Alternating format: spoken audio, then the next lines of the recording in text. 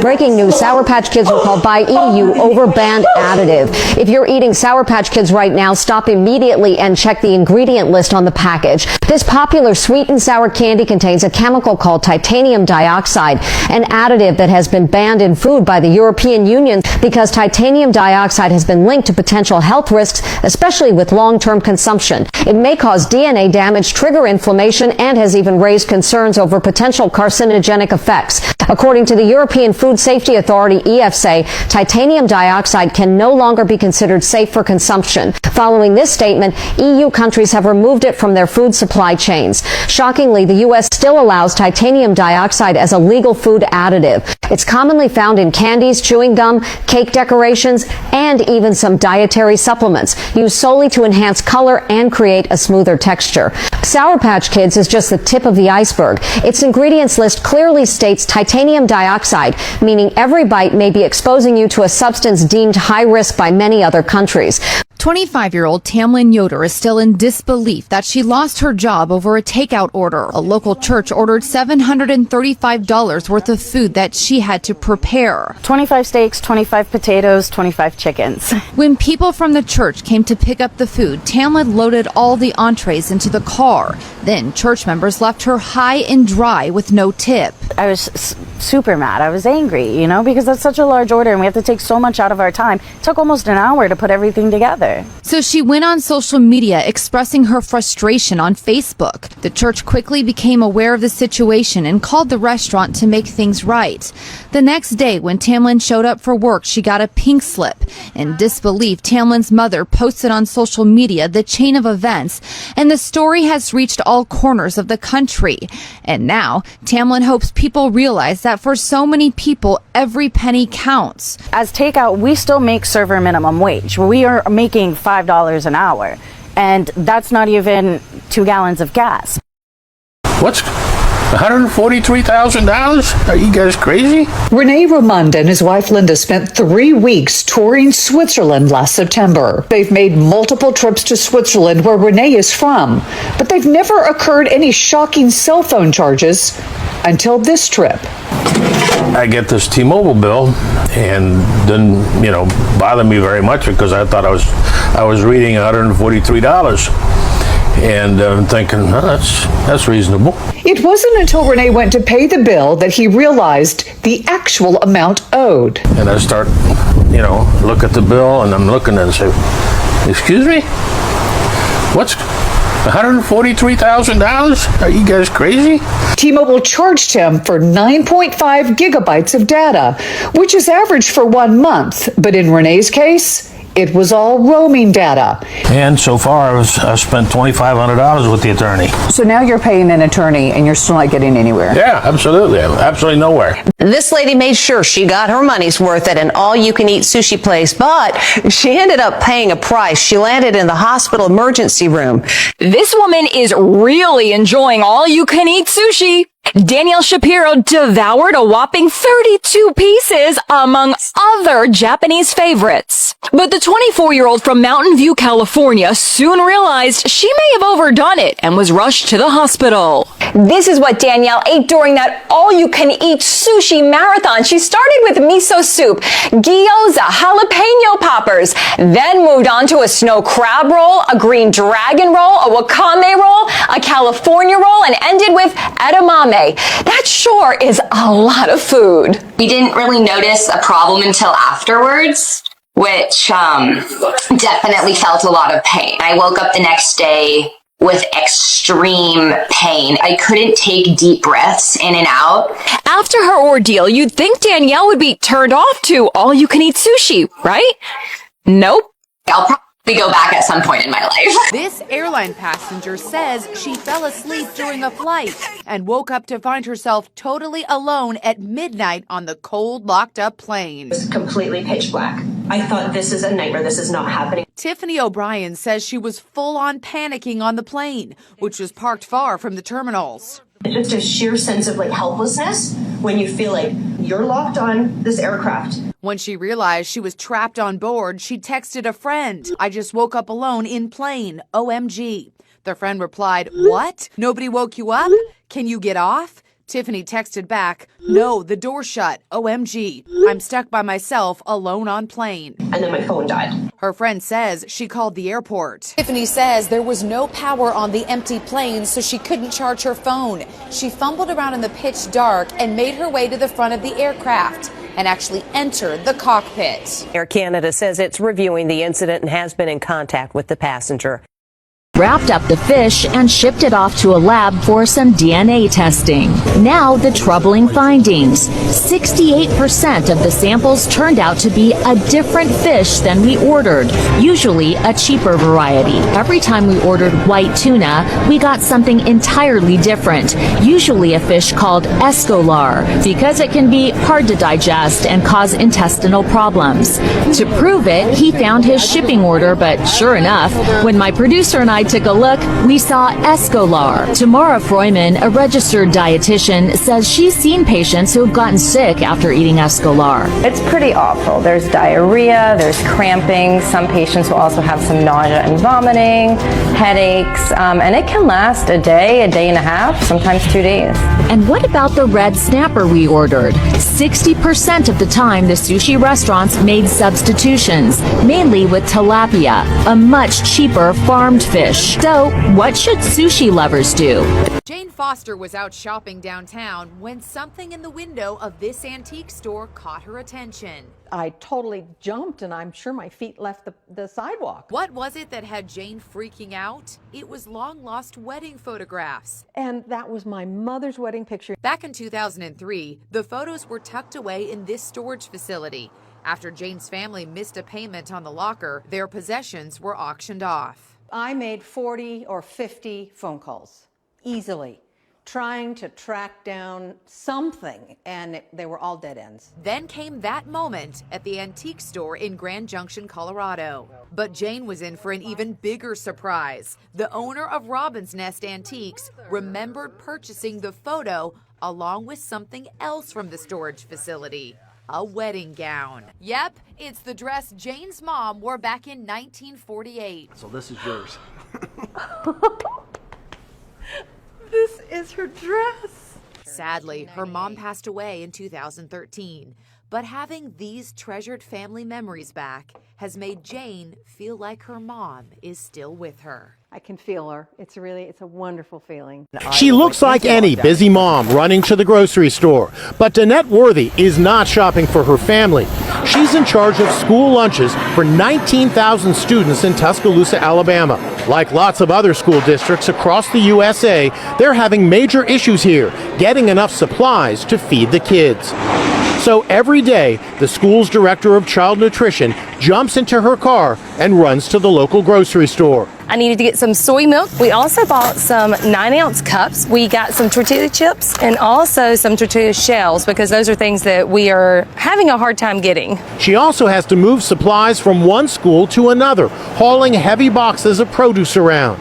And it's not just lunch food in short supply. Millions of paper plates and plastic forks and knives are stuck on container ships. And there are also shortages of cafeteria staff. How is that milk? Some kids at schools across the nation are taking to social media to complain about inedible food and sour milk. But in Tuscaloosa, there are no complaints. To pull this meal off, we probably had to kind of finagle within our schools and move some food around, but every kid got fed. How does a New Jersey deli that sold only about $18,000 worth of sandwiches last year reportedly end up being valued at $100 million? It's a modest little deli in New Jersey that sells sandwiches, coffee, and soft drinks. Last year, it reportedly made just $18,000 in sales. The deli is run by this guy, Paul Marina, a local wrestling coach and high school principal.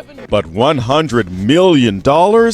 Even the business network CNBC can't believe it. Neither can one of America's wealthiest investors, David Einhorn, who quips the pastrami must be amazing. So again, how is that possible? Well, the deli sells shares on the stock exchange, and in this soaring market, just about every company is shooting up in value, including this lonely little deli. Over the years, the company has operated on the promise of we're going to create this chain of restaurants. So a lot of hope with regards to the stock. So hold the mustard, hold the mayo. Just give me $1 million with that pastrami. David Simmons' electric meter spins so fast, it'll make your head spin. Just compare it to his neighbors. And these are the same size houses built at the same time by the same builder. I don't see how it can't be a meter issue. It just, and like I said, when you look at it, it just makes no sense to watch what it does. This is how fast it's going with nothing on, pretty much? With the basics on, yeah. Lights. Lights. No heat, no washer dryer, no heat, no oven. Anything presently. All that spinning leads to some shocking electric bills. $900, $1,000, $1,200. These bills from just this summer. Yes, David has a pool, but he gets jolted with high bills from National Grid every month of the year. The bill is greater than $700, $750 pretty much every single month. And even in the winter. Yes. He says several electricians have been out to test his panel, look for errant wiring or any other energy hogs, but they've all come up short. I think either somebody's messing with me or I have a bad meter. A local woman takes on Walmart in court and wins. Leslie Nurse says she was at the self-checkout at the Sims Walmart with her husband and 3 kids, fighting a malfunctioning scanner, even getting help from a Walmart associate. After she thought she'd finished and paid, she was stopped by an asset protection manager. She was eventually charged with stealing $48 worth of groceries. She was eventually arrested, mugshot taken, but the criminal charge was eventually dropped when no one from Walmart showed up to court. By then, she said, the damage to her reputation had already been done, her ability to make a living stifled by the criminal charge.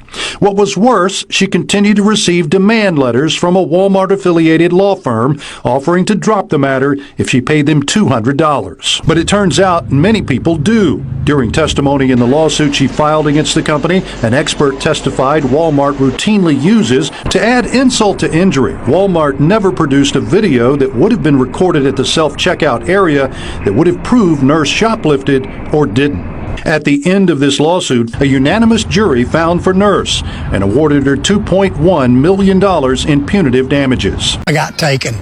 Donald Hutchison tells me he thought it was his lucky day when a paving company knocked on his door, said they had just finished a nearby job and could sell him their leftover asphalt. He says he was quoted around $700 for 1 truckload. And then this happened.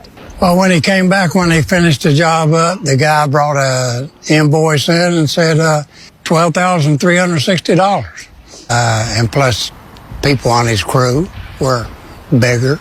So he wrote out the check for more than $12,000. Weeks later, his new driveway is sprouting grass. And here's why. They just laid the asphalt, very thin layer, right over top of the grass? Right over top of grass. See this right here? So this is just, well, look at that. That just is completely separated. Donald was given this generic receipt with no company information. When he calls the number now, no one answers. If this sounds familiar, it should. I've been highlighting the shoddy work of traveling paving companies for years. Some workers have ended up in jail. Nevertheless, the same scheme is reported year after year. Here's what I've learned. If grass isn't dug out and proper base isn't poured, if the asphalt is not thick enough, it will crumble.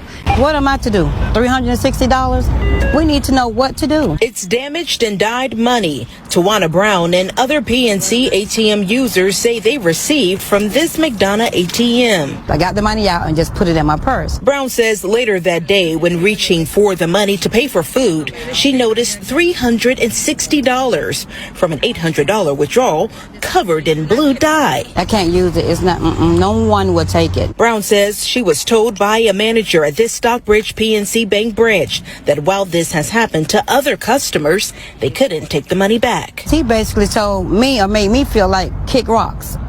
It's not our, responsibility. I was livid. I was really mad. Brown says the money was meant for her brother's mortgage payment, a payment she says they're now behind on. It's really frustrating. I reached out to PNC and a spokesperson said they're collaborating with their vendor to investigate reports of damaged bills within certain PNC ATMs and are working to support any impacted individuals. It is a story that got the nation talking. A blind man confronted on a flight. Passengers walking off the plane in protest. Last Wednesday from Philadelphia to Long Island, New York. She sat next to Albert Rizzi on that flight. He lost his vision 8 years ago because of meningitis. The flight attendant asked Rizzi to stow his guide dog Doxy under the seat, but where he was sitting in the back row, he didn't have a seat in front of him. So I said, well, the dog can come under my seat. Mary says the dog only came out to put his head between Albert's feet, never roaming the aisles. She says the flight attendant approached 2 more times, not offering to help, just barking the same orders. 45 minutes on the tarmac, and Albert was then escorted off the flight. What broke my heart is I heard Albert say, "Am I the only one getting off the plane?" Minutes later, the nearly 30 passengers walked into the terminal behind him, saying they wouldn't fly without Albert and Doxy. And U.S. Airways did release a statement after the incident saying, quote, Mr. Rizzi became disruptive and refused to comply with crew members' instructions when the flight attendant asked him to secure his service dog at his feet. The airline is reviewing how the situation was handled. Well, 2 customers at Subway say there wasn't tuna in their tuna sandwich, and they are suing the sandwich shop. So we did our own test to see what's between the bread. It's the largest sandwich maker in the USA. Subway, eat fresh. An estimated 6 million sandwiches a day. In a startling lawsuit, 2 customers in California claim that the tuna sandwich does not contain tuna or have any ingredient that constitutes tuna. No tuna in the tuna? Subway customers coast to coast want to know what's going on. That's insane. I mean, no tuna in a tuna fish sandwich? That's odd. How could you not have tuna in tuna? We bought the tuna at 3 Subway locations in Queens, New York. Where does it say tuna? And there, in black and white, it says the ingredients are tuna, water, and salt. Our next step was sending the samples to Applied Food Technologies. The lab, based in Florida, specializes in DNA testing of fish. Did the tuna in the tuna sandwiches that we tested actually contain tuna? The video has more than 2 million views and shows an asphalt crew applying a micro seal to a private street when you hear a pop and see one of the workers dart for the truck. The second it happens, I mean, he runs up to the back of the truck, and from what it looks like, he takes the sealant right to his face. I just have to commend that guy for risking his own safety for no reason but to ensure that the sealant or the pump was turned off on the back of the truck. Chris lives nearby, and after hearing that pop, went outside to see a geyser of sealant shooting everywhere. I walk out my front door, and the entire street is covered. The hose busted on the back of the truck, it appears. Within seconds, 2 properties were blanketed with the sticky substance. The neighbors' white cars in their driveway, all of their landscaping, the other neighbors' trees, the stucco, the exterior finish of the home, everything was just basically covered. It was just a bunch of emotions of feeling very sorry for the owners of the home and the vehicles, but then obviously you have empathy towards the workers. It was nobody's fault. Accidents happen. Look what I find. That's my Christmas present. A long-lost Christmas present from 46 years ago. He was helping his parents renovate their home when he removed part of a bathroom wall and saw a neatly wrapped package covered in dust. So what was it? Turns out it was a long-lost gift from more than 4 decades ago. And what he found inside was a shock. This is inside the wall. And look what I find. That's my Christmas present. That's right, a long-lost Christmas present from 46 years ago. Tim King is now 53. He was a kid just 6 years old in 1978 when his parents got him the gift. Just look at that bright red gift wrapping paper. It's adorned with Donald Duck and other Disney characters. And look, Mom even wrote his name right there on the paper. He can't wait to find out what's inside. Oh my gosh! Thunderjets. It's a set of Thunderjets made by Matchbox, still in its original packaging.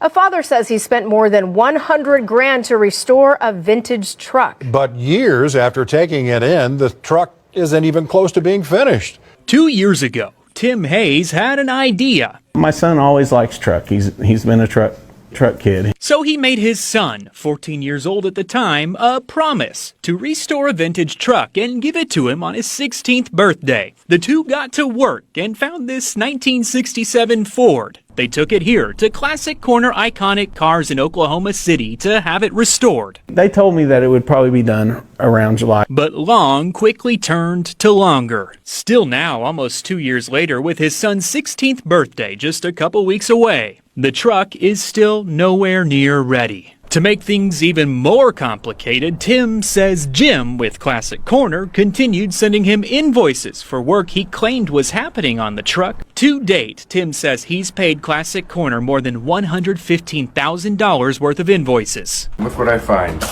That's my Christmas present.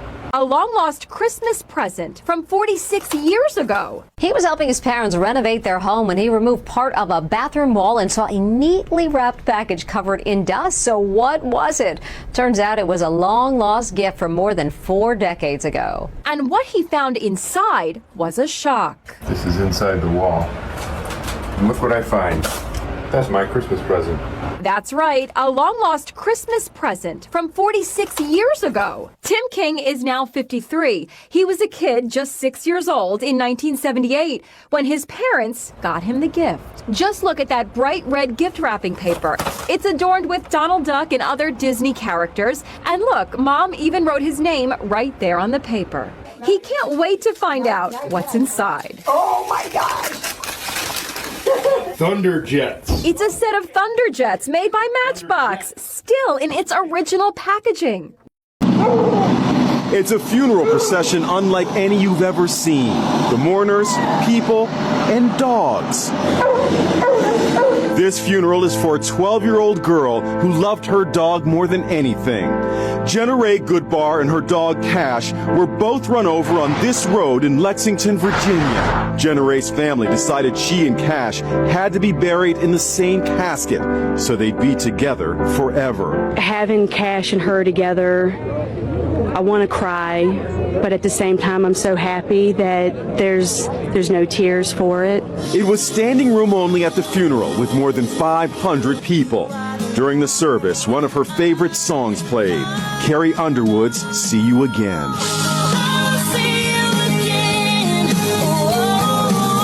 The pallbearers wore dog leashes across their chests. As the sun set on the burial, you can hear the barking of the dogs, as if they too were saying goodbye. San Francisco neighborhoods say they've seen a disturbing crime trend here in the past few days. A thief has drilled holes into the garage doors of dozens of homes in San Francisco's inner Richmond district. They reach in with a wire, they grab the emergency latch, they pull it, and this garage door goes right up. So it's just a tiny hole. This surveillance video shows the suspected thief walking up to a home on 15th Avenue. The owner says the suspect drilled a hole in her garage door Wednesday morning, which has already been patched up. This was him yesterday. Neighbors have posted flyers alerting residents that there is a suspect drilling holes into garages to break into homes. Josh Schiffman tells me he was out walking his dog around 6 o'clock Wednesday morning when he saw the suspect casing homes. Schiffman says he yelled out at the suspect. It's unclear how many homes the suspect was actually able to burglarize. We'll bounce back. We have before, but it is disheartening. It makes you feel unsafe. One homeowner created a website to offer tips to help people protect their homes against burglaries.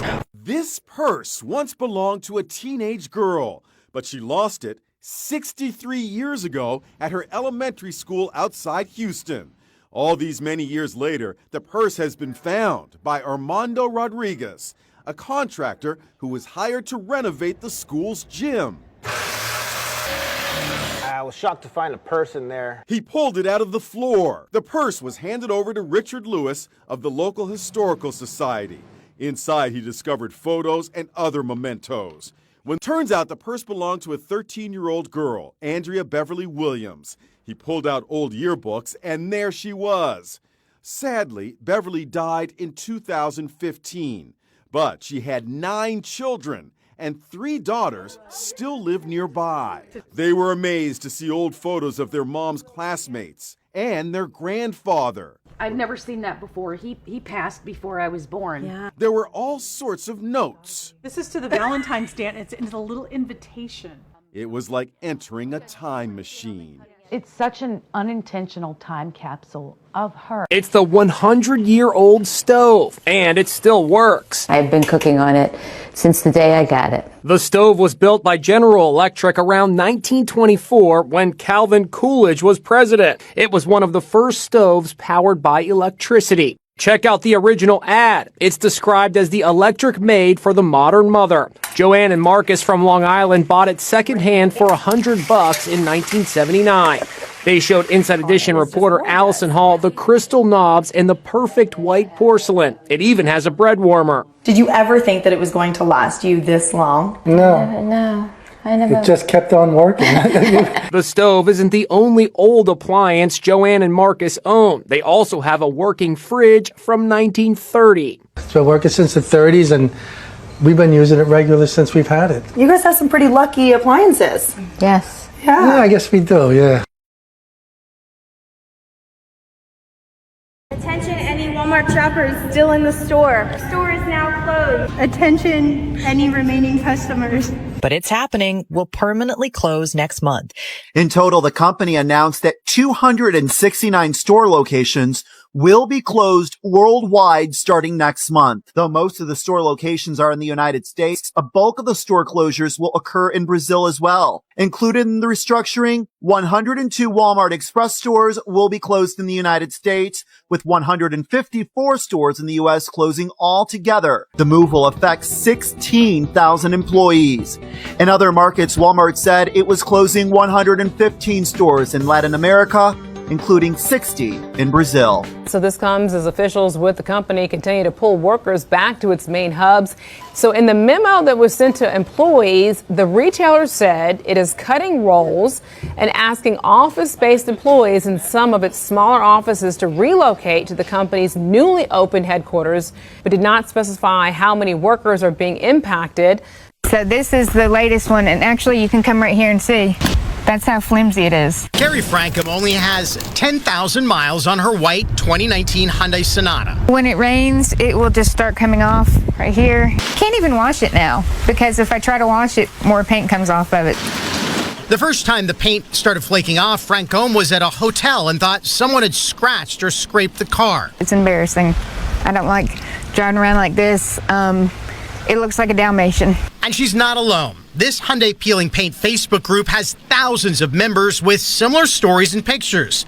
Cars of many Hyundai models and colors, but predominantly white. Many are not getting help from Hyundai. And this letter denying Carrie Frankham's claim, Hyundai wrote, quote, "We do not believe the paint failed because of a defect." They came back and said I was out of warranty and that their material wasn't defective, which is obviously false because there's thousands of Hyundais running around with paint missing. That's ridiculous. It's really upsetting because I take really good care of my vehicle. They threw a bag with a $3,500 guitar inside, but they had no idea that the famous singer who owns it would get his revenge in the most legendary way. Because sure enough, he found that his guitar was very badly damaged. So he calls United Airlines helpline, where they tell him that he's going to have to come back the next day, but he has a show that night, so he gets a taxi as quickly as possible to a nearby repair shop where they charge him $1,200 to fix his guitar. And so he called the airline the next day to ask them to pay for the repairs. But they refused, telling him that it's too late now because he should have filed a complaint the day it happened, which he tried to do. So that's when he decided it was time to get revenge. He got a few of his friends together to write a song dissing United Airlines, thinking it would just be a funny joke. But although the airline wasn't concerned about the song at first, it suddenly started to get attention. So they freaked out and told him they would pay the $1,200 if he took the song down, but he refused, saying it was too late because they should have contacted him the day he posted it. That song ended up getting 19 million views, which cost United Airlines over $10 million. News: a woman has landed at JFK Airport with a passport from a country that has never existed in our lifetime. Authorities at JFK International Airport are in shock. Tonight, a woman arrived from Tokyo carrying a passport from a nation called Terenza, a place that does not exist on any map of our world. The passport was flawless. Biometric chip, perfect holograms, dozens of stamps from countries that also do not exist.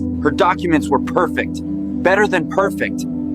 But the country, Terenza, it doesn't exist anywhere. Witnesses say she looked completely ordinary, like any tourist. But when agents told her Terenza isn't real, she froze, then whispered, "Then this isn't my world." She asked me, "Is this America?" I said, "Yes, of course." Then she whispered, "America," like she had landed in the wrong place. Authorities placed her in a secure room under surveillance. She sat calmly for hours. Then she vanished. Cameras show her fading away, like static on a broken television screen. So, who was she? A lost traveler from another dimension? Stop buying Costco rotisserie chicken. Here's why. You probably didn't know this, but this little peep is only about 6 weeks old. This is a specially bred chicken in horrible conditions, grown and fattened on likely corn and soy that's GMO to create this chicken in 6 weeks that you're eating. They take it to a mass slaughterhouse where they dip it in chlorine and other toxins to make it safe, and it's leaving those residues on the chicken. And this bird isn't just seasoned with normal herbs and spices. They have preservatives in here like sodium phosphate that's linked to liver and kidney damage, and carrageenan, which can degrade into polygenine, which is a known inflammatory agent and possible carcinogen. And lastly, this chicken is hot, right out of the oven, stored in a plastic bag. And nobody really knows what type of plastic bag this is, but it's likely a mix of polyethylene terephthalate. Remember that word phthalate? It's a known hormone disruptor, and this is microwave safe, so you're putting hot food into a plastic bag that can leach these hormone disrupting chemicals, and 117 million of these are eaten each year in the US, so share this video with your friends. Customers are apparently purchasing footlong sandwiches and eating the entire 12 inches by themselves. A spokesperson for the company addressed reporters this morning. This is not how our products are intended to be consumed. Our footlong subs have always been meant to be shared among 2 or more friends. Eating an entire foot of food shouldn't be possible for most people. But they've been doing it somehow, and it needs to stop. To encourage healthier eating habits, Subway is clarifying its marketing, adjusting language on menus and in television commercials like this one. $5 footlongs? Wow, that's $2.50 per person. Subway's corporate leadership says they were horrified to learn of the misunderstanding. It's honestly frightening. I mean, you don't see people eating entire pizzas by themselves. We even cut the footlongs in half into 2 regular-sized sandwiches before handing them to you. But I guess that wasn't clear enough. And of course, the video is disheartening. Sanitation crews seen throwing box after box of fresh fruit and vegetables into a garbage truck from a stand on Pelham Parkway, with an angry crowd protesting the move. Diana, an immigrant and new mother, has worked at this stand for 5 years now. I'm here working at the stand to provide food, but also to take care of my family. Today she was back at the corner with the food, telling us what happened here on Thursday when 2 police officers called the sanitation department to remove the items after she couldn't provide a permit. The sanitation department responding, saying they were called because the food items were abandoned and crews had to throw them out because by law a Department of Health representative has to be on hand to certify the food is safe. This shows how beloved Diana is. Local food vendor activists say the real issue is that these hardworking vendors aren't getting the permits they deserve. Instead of giving her the opportunity to get a permit. And identical twins decided to become doctors. Got into the same med school, the Medical University of South Carolina. They excelled right up to their second year final exam. And left thinking everything had gone incredibly well. Excited to start our 3rd year of medical school. They were both accused of cheating. Absurd, and thought it would be easily cleared up. The cheating accusations came about when test proctors cheating was thought to be the only. Did you cheat? Absolutely not. No. The sisters say they were immediately treated like pariahs by their fellow students. Years. We were just invited from several weddings. They said they had no choice but to leave the school. But the sisters fought back. They sued the school for defamation, and they put forward a very plausible explanation. First, they testified that they always test alike. Second, they always study together too. Always been within a percentage point of each other. Look, they scored exactly the same on the SATs. 6 years later, Kayla and Kelly have finally won their battle. A jury found in their favor and awarded the twins $1.5 million. It's the new neighborhood hotspot, and it's in the backyard of 94-year-old Keith Davison's home in the small town of Morris, Minnesota. Everyone is welcome. Every morning they wake up and can we go to neighbor Keith's pool today? It's amazing. It's a treasured gift. I think when these kids are here, it's a blast. This World War II vet and retired county judge built the pool as a way of lifting his spirits after losing his wife Evie to cancer last year. She had a nightstand and she's got a watch on it that's still sitting there, and I can't move it. I just can't. They were married for 66 years. It's a beautiful love story. The state till death do you part, and that's what we intended, and that's the way it was. Those lonely months of silence without his wife have now been replaced by the sounds of laughter and the joy of children. I'm glad he invited us. This is just awesome. The overwhelming gratitude has given Keith new purpose. Thank you, Judge. You're welcome indeed. Glad you could come. And he doesn't even mind. The 3 most dirtiest restaurant chains in the United States. You should never eat at these places. Number 3, Chipotle, a Mexican-style fast food chain. Chipotle serves more than 750,000 customers every day. However, the restaurant faces more than $10 million in fines due to a foodborne illness outbreak. The outbreak sickened more than 1,100 people in multiple states. Employees often report substandard sanitation conditions in stores, including mountains of trash and even rats found in the kitchen. Number 2, Burger King. Several Burger King locations have made headlines for shocking hygiene issues. In 2023, an inspector in Florida found live maggots in a soda machine, uncovering 27 violations in a single inspection. Number 1, Taco Bell. Multiple Taco Bell locations were closed in 2021 after inspectors found more than 20 health code violations, including multiple restaurants with severe rat infestations and rat droppings found in food storage areas. Now video of a wild house party that even had a red carpet for guests, but the people who threw the party don't own the house. They are tenants. Look at this video. It shows a couple living it up, dancing, having lavish parties. They even made their own red carpet event. So why is this video outraging Irina and Michael Mashiriakov? That's their beautiful home, and they say the family inside are squatters, taking advantage of the ban on evictions during the COVID-19 pandemic.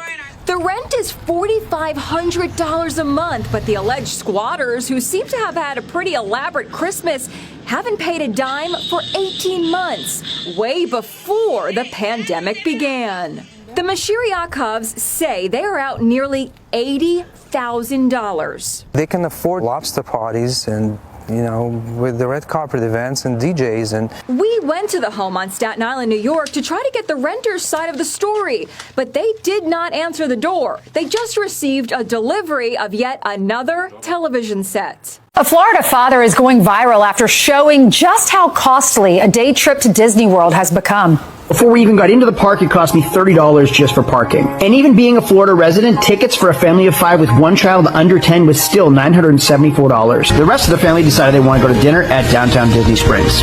This place was my literal hell, totaling $245.27. The grand total for our day was $1,391.91. I kind of had a feeling it would go viral. It's very relatable. It's family friendly. Disney's always a hot topic, and we're all trying to pinch pennies. So that video was probably my therapy as I was going through the day. The kids were smiling, sometimes fighting in between the lines. My wife was having a grand old time. Meanwhile, mine was just swipe the card over and over and over. And it started with the ticket purchase, and then it ran right into the parking, and then it just was like a cash cow for the rest of the day. So I kind of had an idea that people would be able to relate to it, just maybe not so much. The video is heartbreaking. A great-grandma is making a delivery for Domino's Pizza. All she needs to do is navigate one step, but down she falls. The concerned homeowner is shocked to find the woman on the ground. Sorry. Are you okay? Barbara Gillespie, age 72, is a retired school lunch lady. She says she took the job with Domino's Pizza because she needed the money. Firefighter Kevin Kieran and his wife Lacey knew they had to do something. When I see someone her age that is still having to work, not just because they want to, but because they have to, and see something like that happen, it just really upset me. So she posted video of the rough fall and set up a GoFundMe. This thing just took off like wildfire. The following day, they went to their local Domino's in Charleston, South Carolina. Sure enough, they found Barbara hard at work. They started a GoFundMe. The amount that's been raised, more than $235,000. Barbara says she can finally retire. I handed in my resignation today. A YouTube star known for taking on food challenges had her eyes set on the menu at an Aurora pizza place. When the owner refused to serve her, her fans were outraged. Steve-O's Pizza and Ribs. Hello?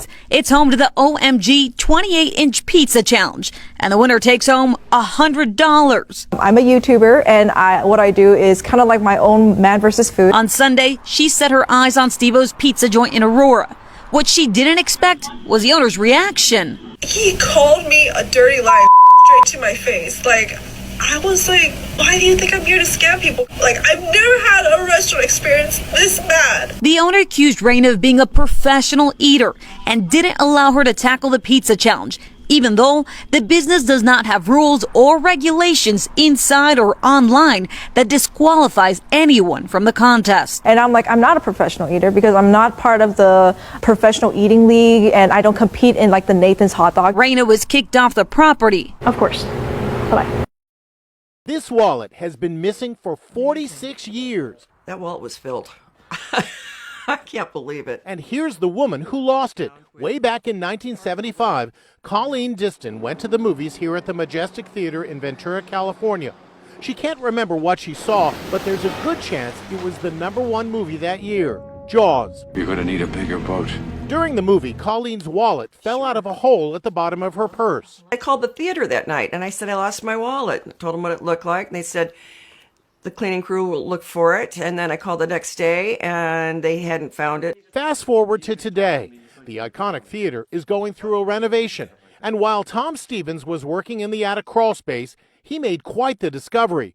Buried amongst old ticket stubs and candy wrappers was Colleen's wallet in perfect condition. Shuffled a couple boards over and crawled over to it, and lo and behold, there was a red wallet with a ID and a bunch of pictures. Thanks to the power of social media, Colleen was tracked down in just a few hours. The video shows the driver gets out of the truck, unlocks the lid, and looks inside. Next, you see the driver pulling items out, leaving them hanging over the side of the bin, which makes it appear overflowing. The driver gets back into the truck and dumps the garbage in. We saw the video. That makes your jaw drop a little bit when you know that they're scamming you. They're trying to rip you off. Wallen called the company and told them about the video. One of the individuals there told me that it's common practice. All they were doing was just rearranging the load so it dumps better. And that just doesn't even make sense. He may not be the only one this has happened to. Wallen says he's lucky he caught the incident on camera. Otherwise, he might have simply had to pay up. The fee for pickup was supposed to be around $60. But when he received the bill from Waste Management for the first load on March 26th, it was hundreds of dollars more than he expected. His bill included this photo, taken from the truck, showing garbage sticking up. The Coweta moms are shocked after she saw this on a child's lunch plate. Crystal Skinner had lunch with her third-grade son at school, but was stunned when his neighbor opened his plate. I asked my son, I said, what is that he's eating? And he's like, that's the cold plate, Mom. A lunch her own son admitted to eating up to 3 days a week. Her first thought? Where's the rest of your food? USDA guidelines sets out that you're to offer a half a cup of fruit, half a cup of vegetable, a half a cup of grain, a whole cup of meat, and a cup of milk or juice. Coweta Public Schools Director of Nutrition explained their guidelines. We sent the picture of this lunch to registered dietitian Dr. Jennifer Jackson. She said Cheez-Its is not an acceptable whole grain component. However, she went on to say that yogurt is an acceptable meat alternative. And Coweta Public Schools stands by their claim that the lunches meet regulations. Because if I knew, I would have been sending a lunch to school with him every day. The Coweta moms are shocked after she saw this on a child's lunch plate. Crystal Skinner had lunch with her third-grade son at school, but was stunned when his neighbor opened his plate. I asked my son, I said, what is that he's eating? And he's like, that's the cold plate, Mom. A lunch her own son admitted to eating up to 3 days a week. Her first thought? Where's the rest of your food? USDA guidelines sets out that you're to offer a half a cup of fruit, half a cup of vegetable, a half a cup of grain, a whole cup of meat, and a cup of milk or juice. Coweta Public Schools Director of Nutrition explained their guidelines. We sent the picture of this lunch to registered dietitian Dr. Jennifer Jackson. She said Cheez-Its is not an acceptable whole grain component. However, she went on to say that yogurt is an acceptable meat alternative. And they're Coweta Public Schools stands by their claim that the lunches meet regulations. because if I knew, I would have been sending a lunch to school with him every day. A new Southwest Airlines policy for plus-size travelers is generating headlines.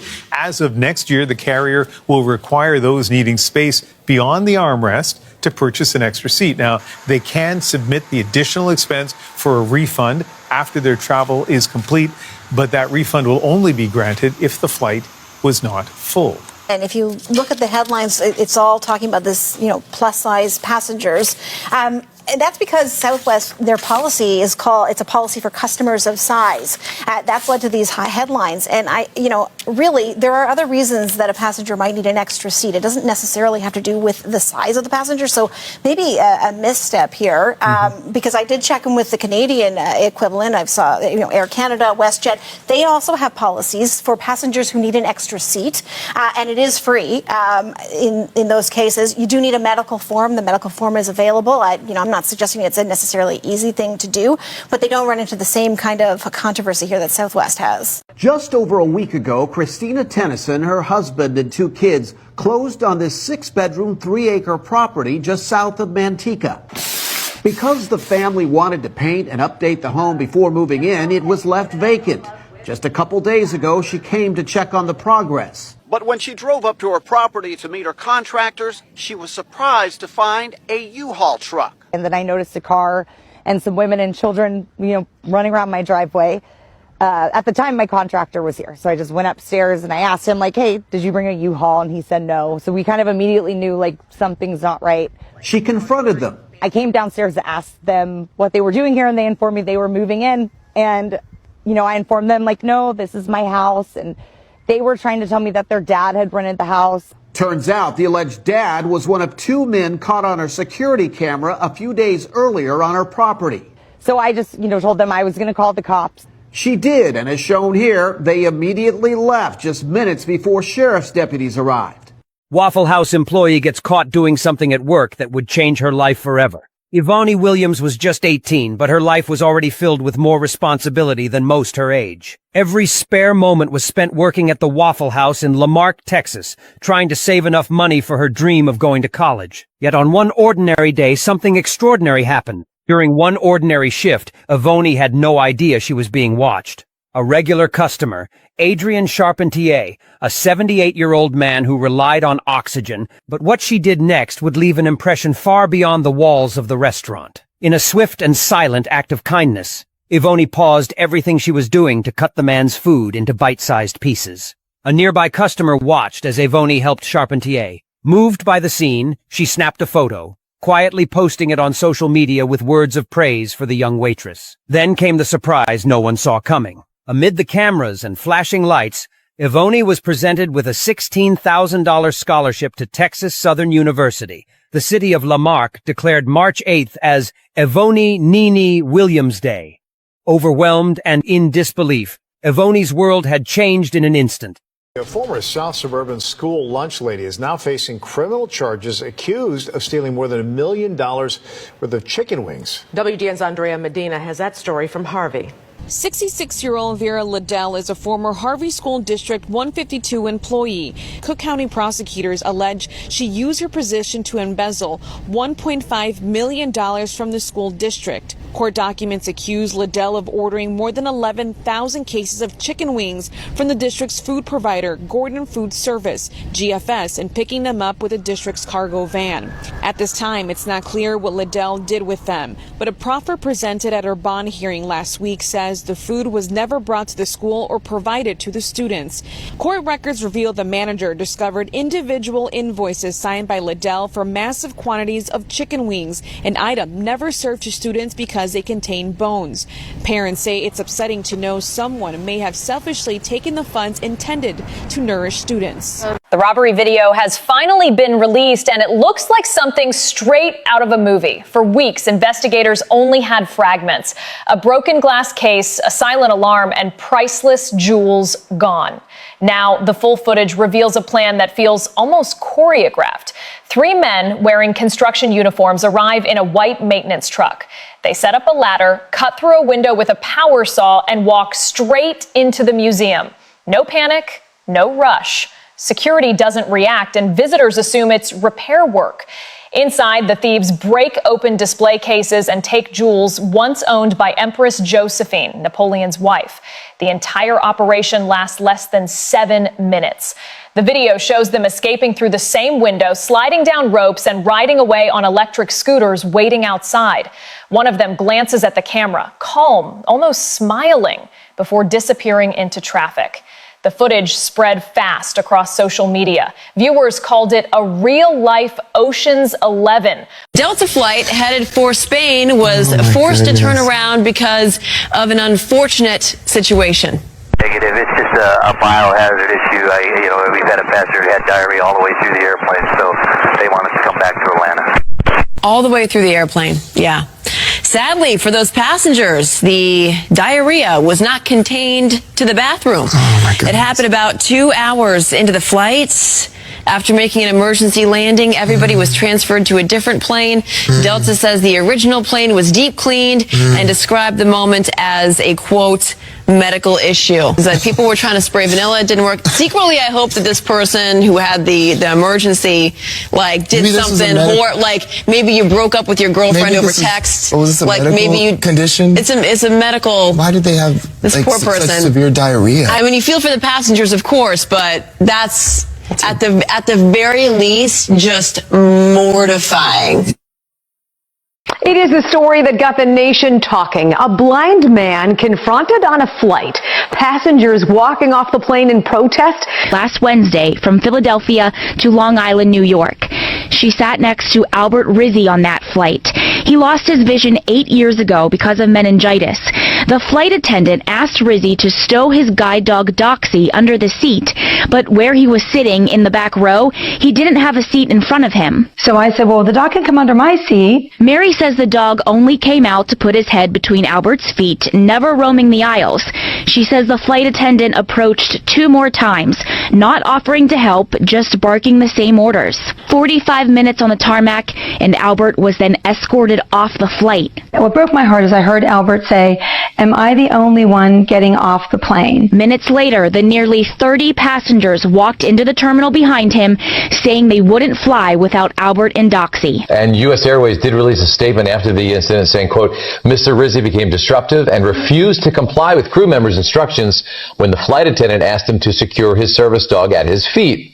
The airline is reviewing how the situation was handled. When this mom bought a slinky, sparkly gown at Goodwill, little did she know how special it was in the annals of fashion history. The tag inside reads Black Tie by Oleg Cassini. Yup, the one and only Oleg Cassini. He's the designer who dressed Jacqueline Kennedy for JFK's inaugural ball in 1961. That's right, the man who put Jackie in that iconic cape and matching gown also made this sequin gown. So how much did Mom of 2 Kansas Mahaki pay for this gem at the thrift store in Austin? $14.99. Do not have the words. Look at the detail. How did you find it?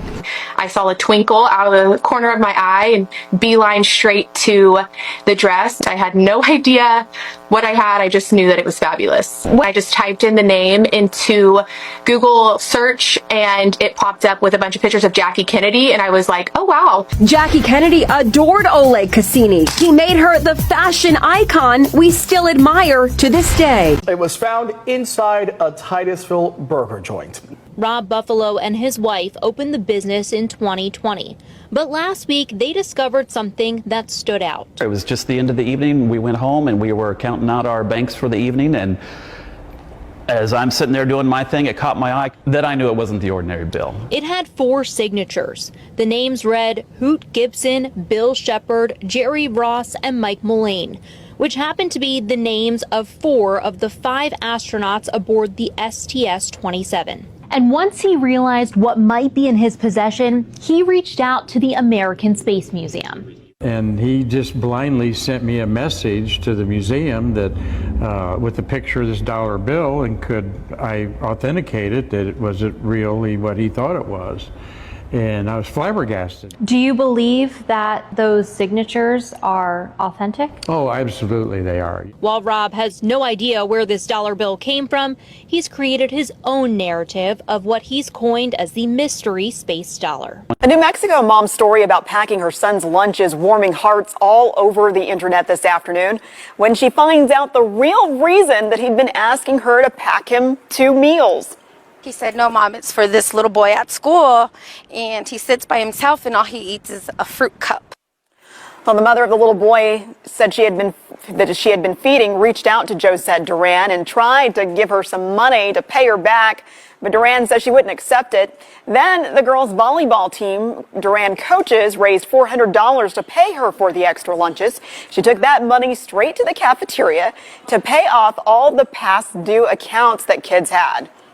This hits home to me because a few years ago, me and my son were homeless. I was living in my car. I was washing him in bathrooms, and we didn't have food.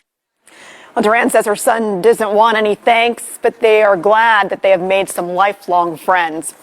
And now for a New Mexico mom's story about packing her son's lunch is warming hearts all over the internet this afternoon when she finds out the real reason that he'd been asking her to pack him 2 meals. He said, "No, Mom, it's for this little boy at school, and he sits by himself and all he eats is a fruit cup." Well, the mother of the little boy said that she had been feeding, reached out to Josette Duran and tried to give her some money to pay her back, but Duran says she wouldn't accept it. Then the girls' volleyball team Duran coaches raised $400 to pay her for the extra lunches. She took that money straight to the cafeteria to pay off all the past due accounts that kids had. This hits home to me because a few years ago, me and my son were homeless. I was living in my car. I was washing him in bathrooms, and we didn't have food. Well, Duran says her son doesn't want any thanks, but they are glad that they have made some lifelong friends. And now for a look.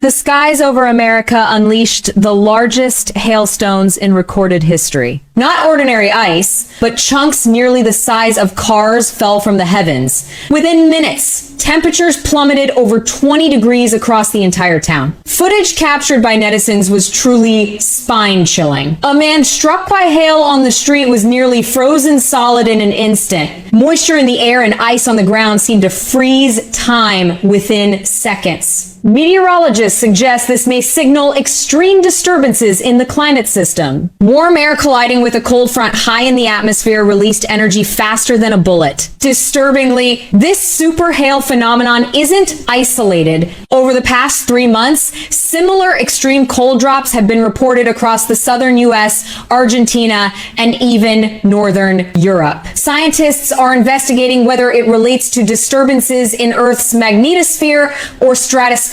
ruptures. It's a photo that's striking a chord across America. A coal miner covered in coal dust takes his son to his first University of Kentucky Wildcats basketball game. Time is precious for the hard-working dad. He works 10 hours a day, 6 days a week.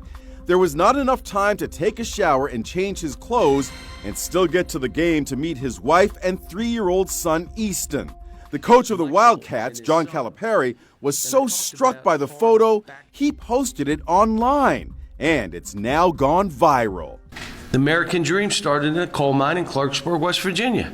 That is pure love there, goes one comment on social media. And this guy is what a real hero looks like. And here's that humble coal miner. He's 29-year-old Michael McGuire. Coach Calipari told the McGuires he wants them to be his VIP guests at an upcoming home game. You're bringing light to a good man, a hard-working Kentuckian, a coal miner who does everything he can to make time for his family and his son.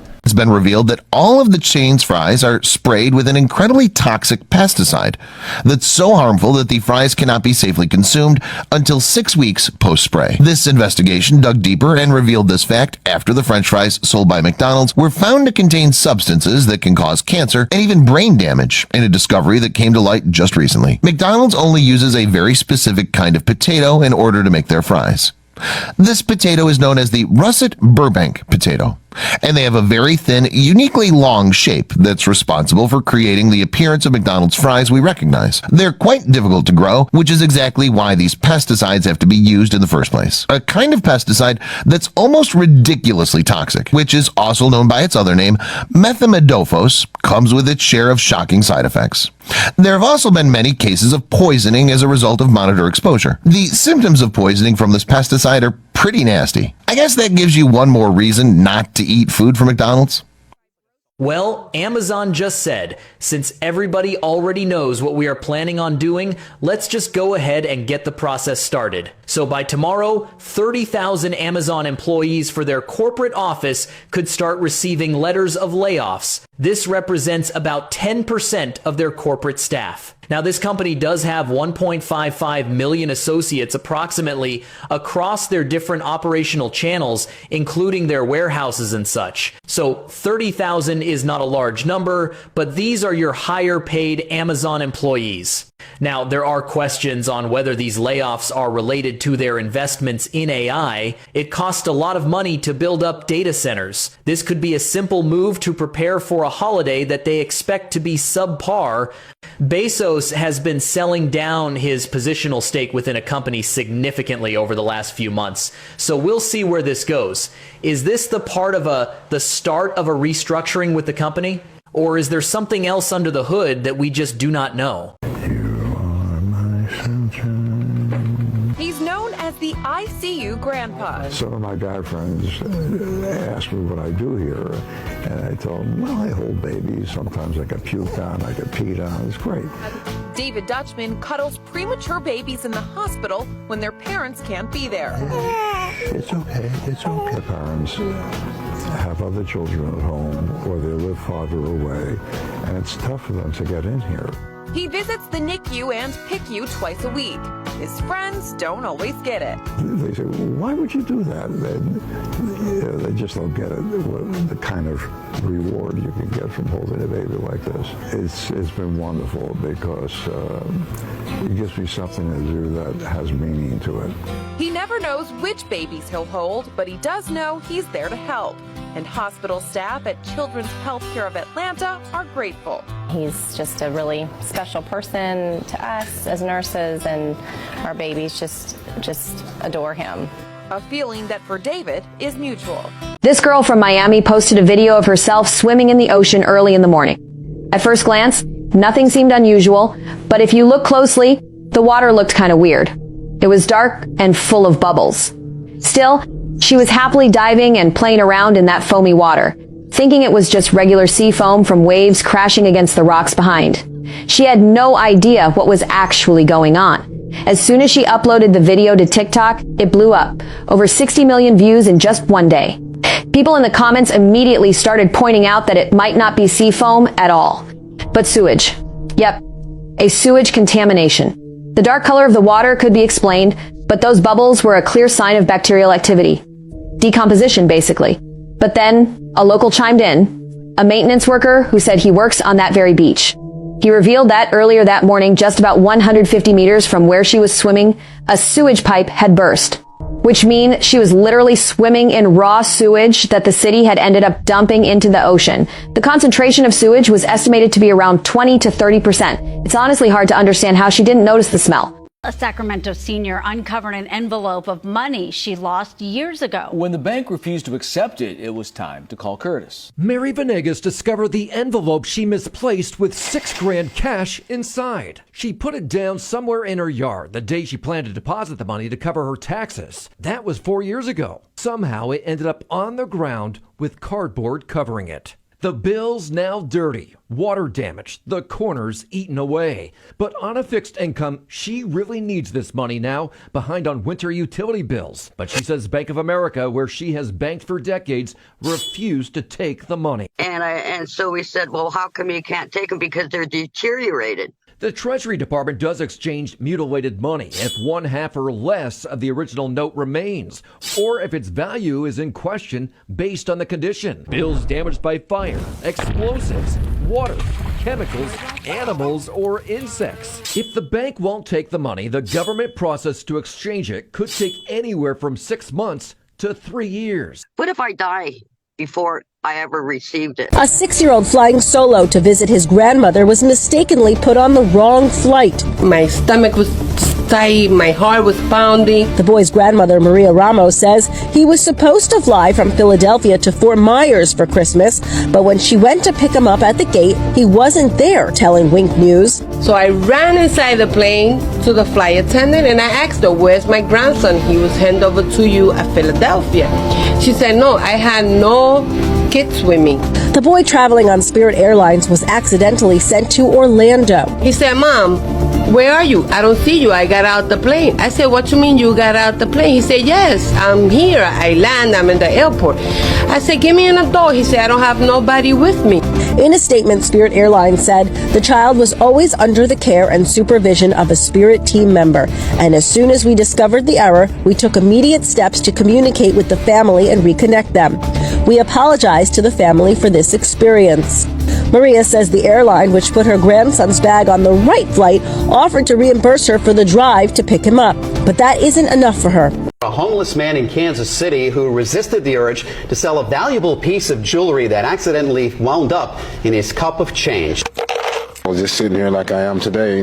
She walked up. She had a little coin purse with a zipper on it. And she unzipped it and just dumped all the coins in it, I guess not knowing that the ring was inside. Sarah Darling was distracted after a busy day shopping and getting her family ready for a road trip. Probably about an hour away from home when I realized it. Billy Ray Harris noticed the ring in his cup, but thought it was a fake. He asked a jeweler just to be sure. He says, all I can tell you, if you want to sell it, I'll give you $4,000 for it right now, no questions asked.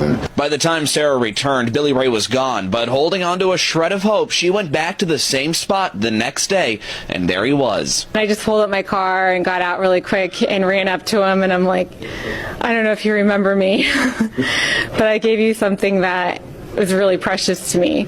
And he's like, was it a ring? And I said, yes. And he said, I have it. The grass isn't always green in Irina Green's yard, thanks to a big tree that you can see in this drone video, and a drought that led the county to impose watering restrictions last year didn't help.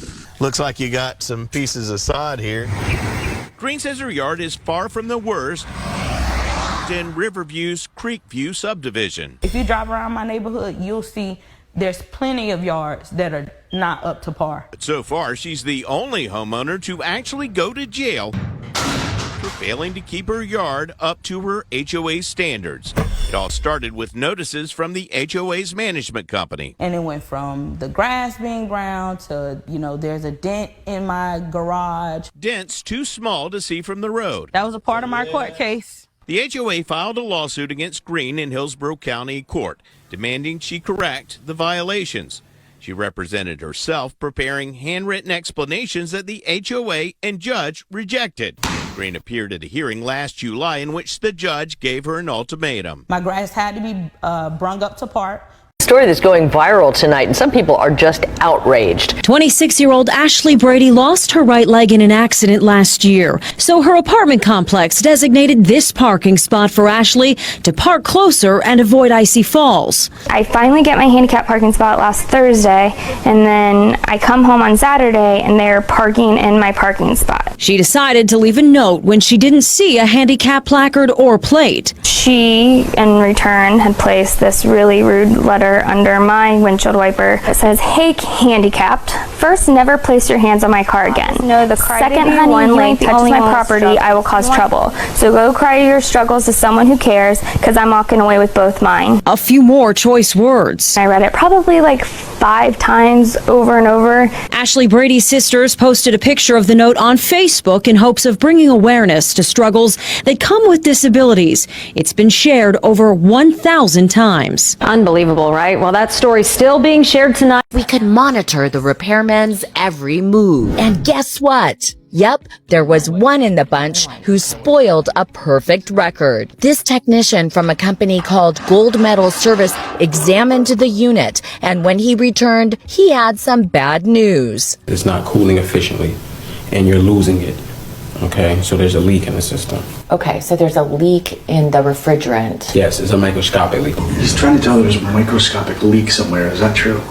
No, it's not. It's not true. His price to fix that non-existent leak? We're looking at about $1,736. $1,736? That's really expensive. Time to reveal who I really am. I'm not really the homeowner. Does not need all the repairs that you just told me it needed. All you needed to do was to connect 2 wires that weren't connected. Were you trying to upsell me? He packed up his gear and drove off. He took off in such a hurry, he left this tool bag behind. The lunch lady had been throwing away brand new food that hadn't even been touched. Madison County students tweeted out this photo of 15-year-old Dominic Russell, who refused to obey cafeteria staff. Because Dominic owed nearly $30, a lunch lady laid down the rule now being enforced. And then they came and got me and made me go back up and told me to throw it away. Classmates held up signs in support, protesting staff, now penalizing kids who owe for debt on lunch. As for Dominic, students began chanting, "Let him eat," sparking a mini protest on Twitter. They never told me that I had negative until today. But Principal Steve Boland says each time a student eats, they're told. At $15, they start really informing them, tomorrow make sure you bring in your lunch money, make sure you bring in your lunch money. They've never stood outside there with a trash can telling people to throw their lunch away. You shouldn't make a student throw away his lunch just because he's behind on funding. I just pulled out a 5 and gave him the money and told him to keep the change. Dominic ended up paying for his lunch, but feels the issue of food getting wasted is now exposed. What happens next is up to administrators. You'd think if you order scallops, you'd get just that. Scallops, right? Not always. We gathered samples of scallops from restaurants across the USA. Here at Fish House, a popular fish market in New York City, scallops are on prominent display. We ordered fried scallops. Then we sent them to Applied Food Technologies in Florida, where Molly Sims and her colleagues specialize in seafood DNA analysis. Guess what? The lab found there wasn't any scallop in the scallop. My best guess to what they were is probably some sort of surimi type product. Surimi? What the heck is that? That is the surimi fish paste. So it's a bunch of goo that's shaped like a scallop to fool you. Is this fish goo? Fish goo. He says unlike natural scallops, surimi is a less healthy paste, typically made up of cheap fish like pollock or whiting. If it smells fishy, something's fishy going on. Literally, it is fake. More than 90% of the shrimp we eat is actually farm-raised overseas. And you may not know it by the way some restaurants advertise their seafood. So what about the shrimp you've ordered? Where does it really come from? We went to their Times Square location in New York and ordered this delicious-looking shrimp dish. These are definitely Gulf shrimp. But are they really? We sent our samples for analysis to 2 independent labs, and both agreed. Definitely not Gulf shrimp. So where are they from? It's the most commonly farm-raised shrimp in the world. They're frequently farmed in Asia, South America, India, China. So not the Gulf. On the Gulf. Here at Old Nola Cookery, the sign reads authentic New Orleans cuisine. So we asked. This is from the Gulf. That's Gulf shrimp, yeah. But the labs say that's simply not the case. Seed Consulting founder David Williams says found the majority of the shrimp they tested from hundreds of restaurants around the country were imported shrimp, even when the restaurants say they're from the Gulf. A simple home improvement purchase turned into a nightmare for a local family. Now they want to warn all homeowners. A $3,500 fridge. The fridge still works. Ended up costing Bradley Bird an estimated $700,000. The Birds purchased the fridge in December from Costco. The new fridge, installed by a third-party contractor, was provided by Costco. Everything looked operational. when my daughter got home from school that day, she FaceTimes me and says, Dad, the house is underwater. It wasn't until that frantic FaceTime 6 hours after the fridge was delivered that he realized the installer failed to properly install the water supply line, resulting in a major flood when the line burst. The water damage was extensive, affecting multiple rooms, furniture, electronics, musical instruments, and even the home structure. So far, I have spent about $300,000 on repairs, mitigation. Call it a fast food fiasco. A picture of a Taco Bell employee, and what he's doing is going viral, disgusting customers and sending the company into crisis management mode. It is the latest photo surfacing on the internet of an employee apparently tampering with food, this time Taco Bell's. Disgusted? Just disgusted, completely disgusted.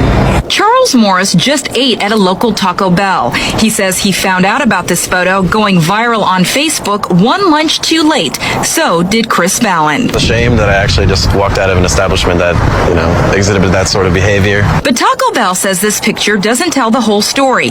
It was actually taken as part of an in-house contest to promote their new line of taco shells, but falls completely outside the rules of the contest. So much so, the employee in that picture is suspended and will be fired. And even more important, the taco shells in the picture were never meant to be served to customers and were thrown out. But not all customers are convinced. This guy found some striking treasures buried in his own backyard. It happened when David Olson set out to demolish the steps leading to his back door. As he pounded away, he found some mysterious round objects buried in the sand beneath his home in Norton Shores, Michigan. What the heck were they? At first, I couldn't tell. I kind of was dusting the sand away, and I noticed a spear. On closer examination, he saw an engraved logo. It said Brunswick and names like Black Beauty and Starline. The mysterious objects were, in fact, bowling balls. The more he dug, the more he unearthed. 1, 2, this one's 30. 100! Wait, there was more. All told, David found a whopping 160 bowling balls. The big mystery was who buried them under his home and why.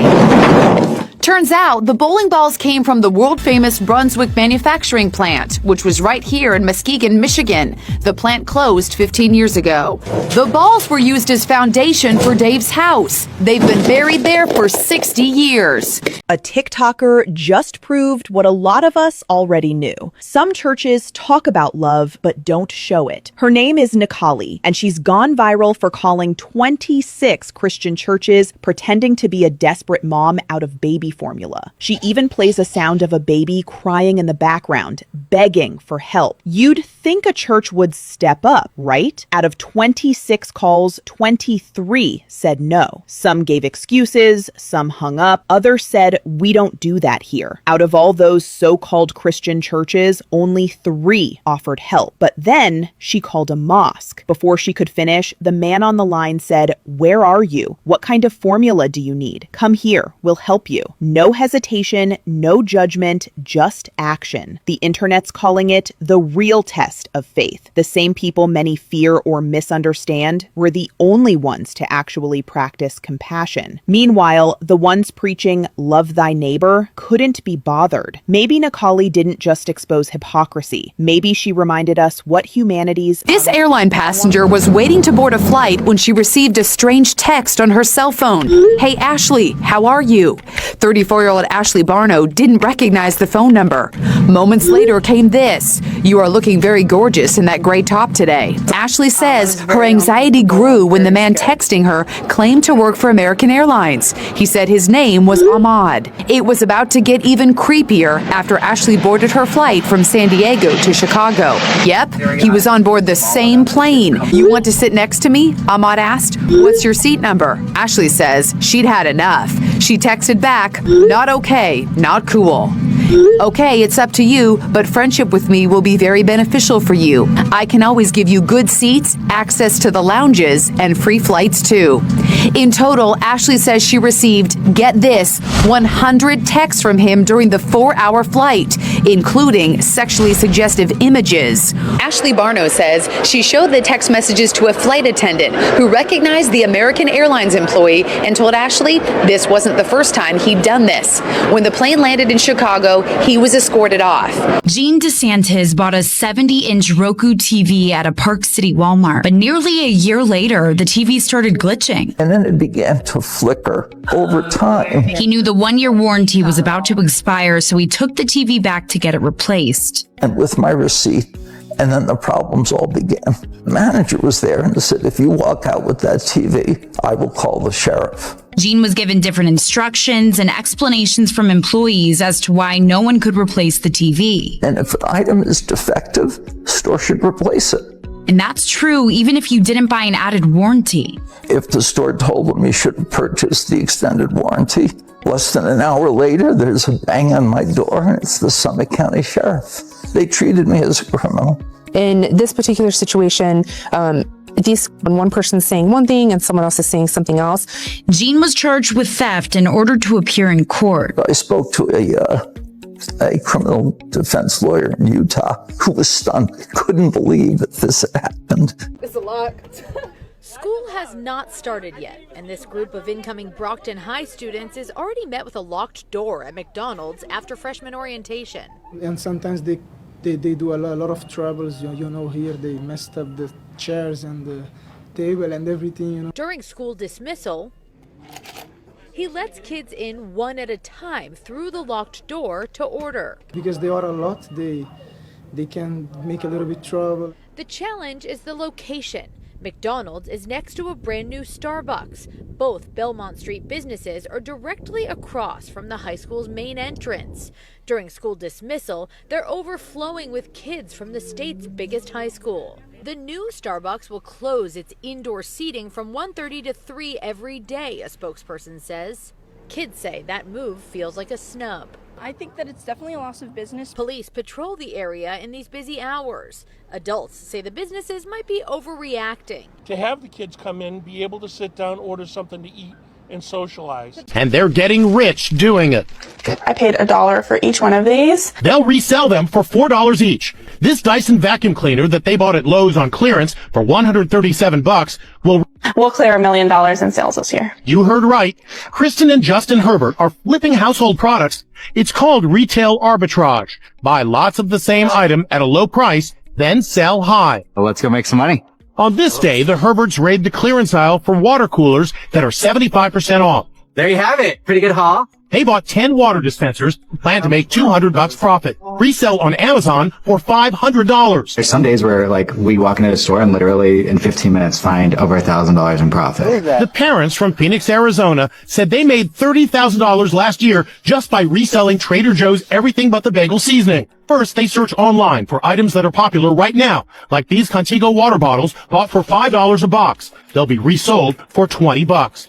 They also buy items that will soon be in high demand. Father's Day is going to be coming up, so I know that people are going to be buying stuff for their dad, tools. Good advice. Maybe one day you too can make $1 million part-time. New Yorkers lining up for what has become their latest food obsession, fried rice. But it's not in a restaurant, not served out of a truck, but out of the trunk of a 22-year-old's car. The onion just gave me a kiss, the garlic just gave me a hug, and the ginger just smiled at me. Wow. It was much more than love at first bite. Worth the trains, worth the buses I took. This was her fourth attempt at getting Yoni Hung's Chinese Venezuelan fried rice, or arroz chino in Spanish, crafted by the 22-year-old Chinese Venezuelan. The fried rice with ham, shrimp, chicken, and pork, accompanied by egg rolls, is cooked in Brooklyn by Hung and is sold out of the trunk of his RAV4 at different locations in the city he posts on social media. And the crowd follows. So God bless him, hope he keeps selling at the rate he is, and nothing but the best for him. Juan Segura was first in line, showing up over 2 hours before he was set to sell on 45th Street in Hell's Kitchen Thursday. But Hung isn't here for much longer. He's opening up a restaurant in Madrid later this month. New Yorkers lining up for what has become their latest food obsession, fried rice. But it's not in a restaurant, not served out of a truck, but out of the trunk of a 22-year-old's car. The onion just gave me a kiss, the garlic just gave me a hug, and the ginger just smiled at me. Wow. It was much more than love at first bite. Worth the trains, worth the buses I took. This was her fourth attempt at getting Yoni Hung's Chinese Venezuelan fried rice, or arroz chino in Spanish, crafted by the 22-year-old Chinese Venezuelan. The fried rice with ham, shrimp, chicken, and pork, accompanied by egg rolls, is cooked in Brooklyn by Hung and is sold out of the trunk of his RAV4 at different locations in the city he posts on social media. And the crowd follows. So God bless him, hope he keeps selling at the rate he is, and nothing but the best for him. Juan Segura was first in line, showing up over 2 hours before he was set to sell on 45th Street in Hell's Kitchen Thursday. But Hung isn't here for much longer. He's opening up a restaurant in Madrid later this month. This guy came in with an incredible deal. He would clean the air ducts in the whole house for $29. He looks around the house, even the attic. But instead of checking out the air duct system, he seems more interested in the stuff stored up there. Finally, he takes out his flashlight and peeks inside. Total time, a couple of seconds. Take another look. In the blink of an eye, he's done. Dust is already inside the system. Okay. Is it dirty right now? Yes, it is. We knew it wasn't dirty. All totaled, he wants to charge us $700 to clean and sanitize the system. So much for that $29 special. I'm not actually the homeowner, and I'd like to know whether or not you were doing a bait and switch here. It's a big difference, but that's what you have, man. The blower motor needs to be cleaned because it's dirty. Oh, I'd like to ask you how you know the blower needs to be cleaned. Because I opened the system and checked it. No, you didn't. Yes, I did. He did not open the blower. He offered to take us to the attic and show us the dirt, but then he does an about face, and he was out of here. A Florida father is going viral after showing just how costly a day trip to Disney World has become. Before we even got into the park, it cost me $30 just for parking. And even being a Florida resident, tickets for a family of 5 with one child under 10 was still $974. The rest of the family decided they want to go to dinner at downtown Disney Springs. This place was my literal hell, totaling $245.27. The grand total for our day was $1,391.91. I kind of had a feeling it would go viral. It's very relatable. It's family friendly. Mm-hmm. Disney's always a hot topic, and we're all trying to pinch pennies. So that video was probably my therapy as I was going through the day. The kids were smiling, sometimes fighting in between the lines.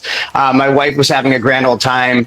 Meanwhile, mine was just swipe the card over and over and over. And it started with the ticket purchase, and then it ran right into the parking, and then it just was like a cash cow for the rest of the day.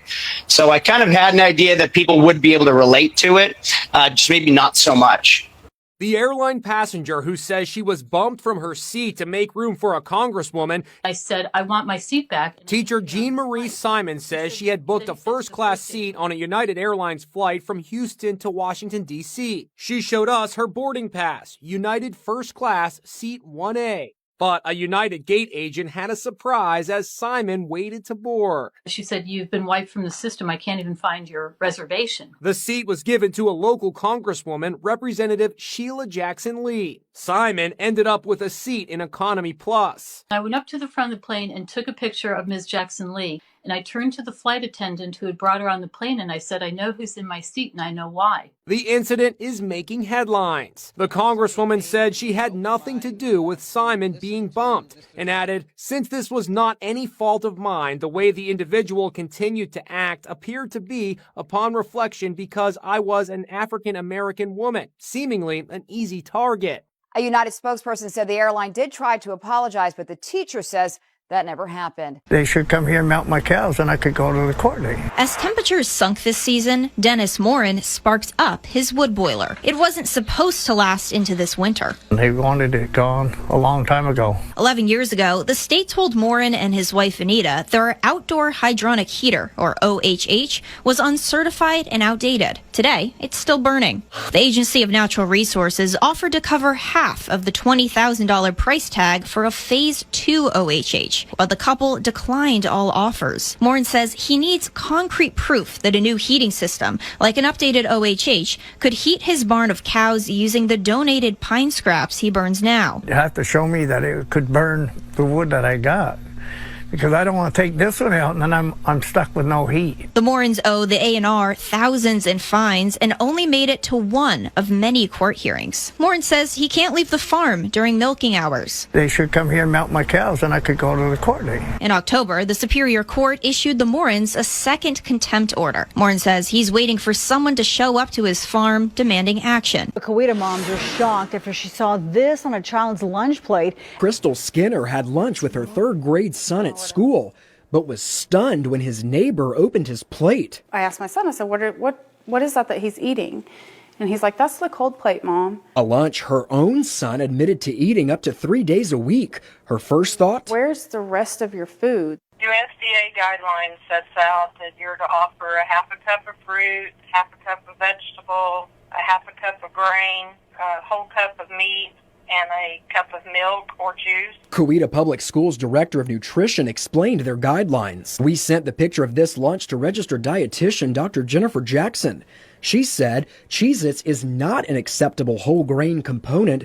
However, she went on to say that yogurt is an acceptable meat alternative. And Coweta Public Schools stands by their claim that the lunches meet regulations. Because if I knew, I would have been sending a lunch to school with him every day. In Miami Gardens, some residents say a house on their block is operating more like a restaurant than a residence. From the street, it looks like any other house on Northwest 1st Court in Miami Gardens, but neighbors who have asked not to be identified in fear of retaliation, bustling takeout business. It could be in the morning, early morning. It could be around this time. It could be at night. We spent several hours here and watched as person after person pulled up, walked into or around the side of the home, and left carrying food to go in bags. It's just obvious. I saw a big truck coming to bring her food. In the back, there's what looks like a shed that's been turned into a makeshift kitchen, complete with several propane tanks, a commercial-sized fan. There are even several cocktail tables set up in the backyard. This is not permitted by Miami Gardens, isn't licensed, has no food safety inspection. A man arriving claims he's not a customer. We complained to the city several times. Code compliance stopped by and they said there's nothing they can really do about it. Diarrhea and vomiting, both symptoms more than 17 people have reportedly experienced after officials say they ate food sold illegally by a particular group of street vendors. Between 20 and 30 that are setting up every night, and they've been setting up since May. Andy Linton, the Maricopa County Environmental Services Department interim director, says they were first made aware of the problem months ago. To date, we've received about 126 complaints. The group of vendors in question is generally set up near sidewalks and in parking lots. And they move around to different locations. The issue, Litton says, includes no hand washing or sanitation equipment. They've also found the food not properly refrigerated, specifically the tacos al pastor meat, which is usually found on a vertical rotisserie. We suspect that it's not being held in temperature control overnight, and then they're bringing it out the next day, adding more raw meat to the top of it, and then continuing to slice it off and serve it into the tacos. The Maricopa County Environmental Services Department is taking legal action. In this case, there's been absolutely no cooperation. Meanwhile, they're asking the public to be aware, especially when choosing your next meal. This man took self-service to a whole new level. Alex Bowen snapped these selfies as he whipped up a late-night snack at a Waffle House when no one was there to take his order. As soon as I walked around the bar to go to the back, I noticed one employee sleeping there on that bar. I looked at her for a few seconds, and I thought about waking her up, but then I said, this employee's probably tired. I got you, fam. I'll take care of it. So he walked to the kitchen and cooked himself a giant Texas bacon cheese steak melt. It was 3 a.m. He gobbled the meal down and then left the Waffle House in West Columbia, South Carolina. Waffle House only became aware of what happened when he posted these photos on social media. Waffle House management was not happy, suspending the sleeping employee, but adding, obviously Alex has some cooking skills, and we'd like to talk to him about a job since we may have something for him. They haven't formally offered me a job yet. The district manager reached out to me after this occurred, and he said he would like maybe for me to be a secret shopper. And do you think you'll take him up on that? Absolutely, ma'am. Waffle House for life. By the way, Alex tells us he did go back the next day and he paid for his meal. Suspected ring of thieves, at least half a dozen or more, stole $300,000 worth of expensive wheels and tires. crippled, no tires, no wheels, top-dollar trucks and snazzy Camaros left on blocks of wood, many with shattered windows. It was nauseating to look at it, crazy. Says the general manager at Ancita Witten Chevrolet.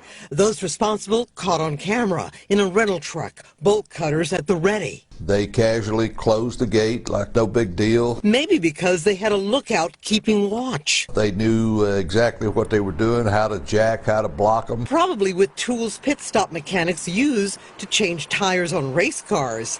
Here it was 39 trucks and 6 Camaros in 5 hours. Do the math. The GM says it took the thieves only 6.6 minutes per vehicle to steal 180 wheels and tires. The reason there was only that many stolen is all it would fit in a truck. Whether they're going across the border or overseas, I have no idea. You can see these spots here all along this. It's clear Joanne Rodriguez needs her house painted. Now it's not an option. This letter from the HOA demands it.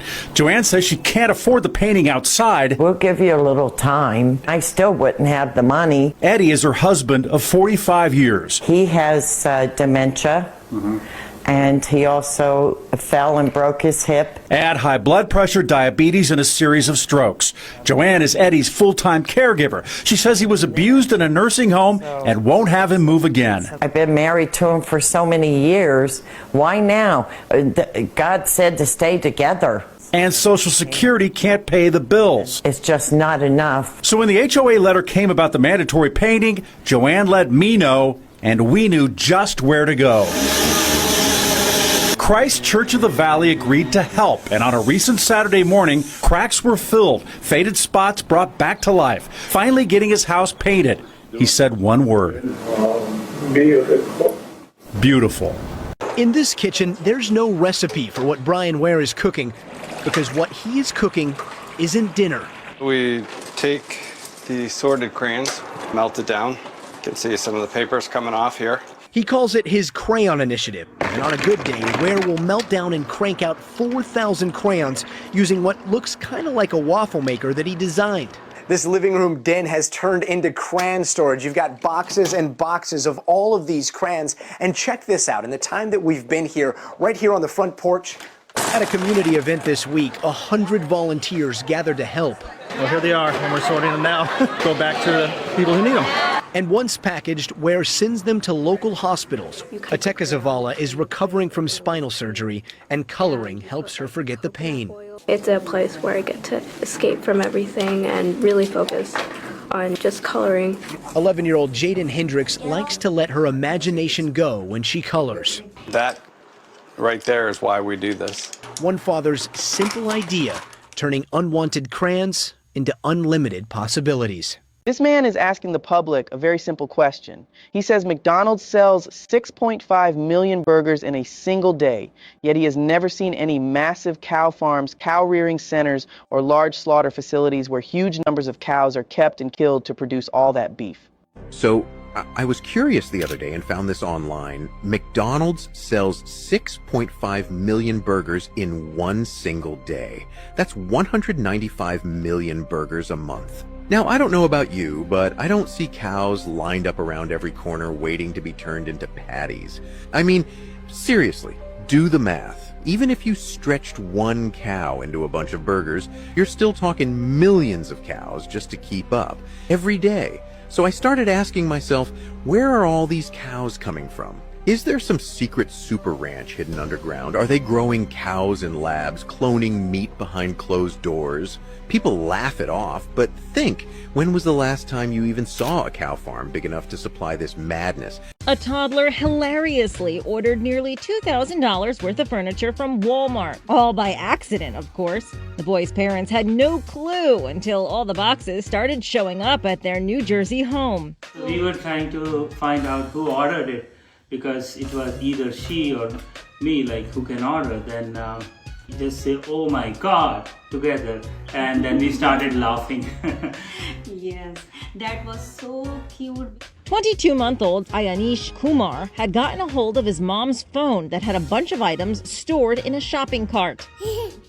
Somehow he managed to place an order, and somehow he selected all the items and then was able to complete the transactions. Now, Mom and Dad are laughing about the experience. They even made a banner for outside their home and plan to hold on to a few items to save them as a memory. The rest they will donate. Leave leftover chicken lo mein. It happened when a 19-year-old student was visiting a friend at his dorm room in Boston. He went to the refrigerator and helped himself to some leftover Chinese food from the night before. Within minutes, he became seriously ill. A reenactment of the shocking case has gone viral on YouTube. Immediately after eating the meal of leftover chicken and noodles, JC didn't feel well. He could feel his stomach shake and convulse. The student was rushed to the ER. His kidneys shut down. His heart and lungs failed. The diagnosis? Meningococcal septicemia, a deadly bacterial infection. Most of his fingers and his legs below the knees had to be amputated to save his life. People don't realize sometimes how dangerous food can be.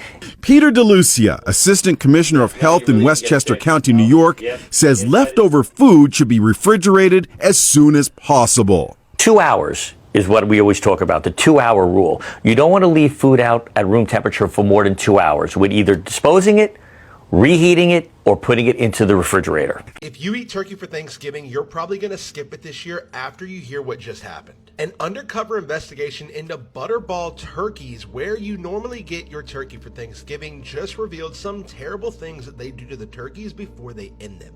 Before the turkey ends up looking like this on your Thanksgiving table, apparently the turkey goes through some absolutely terrible things, mainly at the Butterball plant. Now, the person that went in and investigated said some pretty graphic things in a video that's going viral right now that I obviously cannot tell you here on TikTok. But the things that these workers were doing to these turkeys should not be done to any animal, especially one that you're about to eat. And this may be happening in other plants and other turkey companies around the country. However, Butterball is the biggest, and they were the ones subject to this investigation. You guys can probably go search the video somewhere else or ask the comments, and they'll be able to tell you what they were doing to these turkeys. But just know that if you did know they were doing this to the turkey you were about to eat, you would not want to eat it anymore. So if you have heard about what happened at this Butterball plant, does that mean you're going to stop eating turkey for this Thanksgiving? About a runaway gas pump. He says he stopped pumping fuel, but the gas meter kept going and he continued to be charged. When he complained, he couldn't get any answers. As I was taking out the pump, the numbers kept running on the meter. Holding his phone in one hand and the gas pump nozzle in the other, it clearly shows the liter and dollar amount continue to increase even though no fuel was being dispensed. It was a worrying situation because the meter kept running and it's like as if I'm being scammed out of my money. So the first thing going through my head, oh my gosh, I need to record this because nobody's going to believe me. Alexandrov says he was unable to get answers from the gas station as to what happened. After 2 months of questioning customer service, he was offered a gift card and a refund of his gas purchase.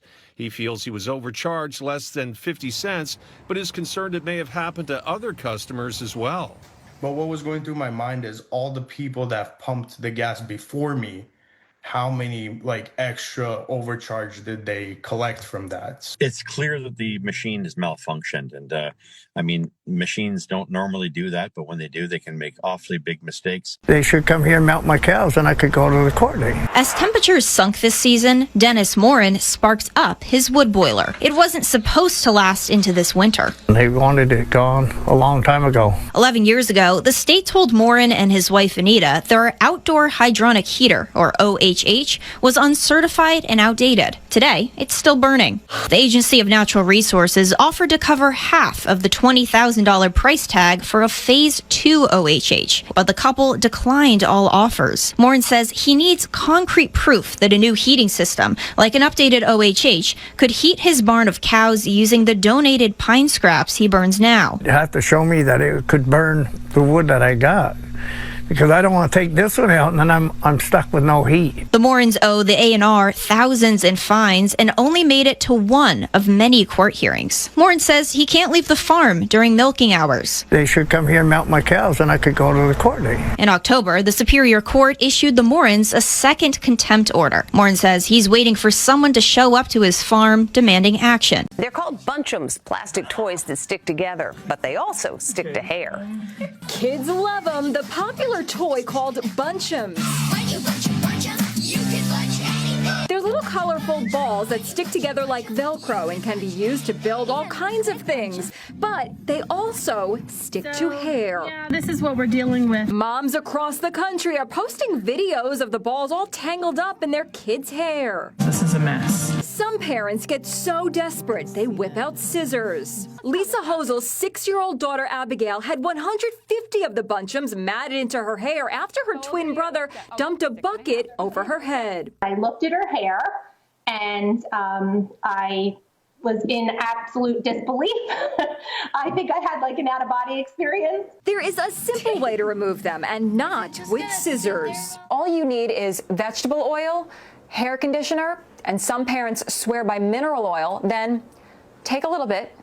A woman sells the ring her ex gave her. Then the jeweler tells her this. After going through a heartbreaking breakup, Melissa decides it's time to move on, including getting rid of the exquisite ring her ex gave her. With a heavy heart, she walks into a jewelry store hoping to sell the ring and make some money. The jeweler, Harris, reacts in a way that leaves her confused. "Wait here, I'll be right back," he says, taking the ring into the back room. Melissa stands alone at the counter, still unaware of the horrifying truth that awaits her. After a few minutes, Harris reappears. "Melissa, I hope you don't mind, but I want to ask you a personal question. Where did you get this ring?" he asks, looking her straight in the eye with a serious tone. "My ex-boyfriend gave it to me a few years ago," she replies, explaining that they are no longer together. "Do you know where he got this ring?" she asked, carefully phrasing the question. Melissa shook her head, assuming she had bought it at a jewelry store. Suddenly, he heard Harris say, "Thank you for coming right away, she's right there." She was shocked and confused for a moment when she realized the police were standing nearby. "Miss, I'm afraid you'll have to come with me," the police officer said to Melissa. "I could hardly believe what I was hearing." Comment The Ring to see part 2. Hundreds of customers braved sub-zero temperatures to queue for 5 hours outside Target,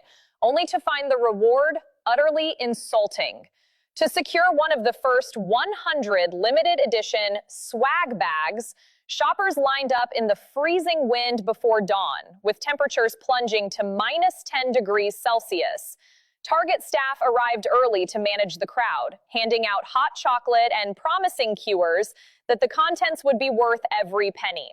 The event even implemented a numbered queue system to ensure fairness, leading many customers to believe they were in for a substantial perk. But when the store opened at 6 a.m. and shoppers entered to claim their bags, the contents sparked outrage. While the packaging looked fancy, the actual contents enraged many who had waited. A few packets of drink mix, a deck of Uno cards, and a lip gloss that looked like it was pulled from clearance shelves or picked up off the floor. Numerous participants stated this fell far short of the generous rewards hinted at by the company. Netizens questioned, is this a Black Friday gift pack or just clearing out inventory? Customers waited 5 hours in sub-zero temperatures for this. Target has yet to issue an official response to the controversy. However, the incident has sparked widespread discussion on social media, with many declaring, "This is the last time I'll queue for Black Friday." A customer got upset because an all-you-can-eat fish fry didn't live up to its name. It's false advertising. Bill Wisseth has a beef with the all-you-can-eat fish fry at Chuck's Place in Thiensville. He was there Friday when the restaurant cut him off after he ate a dozen pieces. We asked for more fish, and they refused to give us any more fish. The restaurant says it was running out of fish and patience, arguing Bill has been a problem customer before. They sent him on his way with another 8 pieces, but that still wasn't enough. He was so fired up, he called the police. Why did you think you needed to call the police about it? Well, because I think that people have to stand up for consumers. And he wasn't done. He came back 2 days later with a picket sign. Elizabeth Remming is a waitress there and says they've tried to work with Bill over the years, like letting him have a tab he still hasn't paid off. What do you have to say about that? Well, I've got a running account here. Bill isn't backing down, saying his fish fry fight isn't over. She's the single mom with 2 kids, and that one-car garage, that's where she lives. You heard right. Nicole Jones and her children are forced to live in a garage right in the middle of one of America's wealthiest zip codes. Silicon Valley. This is the garage. Nicole, who's a bartender, pays $1,000 a month for the converted garage in San Mateo, California. I know it's a garage, but this was nicer than everything that I had looked at. That was almost twice this price. Nicole says she can no longer afford to live in the area, where the average rent tops $3,000 a month. Employees from companies like Apple and Google searching for housing have pushed rents into the stratosphere. Nicole's cramped garage home is only 250 square feet, but big enough to hold her bed in the Bay Area. It breaks your heart because these people don't know you. She says all the publicity has spooked her landlord. She's afraid he'll evict her, leaving her and her children homeless. I can go to bed at night knowing that I tried. A Kentucky homeowner calls it instant karma. He says a driver tried to run over a 9-foot snowman that he built outside of his home. This towering triple stack of snowballs in northern Kentucky has a lot of character, much like the people who built it.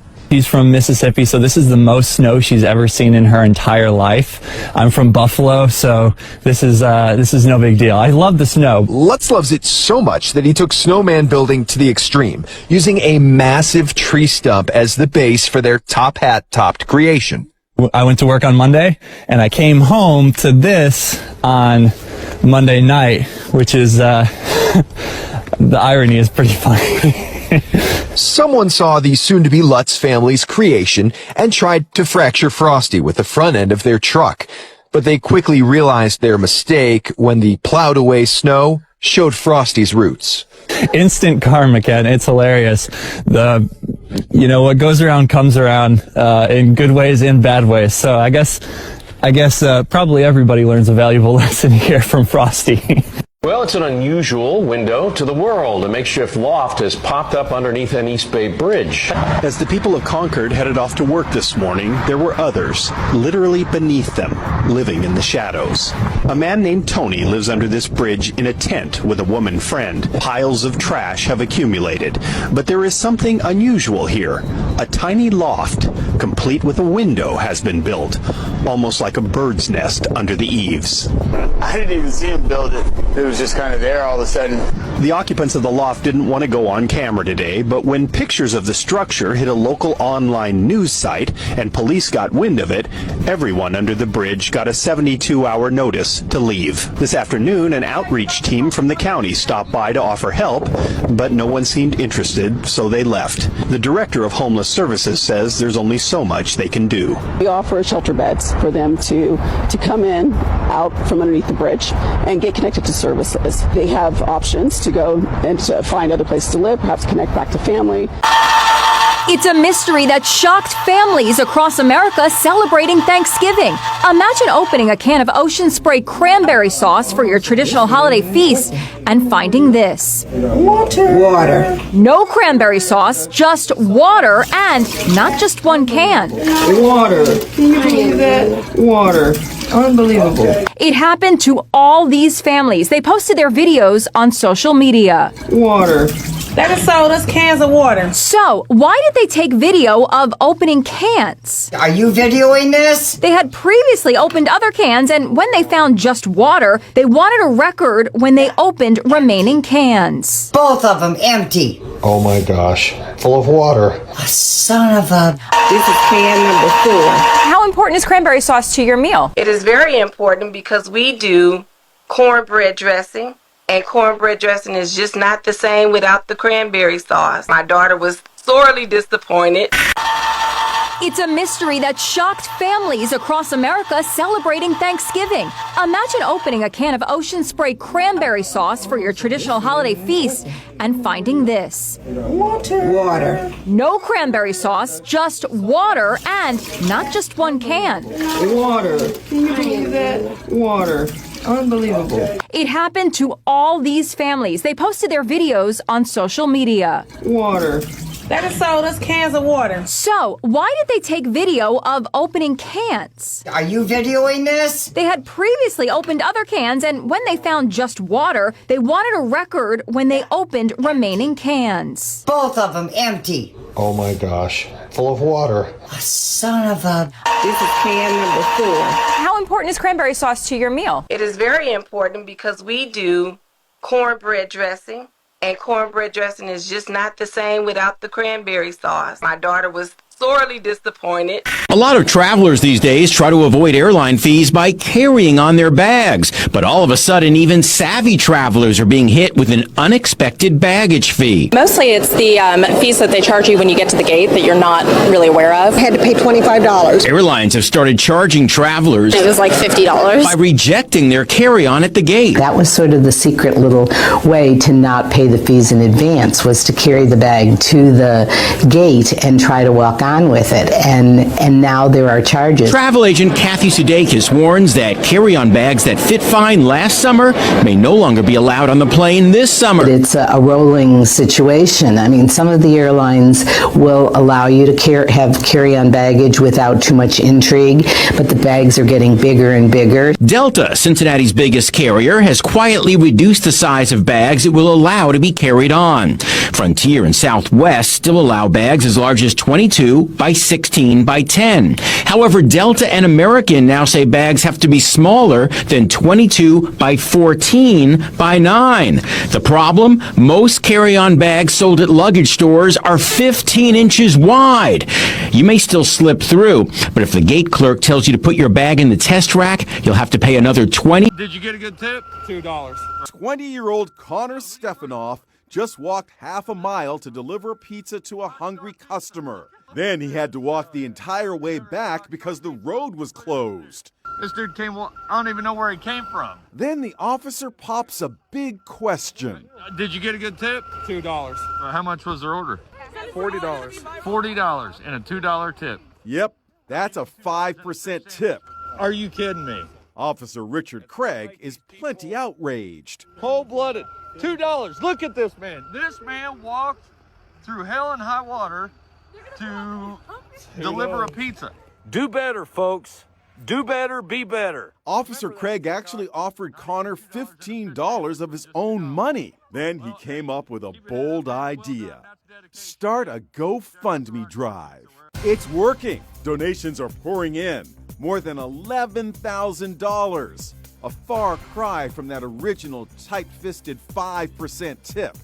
It's now a 27,500% tip. When this mom bought a slinky, sparkly gown at Goodwill, little did she know how special it was in the annals of fashion history. The tag inside reads Black Tie by Oleg Cassini. Yup, the one and only Oleg Cassini. He's the designer who dressed Jacqueline Kennedy for JFK's inaugural ball in 1961. That's right, the man who put Jackie in that iconic cape and matching gown also made this sequin gown. So how much did mom of two Kansas Mahaki pay for this gem at the thrift store in Austin? $14.99. Do not have the words. Look at the detail. How did you find it?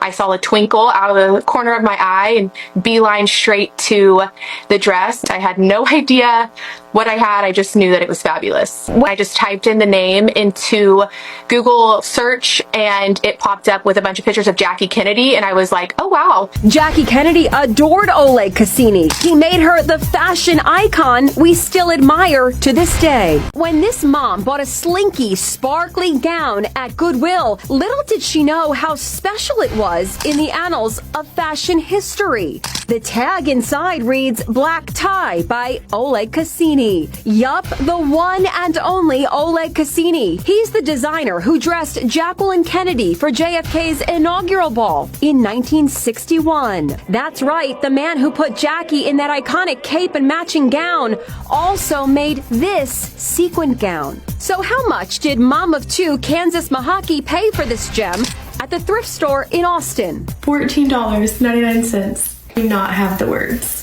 Look at the detail. How did you find it?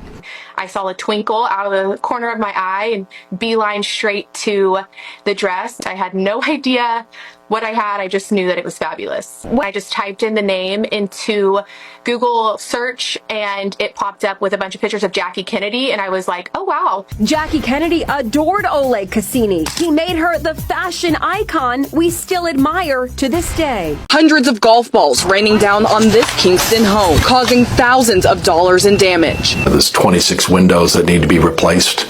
The entire siding of the home has to be replaced. The Tenzar family has lived here since 2017. They love the golf course view the Indian Pond Country Club provides, but an attorney representing the family says the hazards weigh heavily on their heart. He said the potential for damage is a part of the risk of living near the fairway, and that the club does have insurance to fix damage like what's seen at the Tenzar's house. The Tenzar's attorney says they declined that action because they wanted to prevent such a large number of golf balls from entering their property. There's a lot of damage. The judge on the case awarded the family $100,000 in damages and $3.5 million in emotional distress. Fees and interest bring the total to nearly $5 million. When asked why the family didn't just sell the house, the attorney said, It would be impossible to sell the house with that type of situation. The problem had to be solved. Jennifer Dowker is a boat captain who gives tours of shipwrecks, so she knows all about sunken treasure. Recently, she made a discovery that shocked her. The color caught my eye. It was a small green bottle at the bottom of Michigan's Sheboygan River that's nearly 100 years old, and there was a message in it. Jennifer showed us how she delicately pulled the water-soaked paper from the bottle. Lo and behold, it turned out to be a long-forgotten message from 1926. Will the person who finds this bottle return this paper to George Morrow, Sheboygan, Michigan, and tell where it was found, November 1926. Jennifer posted the letter and photos on her Facebook page, Nautical North Family Adventures, and one of those who saw it is Michelle Morrow Primo, the daughter of the man who wrote the message. Michelle drove 5 hours to meet Jennifer. I know. Michelle brought along a journal her dad had kept while serving in World War II. See how the writing here matches up with his writing there? Michelle says she thinks she knows why her dad threw the bottle into the river. It says November 1926. His birthday's November 15th. I think he might have thrown this in the river on his 18th birthday. A bottle up from the depths that has now found its way home. It's like I found a lost treasure. More than 90% of the shrimp we eat is actually farm-raised overseas. And you may not know it by the way some restaurants advertise their seafood. So what about the shrimp you've ordered? Where does it really come from? We went to their Times Square location in New York and ordered this delicious-looking shrimp dish. These are definitely Gulf shrimp. But are they really? We sent our samples for analysis to 2 independent labs, and both agreed. Definitely not Gulf shrimp. So where are they from? It's the most commonly farm-raised shrimp in the world. They're frequently farmed in Asia, South America, India, China. So not the Gulf. On the Gulf. Here at Old Nola Cookery, the sign reads authentic New Orleans cuisine. So we asked. This is from the Gulf. That's Gulf shrimp, yeah. But the labs say that's simply not the case. Seed Consulting founder David Williams says found the majority of the shrimp they tested from hundreds of restaurants around the country were imported shrimp, even when the restaurants say they're from the Gulf. This is 4-year-old Lane Luviano. She's the one that broke this case open in September when she snuck one of her Sleepy stickers out of the classroom. She kind of pulled up her little shorts and said, "Mom, look, this is my sleeping sticker." And I was like, "The what?" When Lane's mom, Lisa, saw the sticker, she thought it was strange and asked her daughter about it. And the teacher gives it to you, where she put it? On my eye. And what's it look like? Sleeping with a moon on it. Lane's dad says he's known something was wrong since school first started. They never notified the parents. So Lisa took matters into her own hands. She reached out to the other parents in Lane's class, sent them pictures of the patch to see if their kids were getting the stickers too. I showed it to my 4-year-old and she said, yes, that's the Sleepy sticker. And if you read the ingredients on them, it has a lot of, it's just things I've never even heard of. And they're giving them drugs to make them sleep, to keep them quiet. Najala Abdullah tells us she'd noticed changes in her son, who told her he'd been getting the stickers too. She says he'd been crying, stopped eating, and was bringing home lunches that he hadn't touched. You think it could be a crime? Most definitely. Yeah. It's a plastic license plate cover that allows you to read the license from straight on, but when viewed from an angle, the characters disappear. We were surprised to see more than 100 vehicles parked throughout the streets of New York City, illegally obscuring their plates. So who are these people hiding their license plates? Apparently, they're law enforcement. How do I know? Because they have placards like this on their dashboards. That's right. Every one of these personal vehicles we found parked outside precincts and courthouses around the city has illegally obscured plates. The officer who owns this vehicle didn't even bother with the plate cover, instead opting to hide his front plate under his windshield and painting over the rear plate. And there was this car with the front and rear plates obscured with those plastic plate covers. The placard on his dashboard says he's with the New York City Police Department, so I waited for him to return. Are you trying to avoid paying tolls and paying tickets by having those covers on your license plate? No. Then why would you put them on there? Local store is using new technology to stop thieves from walking away with thousands of dollars in stolen items. Shoplifting is becoming such a big problem for retail stores. They're trying new ways to stop thieves at the door. Grocery carts are a new weapon in fighting shoplifting. There's something special in their wheels. Here's how it works. You fill up your cart and head to a check stand. And when they go through the check lane, there's deactivators in each check lane, and through self-checkout, it sets off a camera. And our loss prevention actually has to look at the camera and view every time that the doors go off. So if you don't go through a check stand, what happens with the cart? The cart will lock at the entryway. The system is designed to prevent shoplifters from loading up a cart, then heading out the doors without paying. It's tough for store security to detain someone inside the store suspected of shoplifting when the thief could always say they were planning to pay. It does help prevent loss in our stores. This technology will completely change how retail stores handle theft. Imagine a shopping cart that can tell when someone's about to walk out without paying.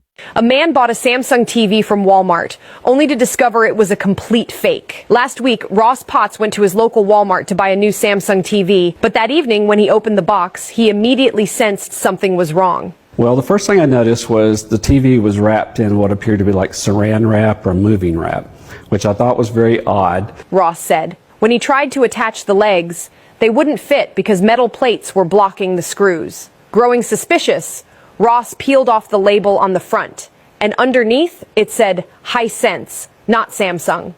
Even the remote was the wrong brand. It said Element instead of Samsung. So I knew at that point something was really wrong. This was not the TV I was supposed to have. Worse yet, the TV gave off a strange odor, prompting a Walmart employee to ask, "Have you had this TV in a dumpster?" Ross hadn't, but apparently someone else had.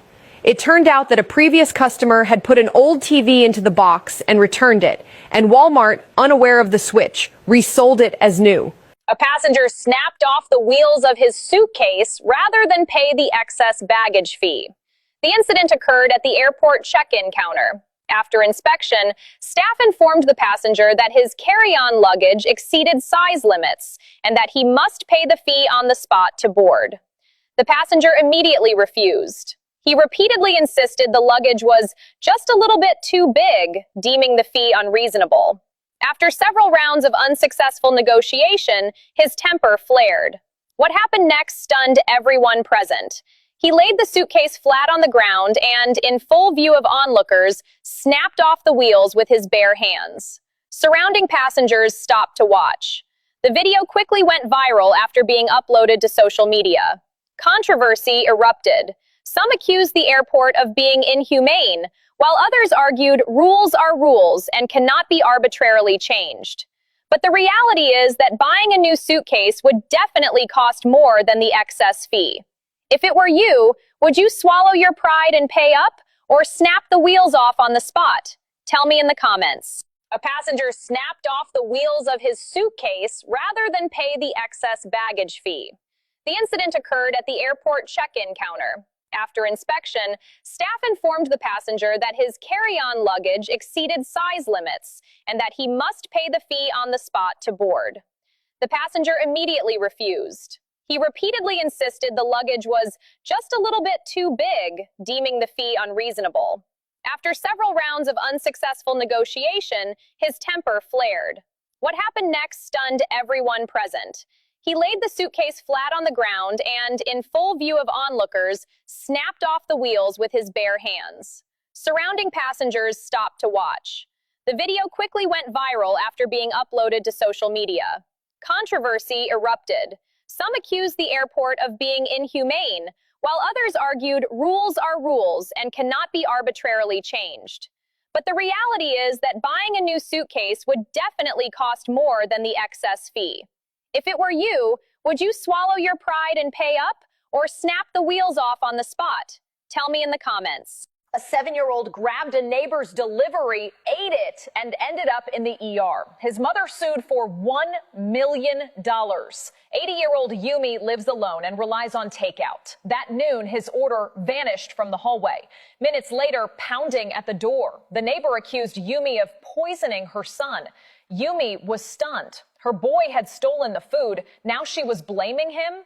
Police came. Cameras show the child taking the sealed bag from outside Yumi's door and eating it in the stairwell. The label listed allergens. Peanut butter was a main ingredient. The boy, who has a serious allergy, vomited and was rushed to the hospital. The mother argues Yumi left a dangerous item in a corridor, creating a hazard for children. Online, some say Yumi shouldn't leave food in shared space. Others say responsibility follows the eater, not the owner. Analysts note 2 lines: a parent's duty to prevent minors from eating unknown food, and a resident's limited duty after receiving a sealed meal. If labels and seals met standards, a $1 million claim will be hard to sustain. Yumi says his only intention was to eat his lunch, not harm anyone. A man bought a Samsung TV from Walmart, only to discover it was a complete fake. Last week, Ross Potts went to his local Walmart to buy a new Samsung TV, but that evening when he opened the box, he immediately sensed something was wrong. Well, the first thing I noticed was the TV was wrapped in what appeared to be like saran wrap or moving wrap, which I thought was very odd. Ross said. When he tried to attach the legs, they wouldn't fit because metal plates were blocking the screws. Growing suspicious, Ross peeled off the label on the front, and underneath it said Hisense, not Samsung. Even the remote was the wrong brand. It said Element instead of Samsung. So I knew at that point something was really wrong. This was not the TV I was supposed to have. Worse yet, the TV gave off a strange odor, prompting a Walmart employee to ask, "Have you had this TV in a dumpster?" Ross hadn't, but apparently someone else had.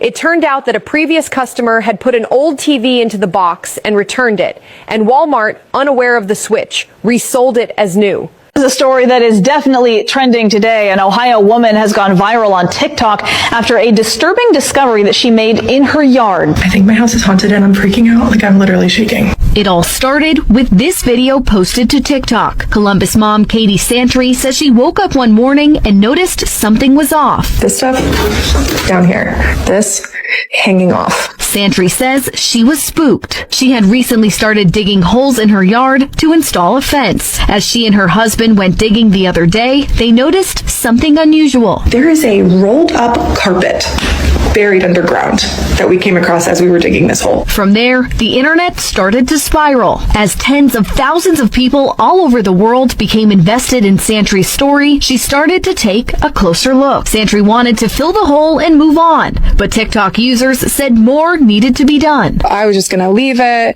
and then TikTok was like, you need to dig it up, you need to call the police, so I did.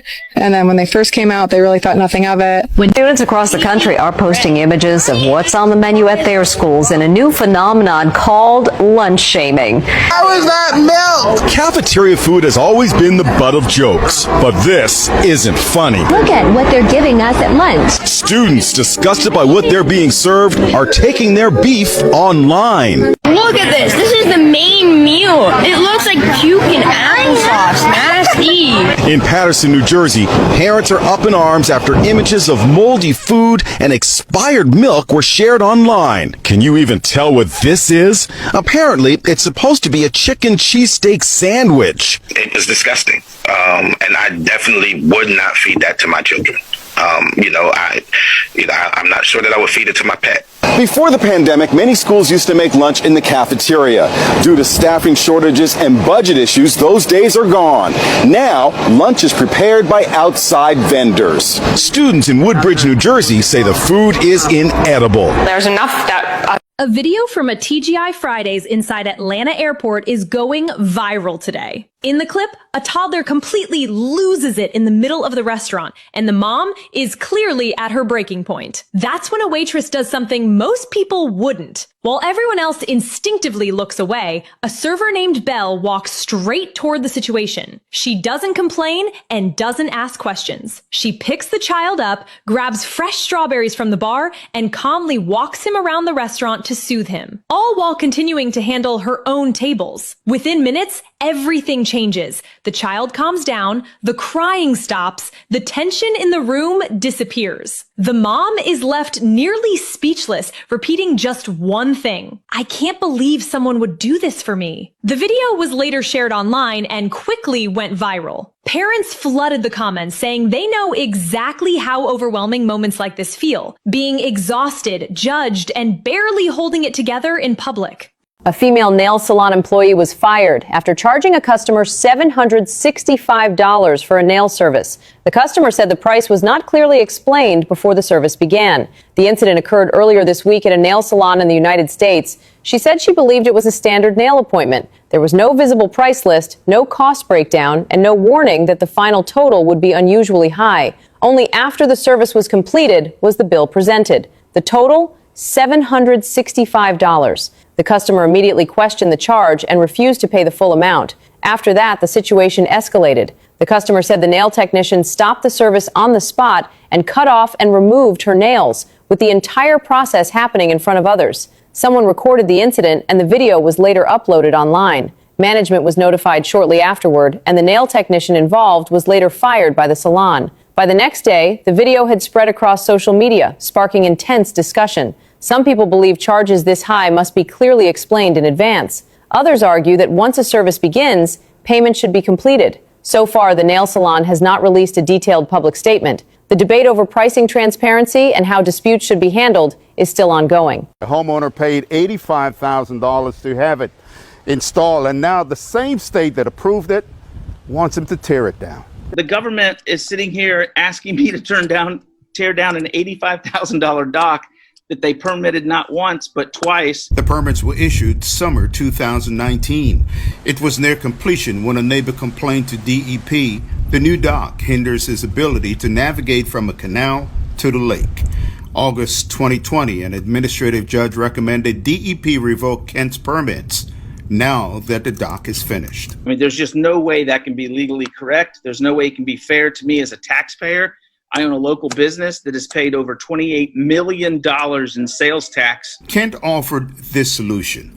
In this illustration, the red line is the route the neighbor would use to get to the lake from the canal. It goes in front of Mr. Kent's home. The green line is an optimum route, but it requires dredging. Kent says he will pay for the dredging. That ear-piercing scream is an unruly child on a transatlantic flight to New York. The passengers describe an 8-hour flight from hell with non-stop and nerve-jangling screaming and fussing. They even covered their ears to drown out the 3-year-old. His mom was overheard telling flight attendants he has behavioral problems. Passenger Shane Townley shot the video. She kind of looked like she was used to it. He was climbing all over the chairs. He was just screaming, would not let up. He was running up and down the aisles. There was nothing she could do. Before the plane even took off from Germany, the child's mother could be heard asking a flight attendant to turn on the Wi-Fi so the child could be appeased with an iPad. She was also heard pleading, "Calm down, honey." Everybody was just kind of looking at each other like, oh, this is going to be a long flight. The passengers sure were relieved when the flight finally landed at Newark International Airport after 8 hours of screaming. The worst flight ever happened in August. Get up right now! My son wants that seat! A woman said she was fired because she refused to give her seat to a crying child, and now she plans to take legal action. According to the viral video, a child wanted the window seat and asked the woman sitting there to move. She politely declined and explained that she had chosen the seat herself and paid for it. The child started crying, and the family began attacking the woman, telling her to be kind to the child and give up her spot. The woman stayed calm and didn't respond to the insults, but after the flight, family members uploaded the video online without her consent. The clip spread rapidly, and her employer fired her under public pressure, as the situation was bringing negative attention to the company. The woman has now spoken with a lawyer. She argues that she did nothing wrong, that she had every right to keep her purchased seat, and that the family had no permission to film her or post the footage. She also stated that the airline failed to protect her when the family made her identifiable in the video. Now she's planning to sue both the airline and the family, seeking compensation for privacy violation and the financial losses that followed. Would you have given up your seat in her situation? This driver is on his way home after picking up a pizza. He gets into the car, but something's not quite right. Hey, that's not his dog. And whose car is this anyway? He drove right back to the parking spot. This is why you should not leave your key fob in your car, because I got in with my pizza and I got the scared out of me by this dog. It's not my dog or my car. Okay, this is my car right here. Look, side by side, same Honda CR-V, same color red, but definitely not his car. What are the odds? Vincent Cepeda couldn't believe it. Get this, he even had a dog in the back seat, except his is black and the other dog is white. The door opened, the car started, you're driving. When do you realize this is not my car? Immediately, I like, this is not my car. So I just whip around, and as I'm heading back into the parking lot. So, whose car was Vincent driving? Meet Cynthia Fisher and her English lab, Fletcher. I'm just embarrassed by leaving my key in the car. I always thought having the dog in the car would protect the car, but he's not much of a guard dog, really. That's not my dog or my car. This driver is on his way home after picking up a pizza. He gets into the car, but something's not quite right. Hey, that's not his dog. And whose car is this anyway? He drove right back to the parking spot. This is why you should not leave your key fob in your car, because I got in with my pizza and I got the scared out of me by this dog. It's not my dog or my car. Okay, this is my car right here. Look, side by side, same Honda CR-V, same color red, but definitely not his car. What are the odds? Vincent Cepeda couldn't believe it. Get this, he even had a dog in the back seat, except his is black and the other dog is white. The door opened, the car started, you're driving. When do you realize this is not my car? Immediately, I like, this is not my car. So I just whip around, and as I'm heading back into the parking lot. So, whose car was Vincent driving? Meet Cynthia Fisher and her English lab, Fletcher. I'm just embarrassed by leaving my key in the car. I always thought having the dog in the car would protect the car, but he's not much of a guard dog, really.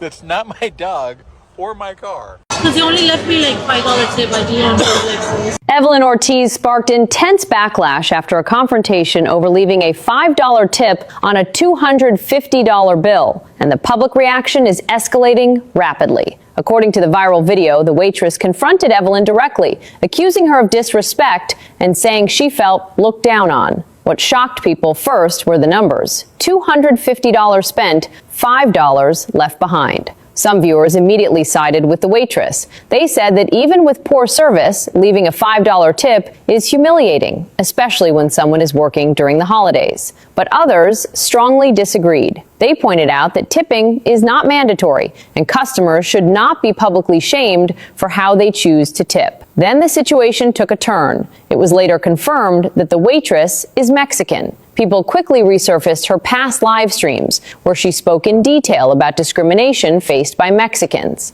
Critics began accusing Evelyn Ortiz of hypocrisy, saying she publicly condemned discrimination while getting into a confrontation over a $5 difference. Is this an employee defending his own rights? What do you think about it? Get your feet off of me! We've seen rude commuters, but never like this. How dare you? You're 75?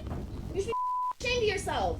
You were acting like a child. She keeps putting her dirty feet up, not on the seat, but in her neighbor's lap. It's a totally obnoxious effort to get her fellow passenger to move. Get the off of me. You're getting your shoes. Stop it.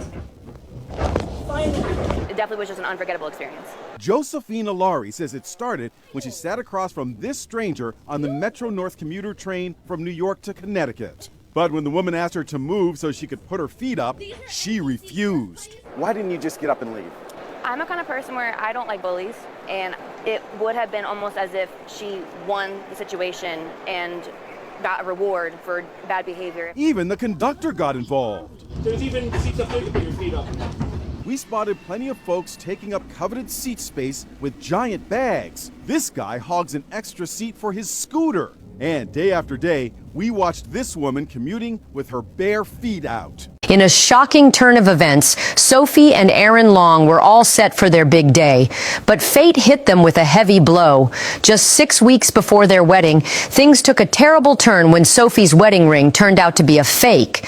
She discovered that the ring, originally bought from Kay Jewelers, had been swapped for a counterfeit. Even though her engagement ring was worth $6,500, Kay Jewelers had secretly replaced the diamonds with cheap cubic zirconia. To make matters worse, Sophie was told this was all done without her consent. This isn't an isolated incident. More and more customers are coming forward on social media, claiming that Kay Jewelers replaced their diamonds with cheap stones, even vanished with the entire ring. Consumer trust has been seriously betrayed. Sophie and Aaron have decided to stay cautious moving forward, but the anger and disappointment over these dishonest sellers are just too much for them to ignore. A man went to Starbucks and ordered a single regular coffee, with the receipt clearly showing a total of $5.59. At checkout, the cashier handed him the card reader, and he completed the payment as usual without paying close attention to the screen. It wasn't until he later checked his bank statement that he noticed something was wrong. The amount charged was $5 more than the listed total. That extra charge was labeled as a tip. The issue is that he never chose to leave a tip, nor was he clearly informed that one had been added. Some people reacted angrily, saying this goes beyond tip culture and amounts to an unauthorized charge. Others tried to explain it from the perspective of service industry pressures, suggesting that unstable income, confusing tip systems, or even a possible mistake could be to blame. Critics, however, pushed back strongly, emphasizing that informed consent is the bottom line. If customers lose the right to decide whether to tip, then a tip is no longer a reward. It's unclear whether the store has launched an internal investigation or taken action regarding the employee involved. What do you think? She's cute as a button, but her arrival came as a total shock to her parents. Can you believe Mom didn't even know she was pregnant? 47-year-old Judy Brown knew she was gaining weight, but she thought it was due to menopause. Her husband Jason says when he touched her stomach, it felt a little weird. This isn't like regular gaining weight. Then Judy started experiencing alarming discomfort. I had strong abdominal pains, and it was getting worse. She was rushed to Beverly Hospital outside Boston. That's when her doctor dropped the mind-blowing news. Well, it's good news. You don't have any blockages or anything. You're pregnant. 1 hour later, yep, that's all it took, Carolyn Rose came into the world. She weighed in at 8 pounds. Dad is still in shock. After 22 years of marriage, this is the couple's first child. The Browns are beyond excited about their baby girl, a little bundle of joy they didn't even know was coming. 2 girls may now be facing charges accused of giving other students tattoos. This is what a stick and poke tattoo looks like, and Eric Brandon found it on his 16-year-old daughter Wednesday afternoon. There was a tattoo on her hip of a little wave, and it was actually a permanent ink-type tattoo. Investigators say it happened in the back of the room during art class at Matanzas High School. Deputies say 2 15-year-old girls took a needle and used Indian ink already in the room, sticking at least 3 students and charging them $15 to do it. They go to school thinking that they're protected by the teachers. In this case, investigators say the teacher was not in the room when the teens tattooed multiple students with the same needle. You can transmit hepatitis or HIV or any other numerous type of bacteria. Both girls are suspended and could be charged with practicing tattoos without a license, a second-degree misdemeanor. Deputies say 3 other students could also be involved and are working with the school to gather more information. The Annabelle doll is missing.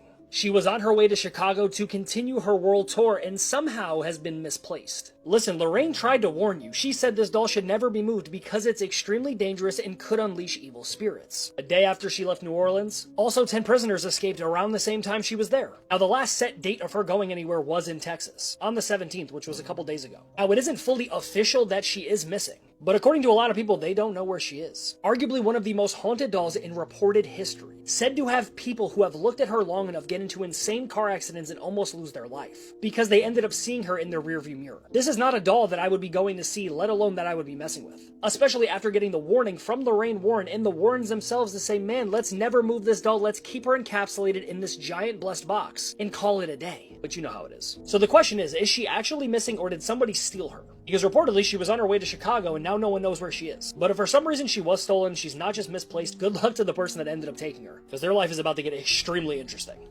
A Valley home inspector known for his videos exposing problems that he finds during inspections will not face discipline. You see that leaning block wall? He specializes in new construction homes in Arizona, and his videos oftentimes expose flaws he finds, informing homeowners of their rights under Arizona law. But his inspection videos showing Taylor Morrison homes prompted the company to file a complaint against him with the Arizona State Board of Technical Registration, which regulates Porter's industry and his license. In the complaint, Taylor Morrison described Porter's posts as harassing, falsified, and bullying. This week, the board holding a hearing to discuss the complaint. The investigator assigned to the case saying there was no evidence to show Porter lied in any of his videos. A Taylor Morrison representative calling for Porter's license to be suspended. Board members had differing opinions. One called for discipline. Another said there was no violation and Porter's videos are protected. Ultimately, the board did not discipline Porter. This one has a lot of people up in arms. 2 girls were trying to board a United flight in Denver when the gate agent stopped them, deeming their spandex leggings were inappropriate. The outrage began at Denver Airport Sunday when 2 girls were denied entry onto a United flight by the gate agent. The reason? They were wearing spandex leggings. Passenger Shannon Watts tweeting, "She's forcing them to change or put dresses on over leggings or they can't board. Since when does United police women's clothing?" United immediately responded, "We do have the right to refuse transport for passengers who are barefoot or not properly clothed." The reaction on social media, fast and furious. Since when are leggings inappropriate? Is United Airlines fashion police or misogynist? United later clarified the girls were traveling on the airline's PASS program, which provides free flights for relatives and friends of United employees. The airline told us it has stricter dress code requirements for these non-revenue passengers. United's policy does seem a bit more sexist than other airlines because they restrict leggings, they restrict mostly articles of clothing that women would wear, while men are mostly free to go as long as they don't wear flip-flops. A Kentucky homeowner calls it instant karma. He says a driver tried to run over a 9-foot snowman that he built outside of his home, but as Ken Brown reports, Frosty got the last laugh.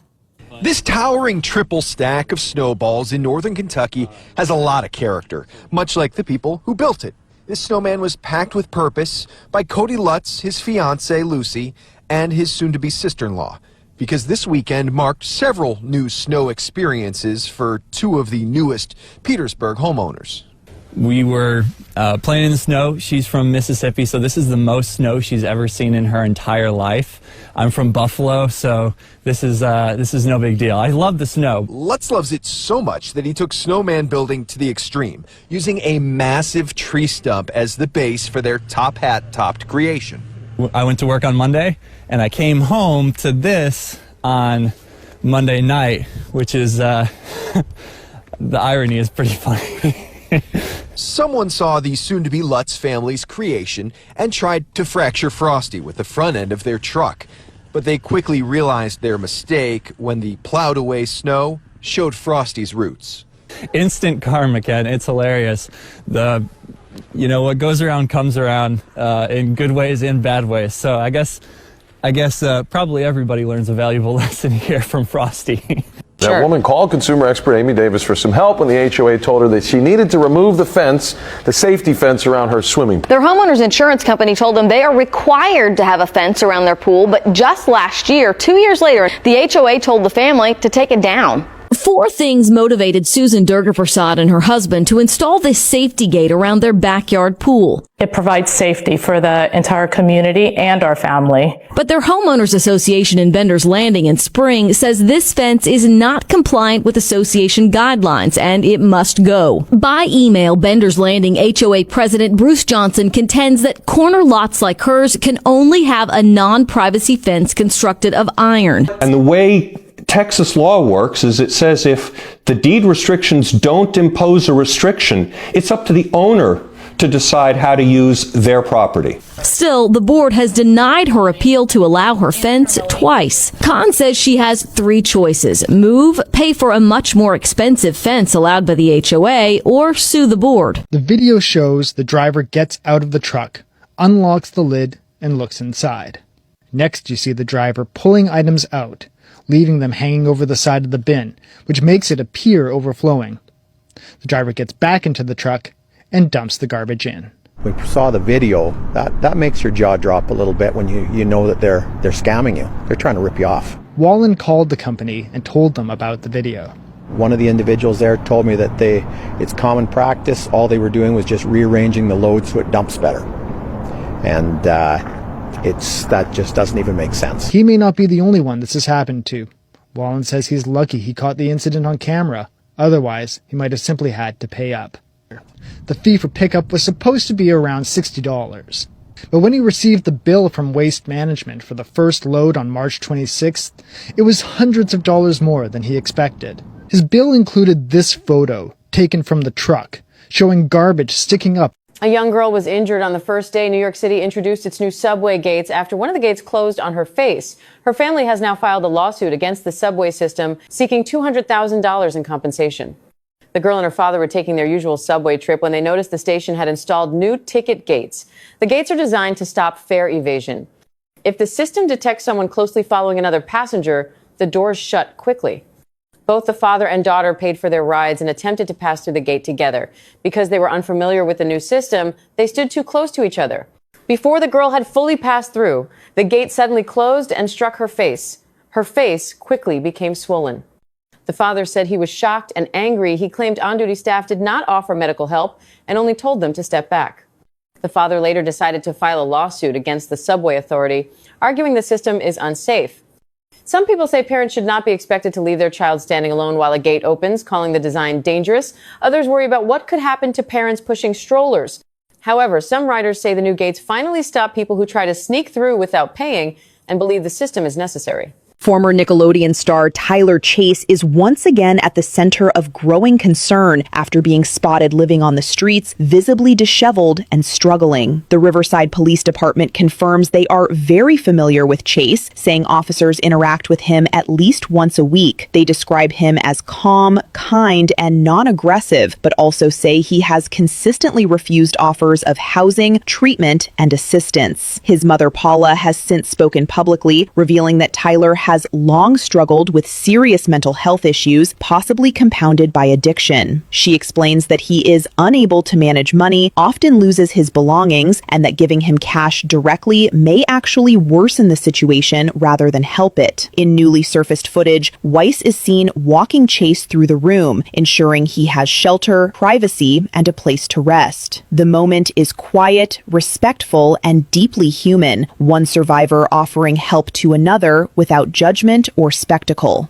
An Ohio woman explained on social media why she won't be giving gifts to her 4 grandchildren this Christmas. Tammy Kelton told her audience, "Another Christmas is right around the corner where I will not be buying gifts for my grandchildren." For dramatic effect, Kelton added, "You think you hate me, don't you?" She then explained the reasoning behind her stance. She believes Christmas gift spending is excessively costly and pointless. Americans will spend an average of $1,007 on gifts this year. Kelton's holiday spending aligns with this figure, and her 4 grandchildren won't be lacking presents. My grandchildren have 9 grandparents or sets of grandparents, and they have their mom and dad, and they have their aunts and uncles who buy them all the toys, all the things.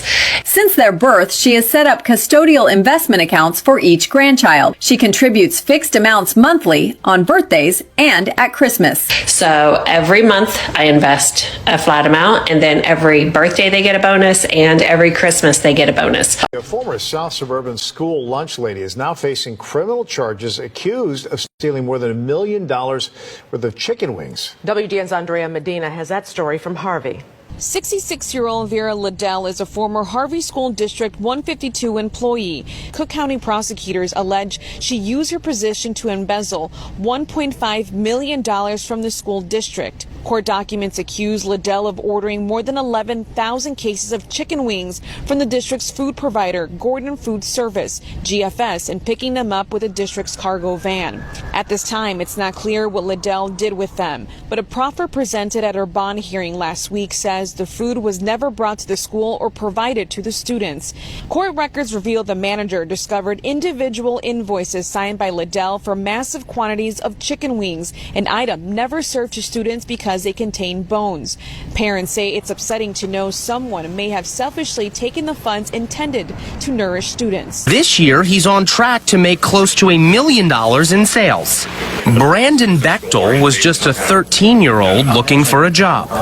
He thought about the standards, lawn mowing, landscaping, but then a Google search gave him an idea. Candles. So I purchased some supplies, some materials, some labels, and just tried to put it all together. And thus began Brandon's Candles. That was a real rough product. Labeling was not good. The candle quality wasn't great. 4 years later, not so rough.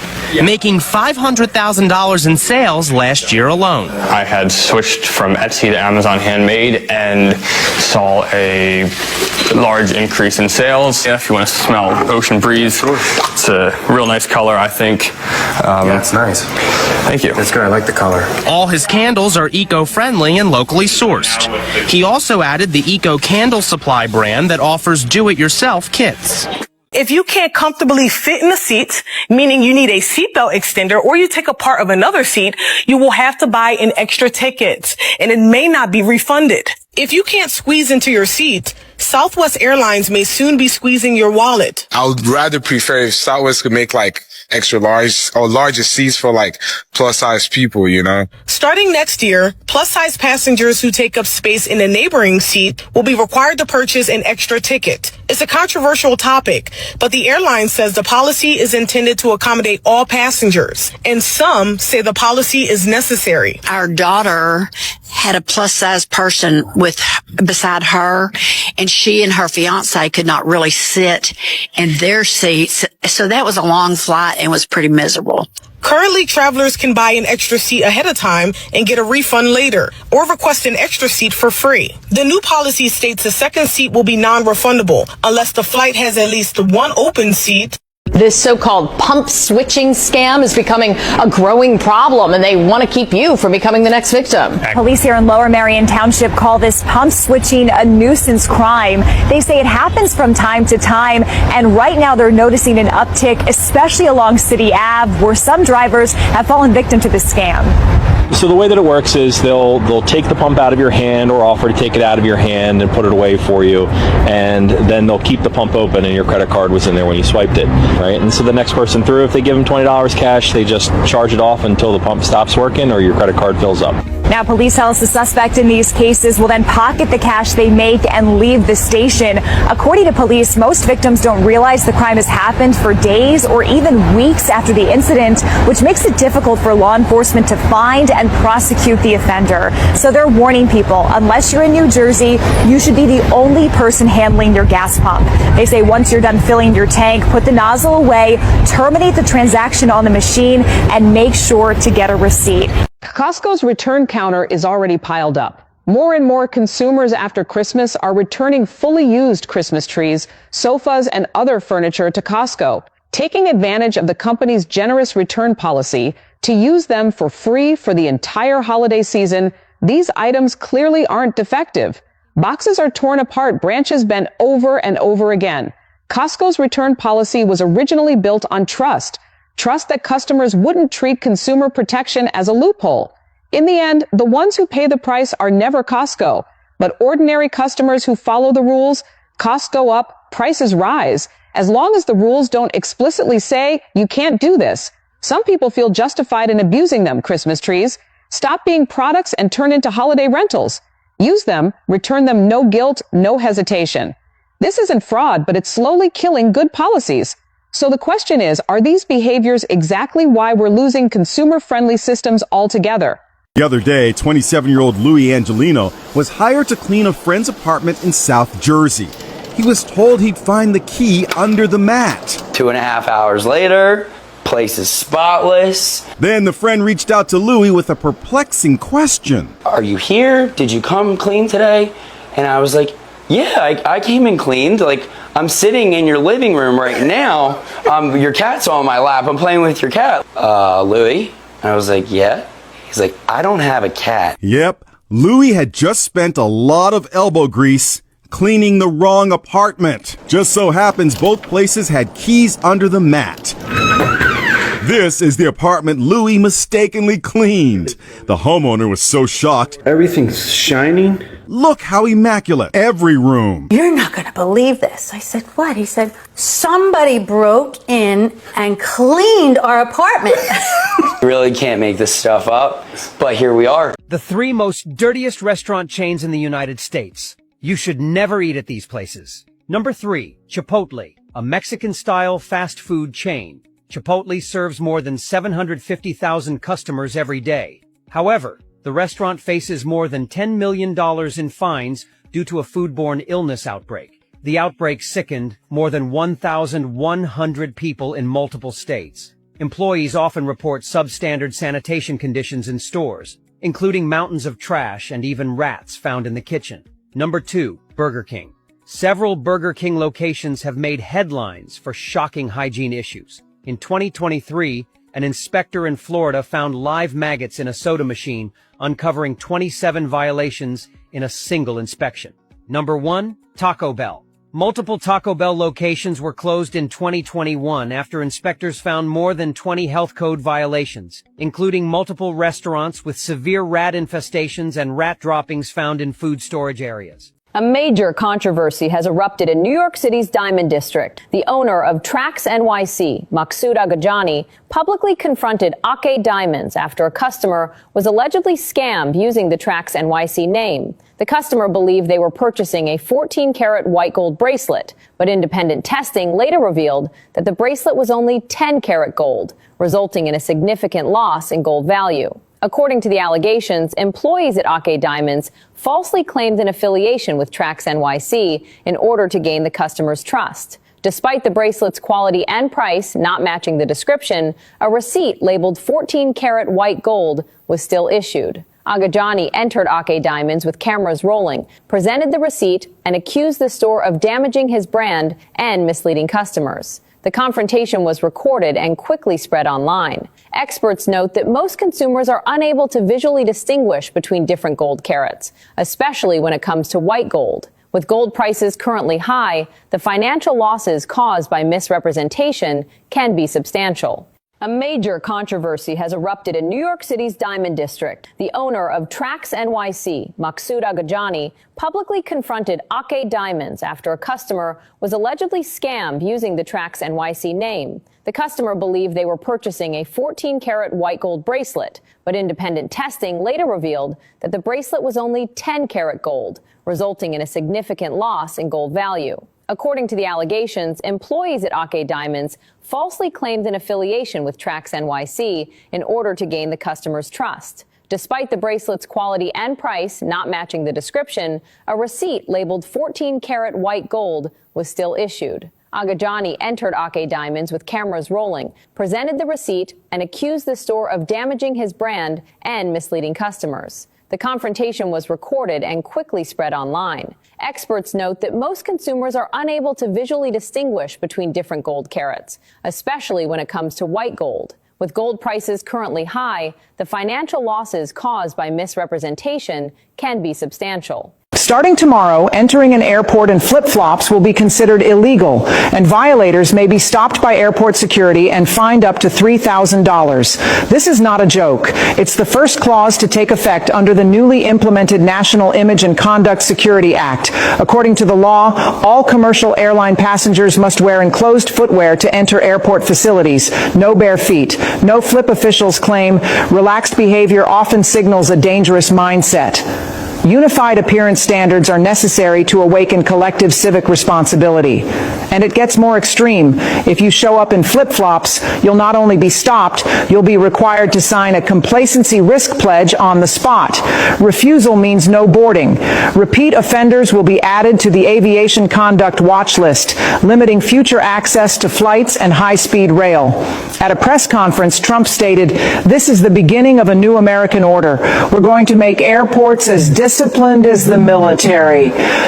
A first date at a restaurant took an unexpected and dramatic turn when a woman ordered 3 takeout meals for her children and asked her date to pay the bill. The man, who had met the woman through a dating app, expected a casual and pleasant dinner, but things quickly became uncomfortable and awkward. As soon as they sat down, the woman immediately ordered meals for her children, then casually told the man she expected him to cover the entire cost. Instead of refusing outright, the man stayed calm and suggested that she order even more food so she wouldn't have to cook the next day. Pleased by the suggestion, the woman added several high-priced items to the order. However, as they waited for the food to be prepared, the man excused himself to use the restroom. Instead of returning, he walked out, got into his car, and drove away without paying the bill. Now, social media is buzzing with divided opinions. Some people argue that the man should have been upfront about his discomfort from the beginning, while others believe the woman crossed a line by expecting a stranger to pay for her children's meals on a first date. So, was the man's response justified, or should he have handled the situation differently?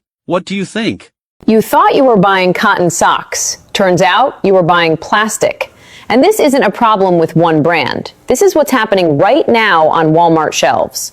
A man walked into Walmart just trying to buy a normal pair of cotton socks. He thought it would be simple. Grab a pair and go. But then he checked the label. 97% polyester. He didn't jump to conclusions. He picked up another pair. 80% polyester. 90% polyester. 95% polyester. Not one pair, not 2 pairs, row after row. He said when he was a kid, socks might have had a little synthetic fiber mixed in.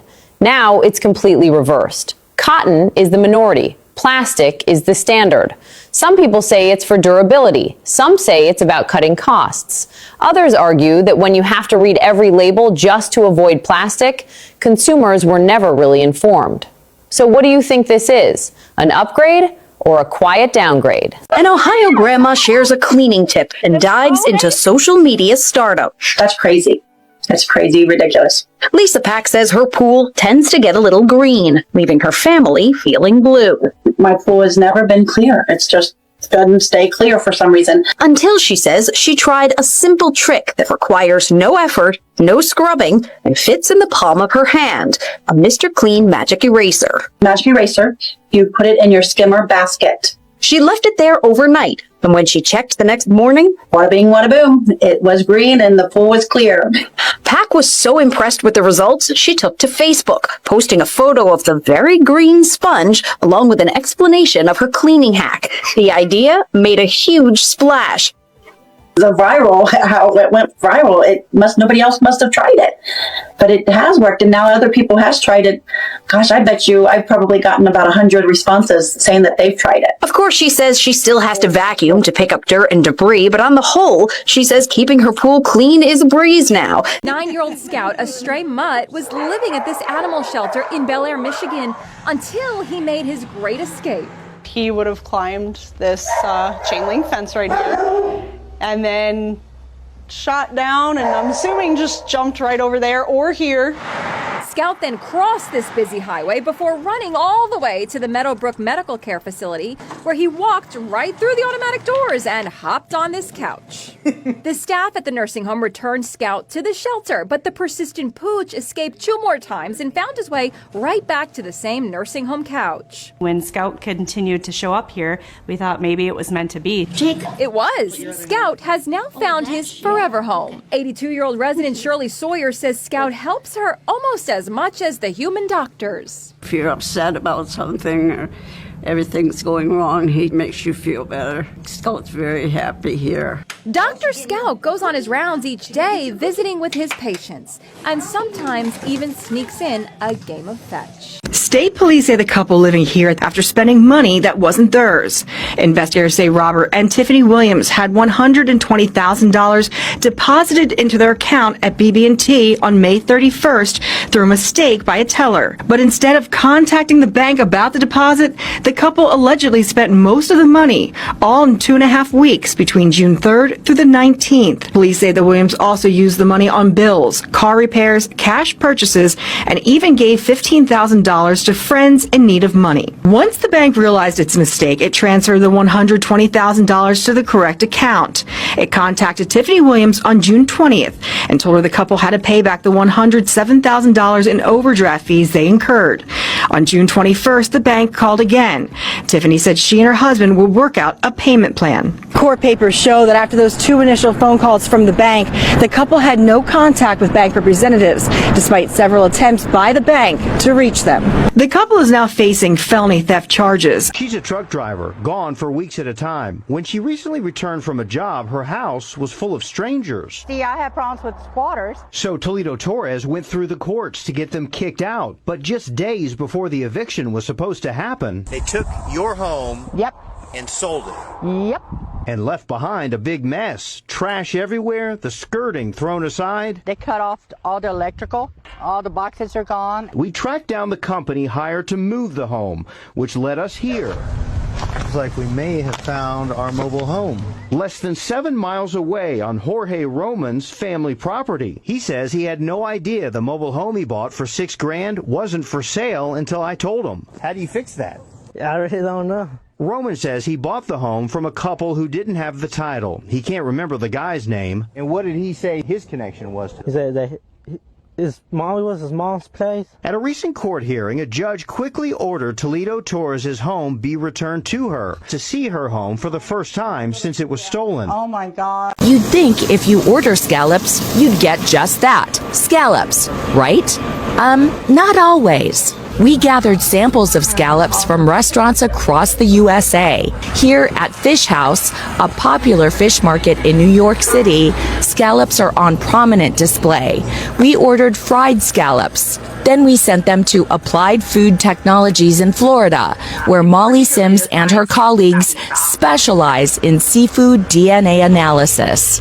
Guess what? The lab found there wasn't any scallop in the scallop. My best guess to what they were is probably some sort of surimi type product. Surimi? What the heck is that? That is the surimi fish paste. So it's a bunch of goo that's shaped like a scallop to fool you. Is this fish goo? Fish goo. He says unlike natural scallops, surimi is a less healthy paste, typically made up of cheap fish like pollock or whiting. If it smells fishy, something's fishy going on. Literally, it is fake. He's just 17. But he's already a father, and who the mother is will shock you. She used to be his nanny. The live-in nanny, Marissa Mowry, was 22 years old. Chris McBride was just an 11-year-old kid, as you can see in this home video. She said that she loves me.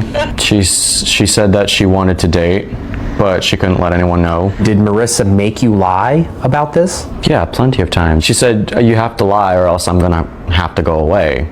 Chris remembers when his nanny told him she was having his baby. I was a little bit freaked. This photo shows him with his newborn son, Bentley. For 3 years, Chris kept the secret. Chris finally came clean to his mother, Nadine. Mom, Bentley's really my kid.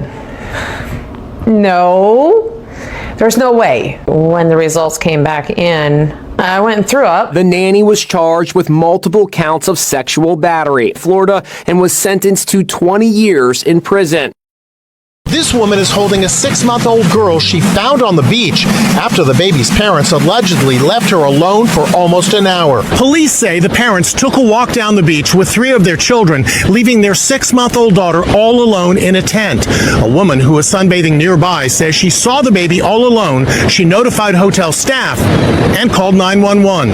By the time deputies arrived, hotel personnel said the baby had been left unattended during nap time from 11:10 a.m. to 12:06 p.m.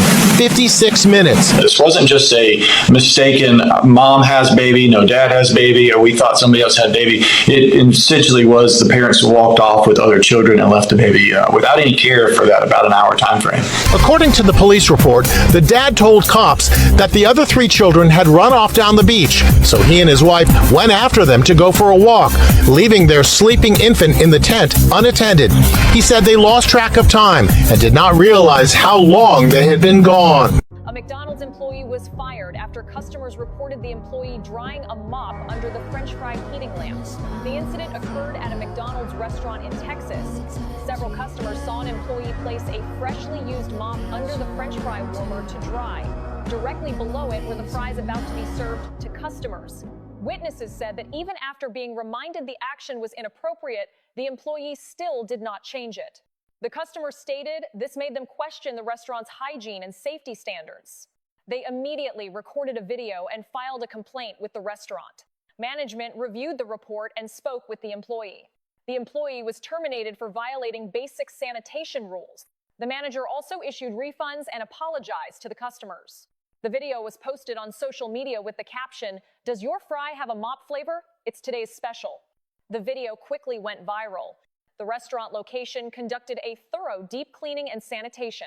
Some people online believe the employee might not have realized how inappropriate her actions were. Others stated the restaurant must bear the responsibility for training and supervision. If management does not strictly enforce rules with staff, could this kind of problem happen again? One day you might notice your fries have an extra flavor. What are your thoughts on this behavior?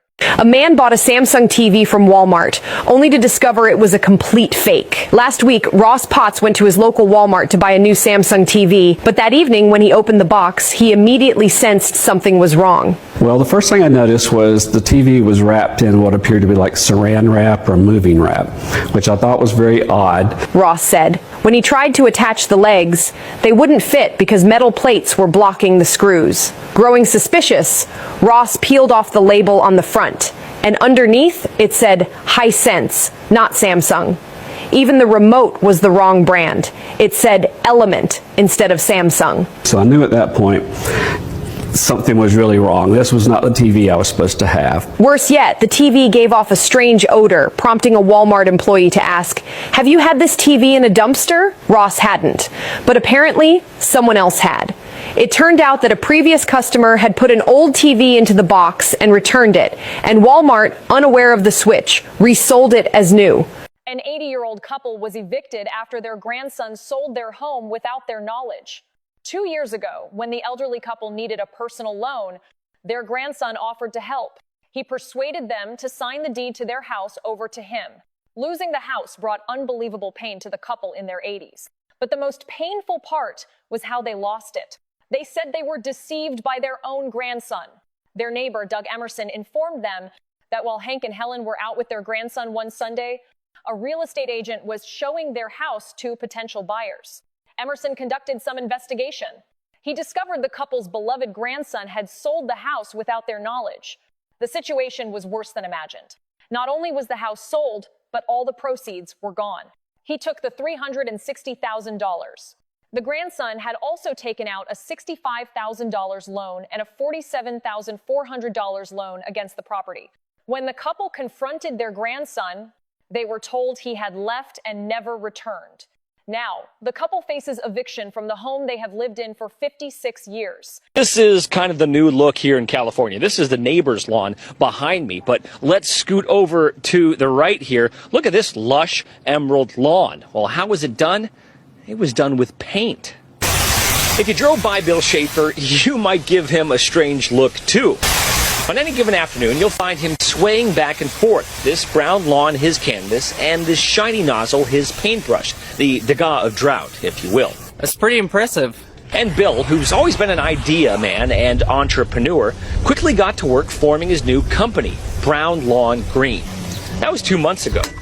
And now these hoses aren't pumping water, but coloring, as Bill calls it. And if you have a lot of questions, don't worry, we did too. I guess my consideration too would be, for animals, toxic or not, because the little one eats grass. Right. I'm sure the big one does too. Bill says the paint is non-toxic, made up of stone pigments and oil that help it bind to the grass, safe for the family dog or kids to play on. The popular American cookie brand Crumbl Cookies has been swept into a major hygiene scandal. A video that went viral on TikTok shows an employee at one of its West Melbourne, Florida locations taking off their shoes and placing their feet directly on trays used for holding cookies. In the video, the employee in socks is seen resting their feet on a stack of trays while using their phone.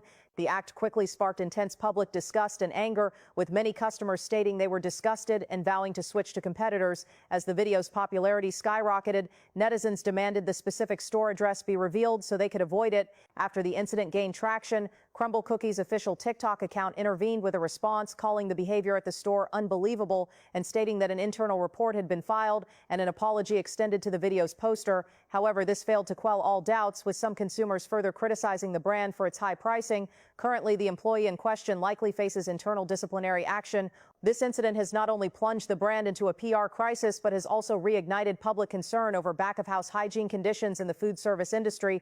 Truckers say it's been a daily and nightly thing. Teenagers going door to door, knocking on the doors, selling themselves truck to truck. Police spent the weekend trying to break it up, and truckers say in this lot, officers can just take their pick. Nothing surprises me anymore. I've seen everything but Bigfoot at a truck stop, Indianapolis trucker David Howington visits this truck stop every day along South Harding at 465, and he says the prostitutes were getting bolder by the day. Other truckers told police a 14-year-old girl has been among those working this truck stop, so officers tracked her down over the weekend. They say she denied being a part of it, but her 19-year-old sister, Jody Kinslow, went to jail. She's charged with trespassing, and police say she's been arrested for prostitution in the past. Even while our cameras were out here, we saw women that truckers identify as regular prostitutes going door to door, and police have called in CPS to investigate their family in hopes of keeping her 14-year-old younger sister from following in the older sister's footsteps in this illegal trade out here at the truck stops. This is 4-year-old Lane Luviano. She's the one that broke this case open in September when she snuck one of her Sleepy stickers out of the classroom. She kind of pulled up her little shorts and said, "Mom, look, this is my sleeping sticker." And I was like, "The what?" When Lane's mom, Lisa, saw the sticker, she thought it was strange and asked her daughter about it. And the teacher gives it to you, where she put it? On my eye. And what's it look like? Sleeping with a moon on it. Lane's dad says he's known something was wrong since school first started.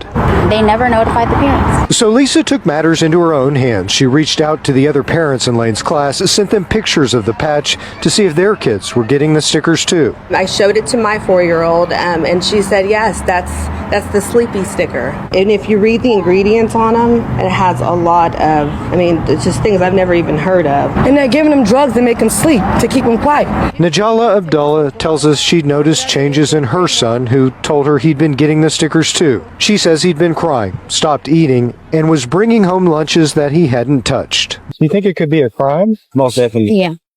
She looks like any busy mom running to the grocery store, but Danette Worthy is not shopping for her family.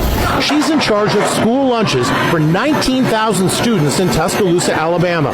Like lots of other school districts across the USA, they're having major issues here, getting enough supplies to feed the kids. So every day, the school's director of child nutrition jumps into her car and runs to the local grocery store. I needed to get some soy milk. We also bought some 9-ounce cups. We got some tortilla chips and also some tortilla shells, because those are things that we are having a hard time getting. She also has to move supplies from one school to another, hauling heavy boxes of produce around.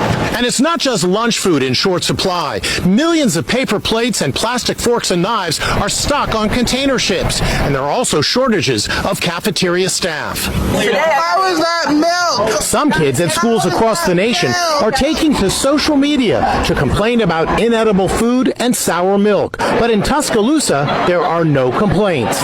Well, an amazing story in Laurel tonight. A driver who had his rims stolen off his car didn't just report it to police and move on. That's right, because this guy decided to play detective himself, and he ended up finding the thief selling his stolen rims on Craigslist. This Dodge Charger is James Ingram's pride and joy. When he saw what thieves had done to it in his own driveway, it hurt. I was crushed. I was like, why would someone do that to my car? I worked so hard for it. Ingram decided to do something about it. He went hunting for his stolen rims on Craigslist. There are a lot of ads for rims, but sure enough, he found his. So I clicked, I was like, wow, this is these are my wheels. So I called the police. So the police, posing as buyers, called the number on the Craigslist ad and set up a meeting. At the scheduled time and place, police say a man named LeVar Petty rolls in. If you can sell them online, that could be the police that's contacting you. I was surprised, but he slipped up, so that's what happens. A young woman was fired from her job for telling a fellow passenger to stop wiping her child's bottom in public. The woman was sitting by the window when a middle-aged woman with a small child sat next to her. The child kept crying. Soon, the young woman smelled something bad. Before she could say anything, the older woman opened the child's diaper and started wiping the child right there on the bus. She took her time cleaning the child and even placed the dirty diaper on the seat. Some of the mess touched the young woman's pants. Angry and shocked, the young woman told her she should not change a diaper on a public bus because it affects everyone. The older woman argued back and said the young woman did not understand how to take care of kids. Someone recorded the moment, and the video went viral online. Instead of getting support, the young woman faced heavy criticism. Her company said the attention was bad for their image and fired her. Now, the young woman says she plans to sue both the middle-aged woman and the bus system. Some people say she did the right thing. Others say she should have stayed quiet and just washed her pants. If it were you, would you speak up or stay silent and deal with it later? A high school sleepover ended up causing over a dozen pregnancies. Yeah, you heard that right. Here's what happened. A local high school decided to throw a senior co-ed sleepover, boys and girls together. Everyone thought it would be safe because, of course, there'd be adults and teachers supervising, right? So no one expected anything crazy to happen. But turns out the teachers who were supposed to be chaperoning brought a few drinks for themselves, and let's just say they slept a little too well that night.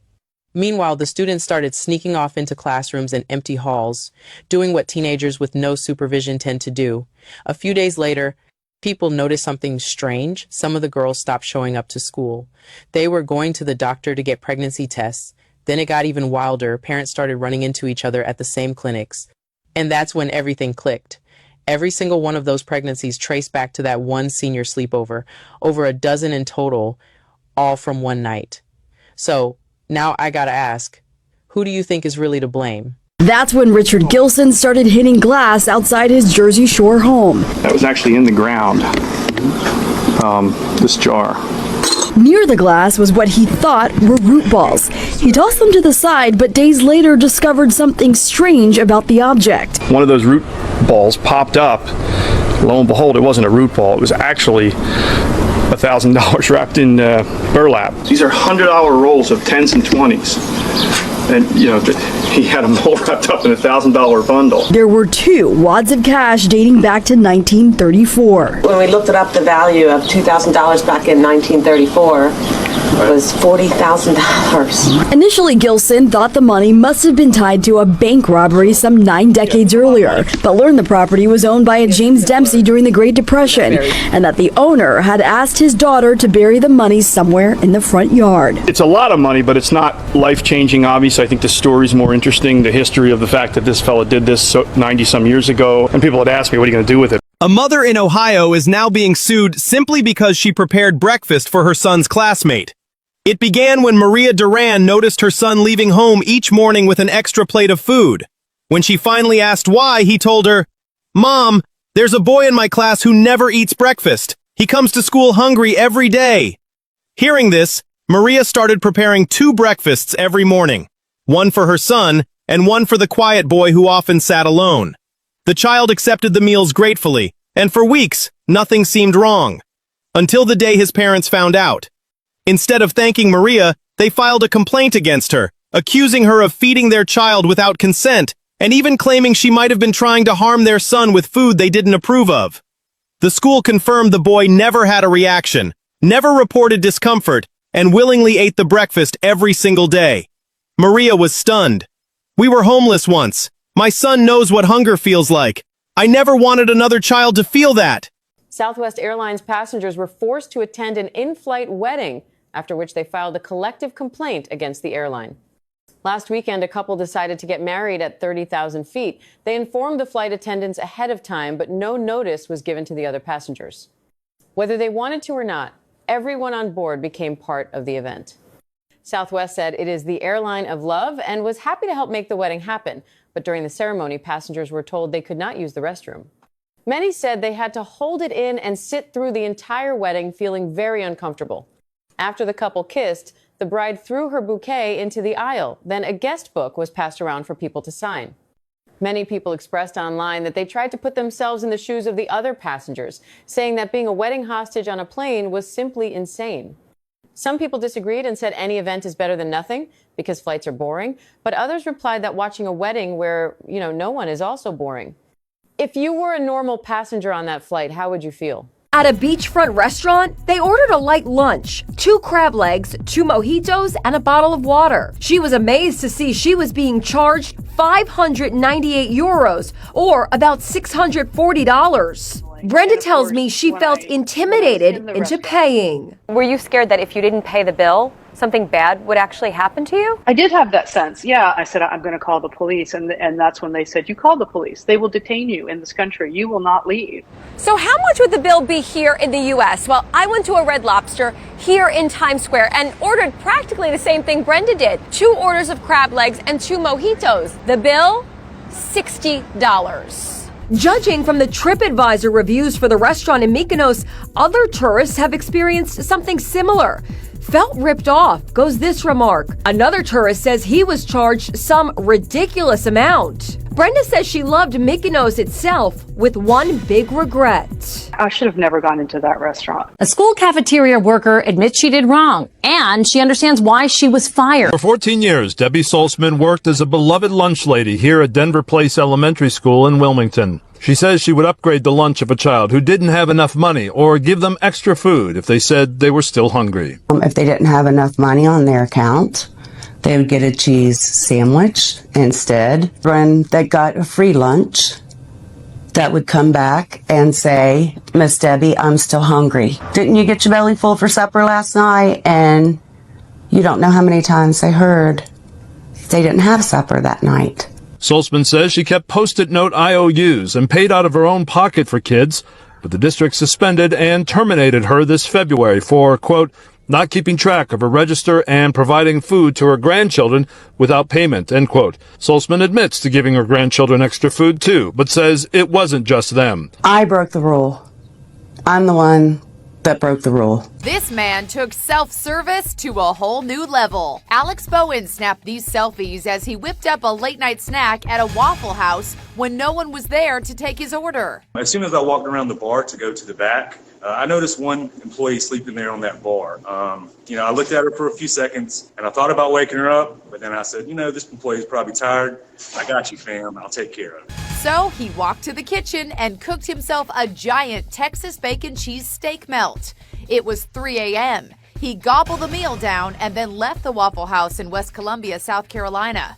Waffle House only became aware of what happened when he posted these photos on social media. Waffle House management was not happy, suspending the sleeping employee, but adding, obviously Alex has some cooking skills. The district manager reached out to me after this occurred, and he said he would like maybe for me to be a secret shopper. And do you think you'll take him up on that? Absolutely, ma'am. Waffle House for life. By the way, Alex tells us he did go back the next day and he paid for his meal. Hey! I'm sorry, you guys are grown adults. Everyone is currently at a loss for words after seeing the father and son blanket video.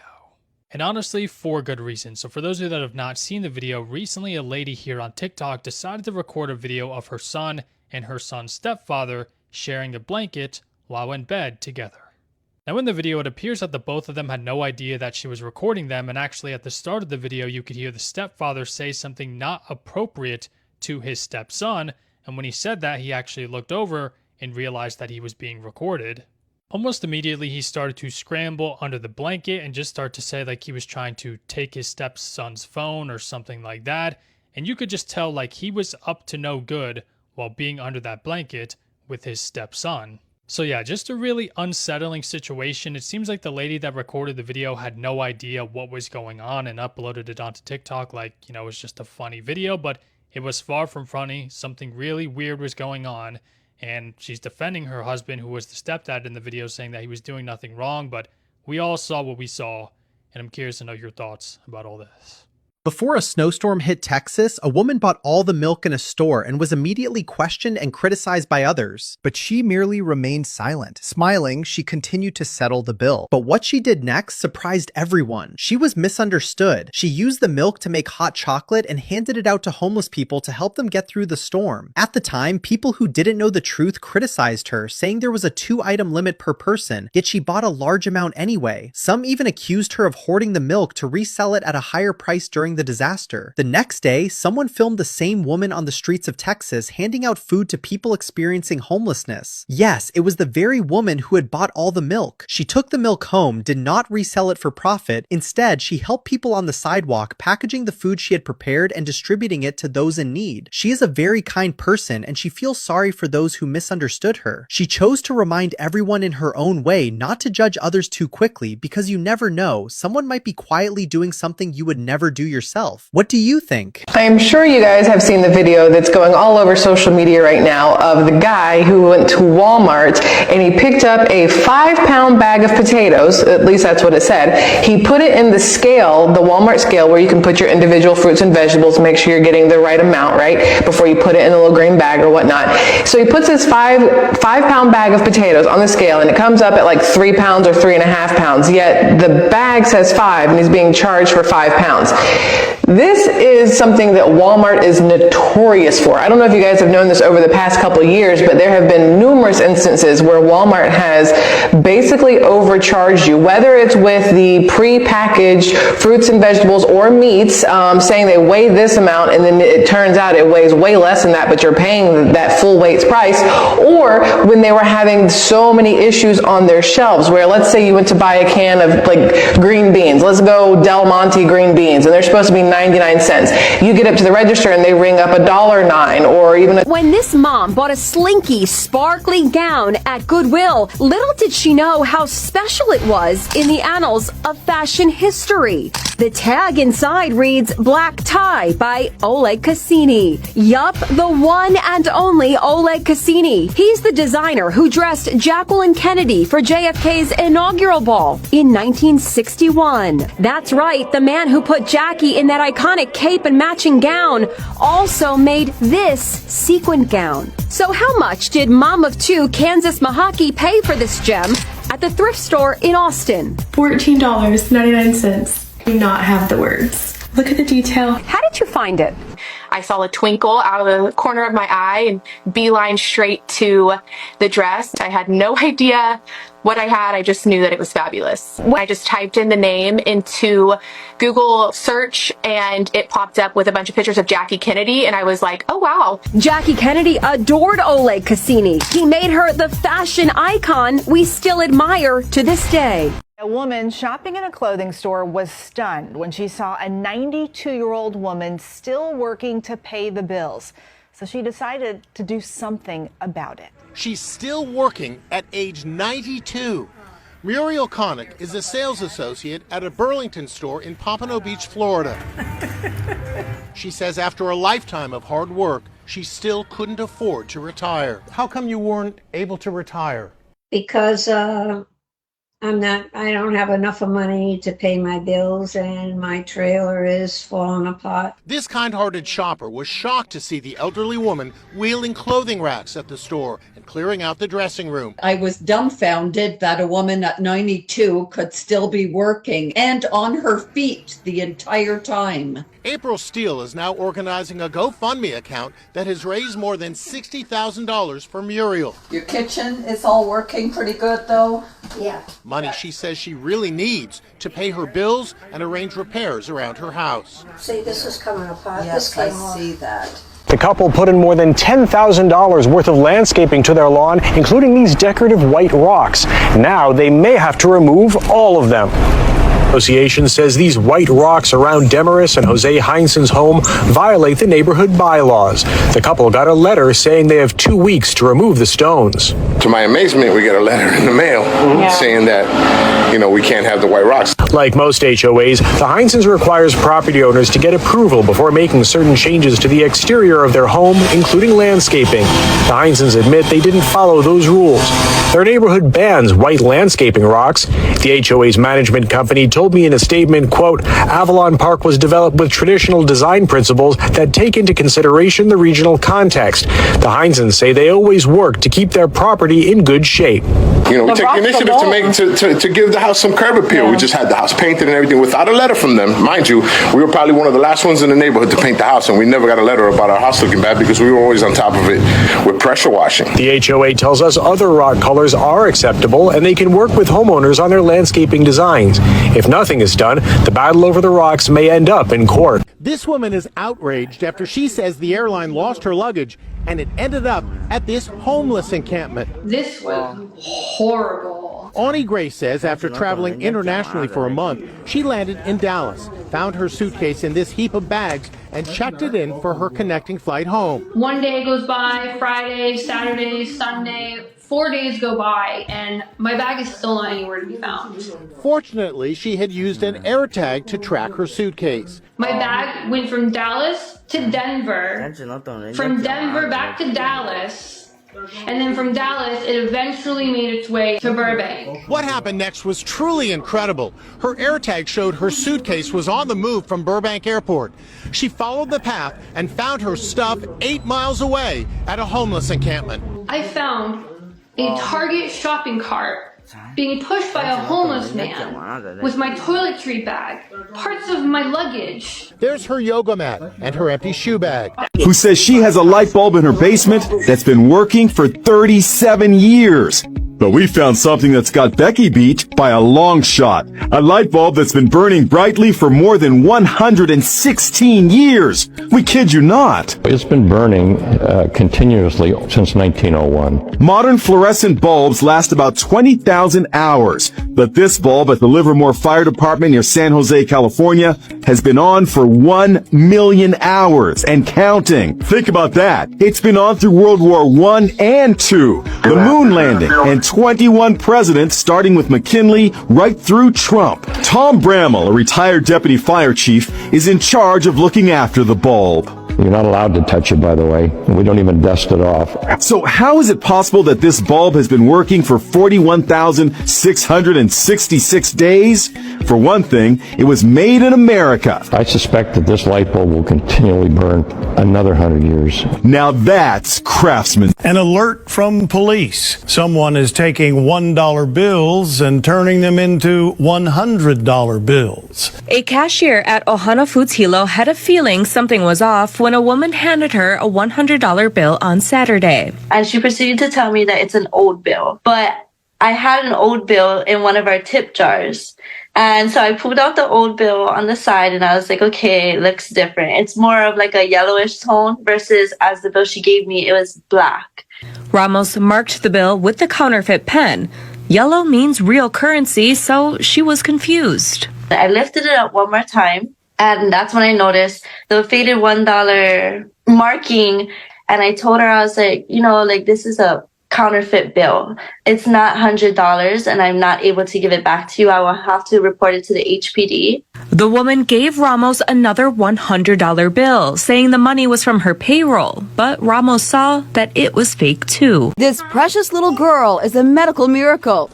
She was actually born twice. Surgeons removed her from her mother's womb at 23 weeks after a sonogram revealed that the unborn child had a massive tumor at the base of her spine. The enormous tumor was still growing. Doctors gave mom, Margaret Bomer, a grim diagnosis. It was such a crisis, surgeons couldn't even wait another hour. It's now, or she will probably pass within the day. The baby's chances of living were 50-50 when the team at Texas Children's Hospital in Houston carried out the 5-hour life or death operation. You can see her tiny toes. The baby was outside her mom's body for a full 20 minutes as the tumor was removed. What is truly amazing is how this little baby girl was tucked back into the womb. 3 months later, baby Lindley was born by cesarean, weighing 5 pounds, 5 ounces. She's very smart.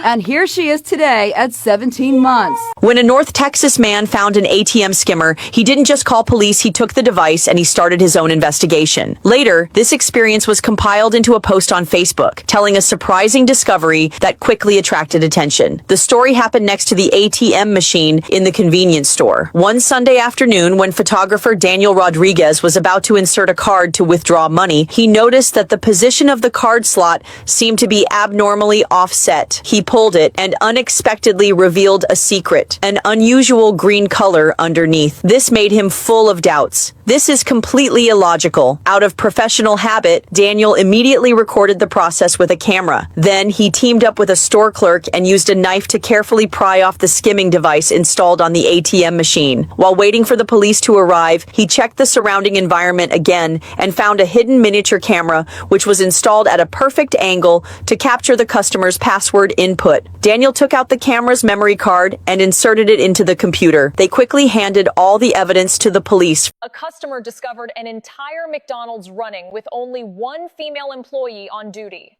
A customer noticed while placing an order that only one employee was working in the entire back kitchen. She was single-handedly operating the whole restaurant. In the video, no other uniformed staff were visible in the restaurant. From the kitchen intercom system, alerts for backed-up orders could be heard intermittently. She was handling all the restaurant's duties alone. The customer said it was insane, remarking that she was the entire McDonald's. She uploaded the video to social media, where it quickly gained millions of views. Many netizens expressed outrage on her behalf. They said overworking an employee like this was illegal, that she should get a raise and a long vacation. Others pointed to severe managerial failure, questioning why more people weren't hired.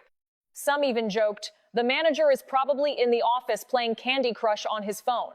A Costco employee was fired for letting a crying toddler play with the handheld scanner. She was working at the checkout when a family came through with a young child who wouldn't stop crying. To help the line move faster, the employee handed the handheld scanner to the child to keep him calm. But right after the transaction was completed, her supervisor pulled her aside. She was immediately suspended and ultimately terminated. Costco explained that her actions violated company policy. Handheld scanners are considered controlled equipment and cannot be given to anyone who is not an employee, especially not to a toddler. Some commenters said, rules are rules. You can't take chances with safety risks. Others argued she was just trying to help a child. What she offered was humanity, not a mistake. And some asked, if retail workers aren't even allowed to show small acts of kindness, what does that say about the system? An act out of goodwill and without causing any consequences. Why pay the price of immediate unemployment?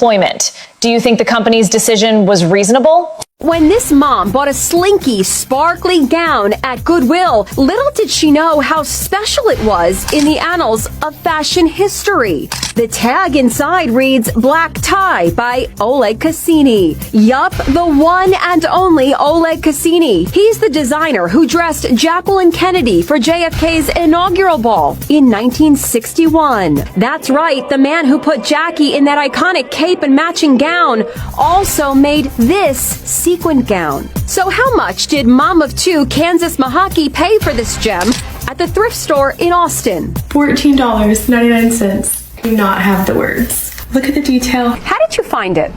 I saw a twinkle out of the corner of my eye and beeline straight to the dress. I had no idea what I had. I just knew that it was fabulous. I just typed in the name into Google search and it popped up with a bunch of pictures of Jackie Kennedy and I was like, oh wow. Jackie Kennedy adored Oleg Cassini. He made her the fashion icon we still admire to this day. So how many panels do you have up there? 27. Scott Weinstein says the solar panels he installed on his Winter Garden home give him the power to sell some of the electricity he generates back to Duke Energy. That has dropped his monthly electric bill from $127 to $23. So when he opened his Duke Energy bill and saw he had an added charge of $17. My neighbor called me and said, "Did you see this charge?" Bill Hackett also has solar on his home and sells some of his power back, making his monthly bill around $12 a month. In January, his bill was also adjusted to $30. What did you think when you saw that charge? I didn't think. I got mad. I'm like, why? We asked Duke Energy why. They said this minimum bill of $30 helps make sure that everybody is paying for the upkeep of the electrical grid, which they say everybody is still using. Senate Bill 1024 and House Bill 741 would end what is called net metering and prevent solar customers from selling their excess power back to utility companies at retail prices. That could mean higher bills. A Los Angeles man thinks he knows how to fix the city's homeless problem. I myself have lived home free without a home for 4 years, running.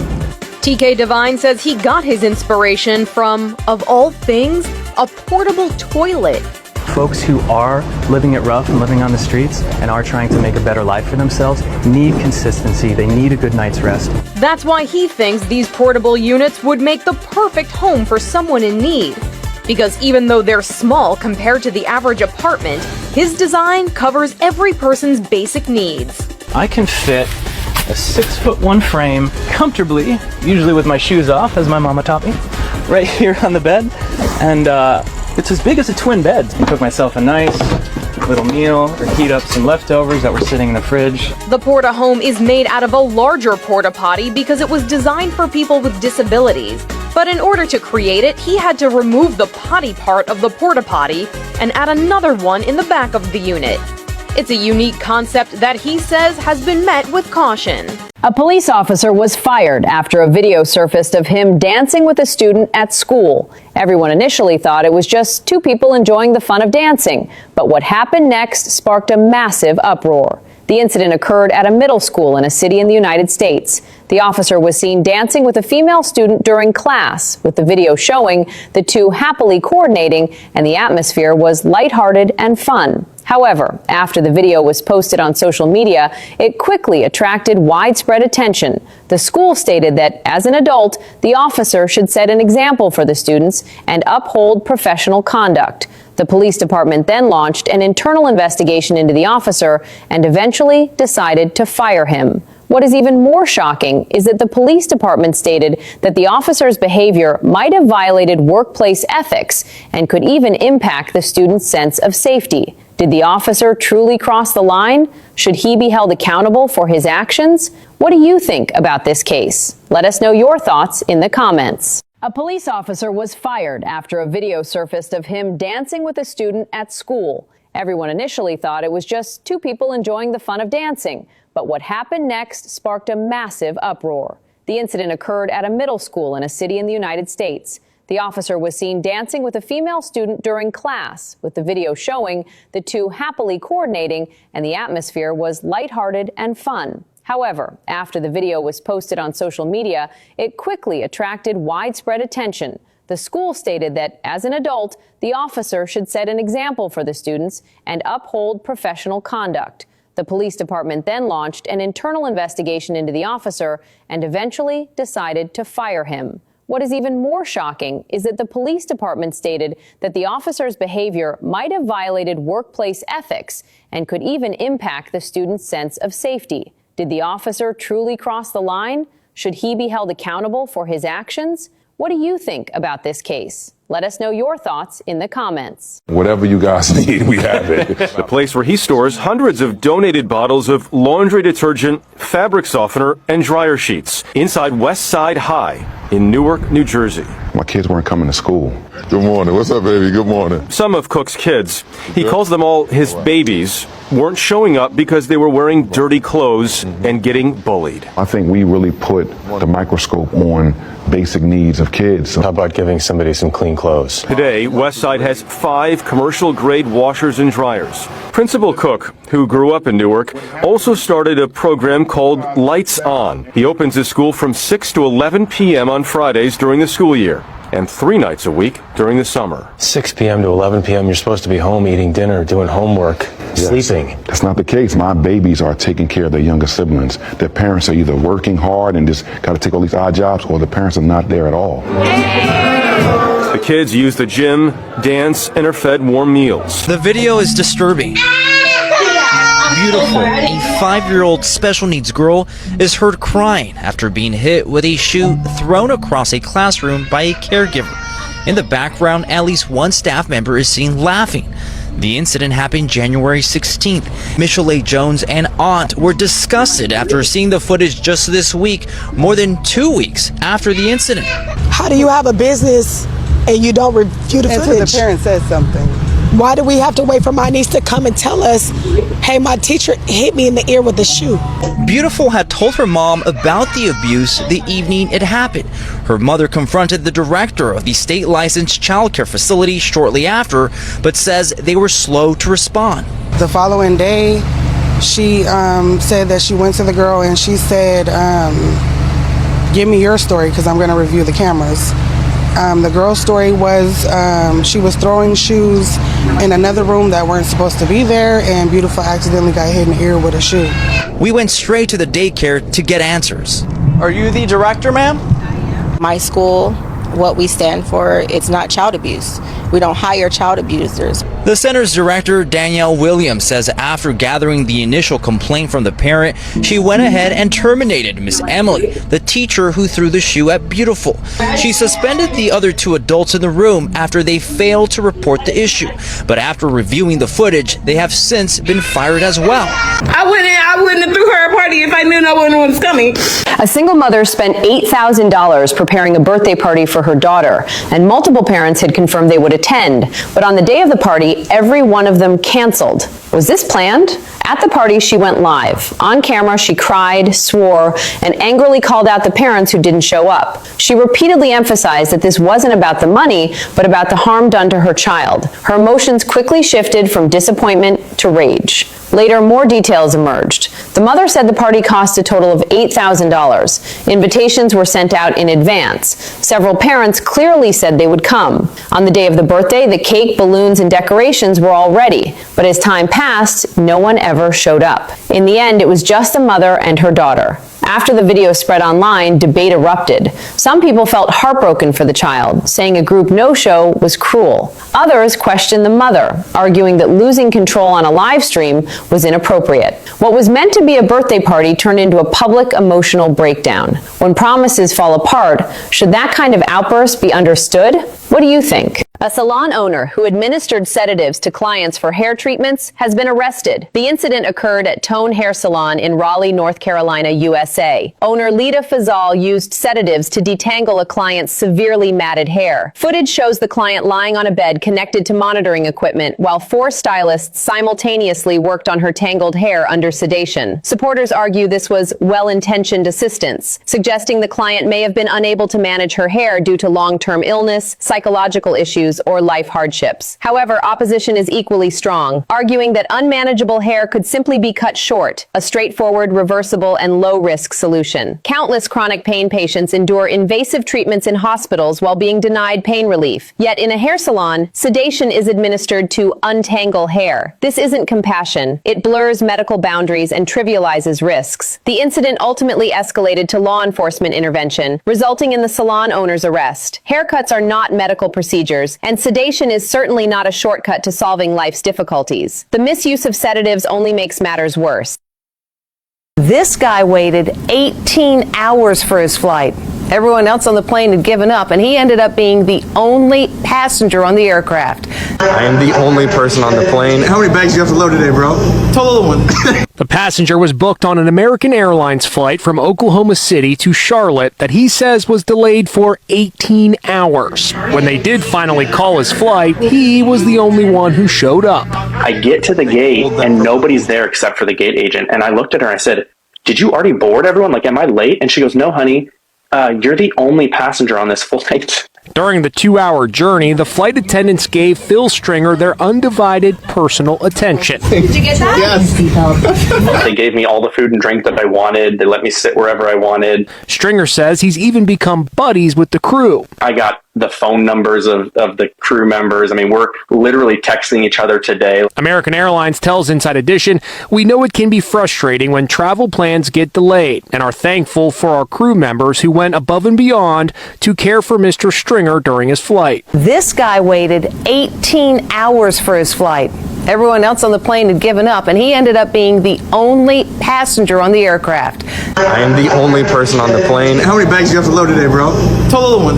The passenger was booked on an American Airlines flight from Oklahoma City to Charlotte that he says was delayed for 18 hours. When they did finally call his flight, he was the only one who showed up. I get to the gate and nobody's there except for the gate agent. And I looked at her and I said, did you already board everyone? Like, am I late? And she goes, no, honey, you're the only passenger on this flight. During the 2-hour journey, the flight attendants gave Phil Stringer their undivided personal attention. Did you get that? Yes.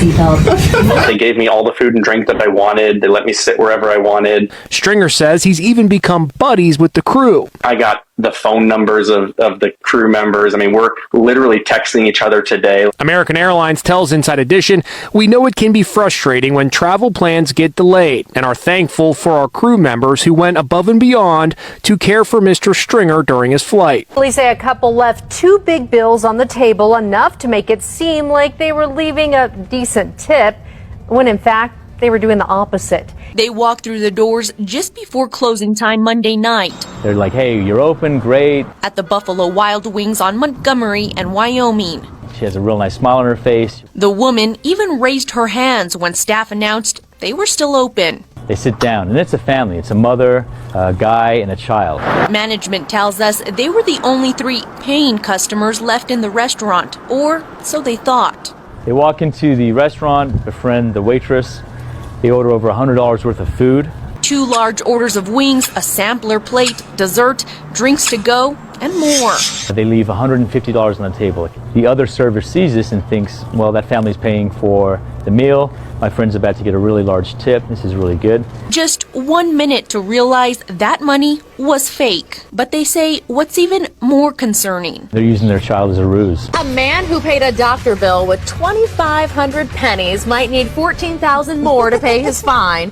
Apparently, Jason West was not happy with the $25 fee at a clinic in Vernal, Utah, so he showed up with a bag full of pennies. He asked the office if they accepted cash, and when they said yes, he dumped the pennies all over the counter, all 2,500 of them, and the office staff, they weren't laughing. In fact, they called police, who cited West with disorderly conduct, a fine that carried a fine of $140. So, now at 9, do you think that this guy should have to pay it? Karen Thomas writes, money is money. Machines can count it up, and they just need to stop and get over it. I mean, really, a man paid a bill they obviously gave him trouble over. Jack Arney says, why cite him? It put pennies back out to the public to use. Karen Greenberg observes, okay, he didn't have to be a jerk and dump them out and demand they count them. He could have rolled them, as most places accepting coins expect. But to be cited, that's insane. A woman who had just bought this home in Southeast Houston was preparing to renovate it, but when she showed up Saturday to the house that was supposed to be on Wiggin Street, it was gone. So she called us and we spent the day digging into what happened. Our Courtney Fisher discovered the city tore it down. That's what Precinct 2 deputies and neighbors tell us. But Courtney, this woman says that she was never notified about what happened. No one informed me anything. That's all I know. Now I have a deed. I have a lot. Home just disappeared. We just got it confirmed from the city that their crews tore the house down back on February 22nd. They say, though, that it ordered it be demolished back 2 years ago, April 2021. So it took 2 years for it to happen. They say they never notified this woman because she wasn't the owner back then. Guys, this is where the house was. You can see now just a post with the address, not even a sign of the foundation. So the bottom line is, at this point, the woman bought the house. The house is no longer here. A black woman who used EBT to steal free fast food has been arrested. Police investigations revealed that she used the same method to steal free meals at 14 fast food restaurants in Houston and the surrounding area over the past 3 months. After posting a video of her actions online, she quickly attracted police attention. On December 8th, she was recognized by a staff member at a Jack in the Box restaurant in Houston while attempting the same trick. The staff member immediately lowered the security shutter and called the police. Patrol officers arrived 8 minutes later and arrested her on the spot. Police also found 2 minors and numerous fast food wrappers in Jackson's car. The Child Protective Services has taken over the investigation. The investigation revealed that Jackson was involved in 18 cases, with each theft ranging from $38 to $87, totaling $1,127, meeting the criteria for a Texas Class C felony. A transgender flight attendant made passengers feel uncomfortable, and many filed complaints with the airline, which reportedly led to the attendant being fired. A Ryanair flight unexpectedly became the center of an online controversy shortly after takeoff. Some passengers filmed a transgender flight attendant on board who is biologically male. This made many of the passengers on the plane feel uncomfortable. People began criticizing it, saying, "What kind of twisted world are we living in?" There are reports that the flight attendant was dismissed. Some people focused on the attendant's identity, questioning the airline's hiring standards and the boundaries of service. Should public service roles prioritize the comfort of all passengers?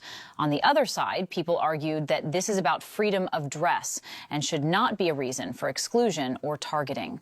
A bigger debate online is that some believe as long as the attendant does their job properly and takes good care of passengers, there is no problem.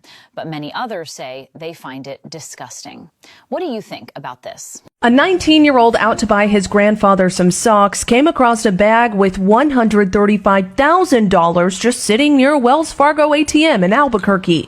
Jose Nunez Romanes told CBS affiliate KRQE he called the number on the ATM, then police, because he knew trying to keep the money meant he would have to deal with mom. Back of my head, I was just thinking about my parents, especially my mom.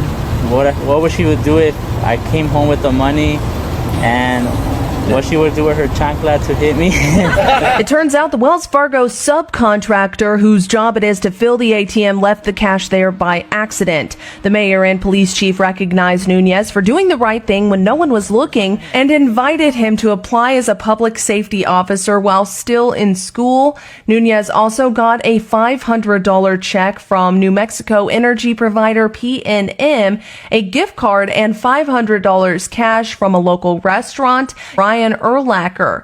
Nunez told the New York Times he's wanted to be a crime scene investigator. A woman who paid $40 extra for her specific seat on a flight had a dad try to guilt trip her into switching seats. So this woman, named Riley, says she always pays extra to have a specific seat. On this flight, she'd upgraded to a window seat near the front of the plane. While she was settling in, she saw a couple walk over with 2 kids that were between about the ages of 5 and 10 years old. She felt someone grab her shoulder, and it was the dad in the family. He had learned that no one was sitting in the middle seat of the row behind Riley. That dad then demanded that Riley move to the middle seat in the row behind her so that the family could all sit together. Riley explained to him that she had plane anxiety and needed to sit next to a window to alleviate it, but her real concern was that she didn't want to sit between 2 people, especially after she'd paid extra for the right not to. Also, there's a better way to ask someone to switch seats on a plane, with ask being the key word. Clint Henderson, managing editor at The Points Guy, advised that people wanting to swap seats should make sure that the seat they are trading is at least equal to or better than the seat that they will receive. Swapping a cozy window seat for a middle one a row back?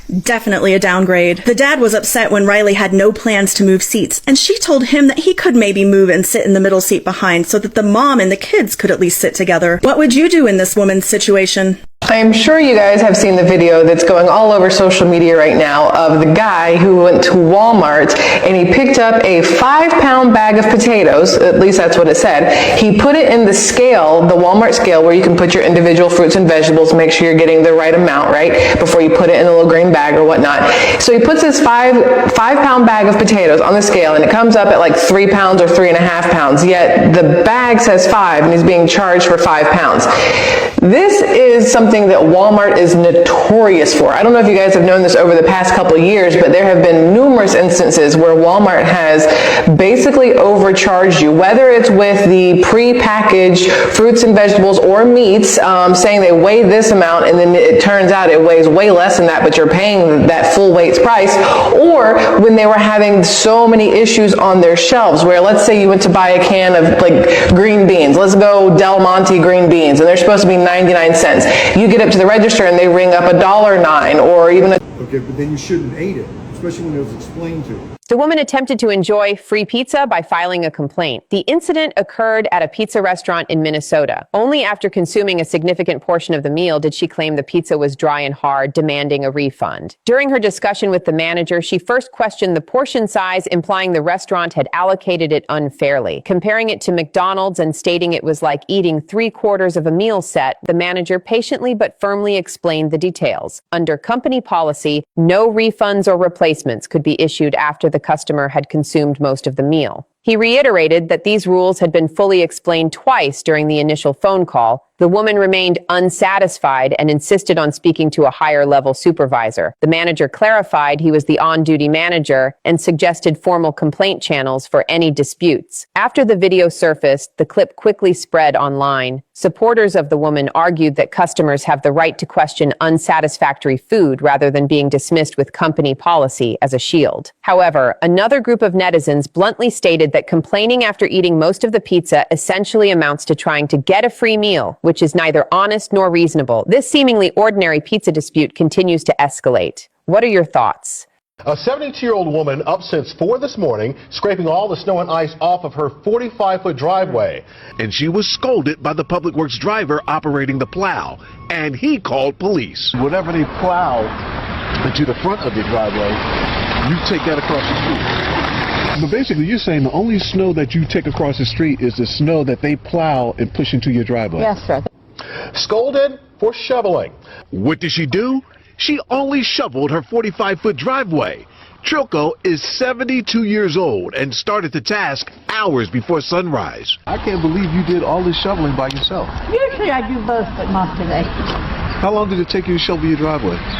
Well, I started probably about 4 o'clock this morning, but I took breaks. The only thing that irked Trilko is the municipality's snowplow that shoved more snow back into the entrance of her driveway. I don't have any room here or else I'm going to be blocked in. So after the plow blocked her driveway, she took the load of snow across the street so the plow can shove it on the other side. A McDonald's, this one inside the Plaza Hotel, that an employee had used her teeth to open something for a customer. The person in charge said a food handler did use her mouth to open the lid for coffee mix, but the mix was subsequently thrown out and the employee was educated that teeth are not tools. The inspection that followed the complaint investigation left McDonald's with a 33 demerit C grade.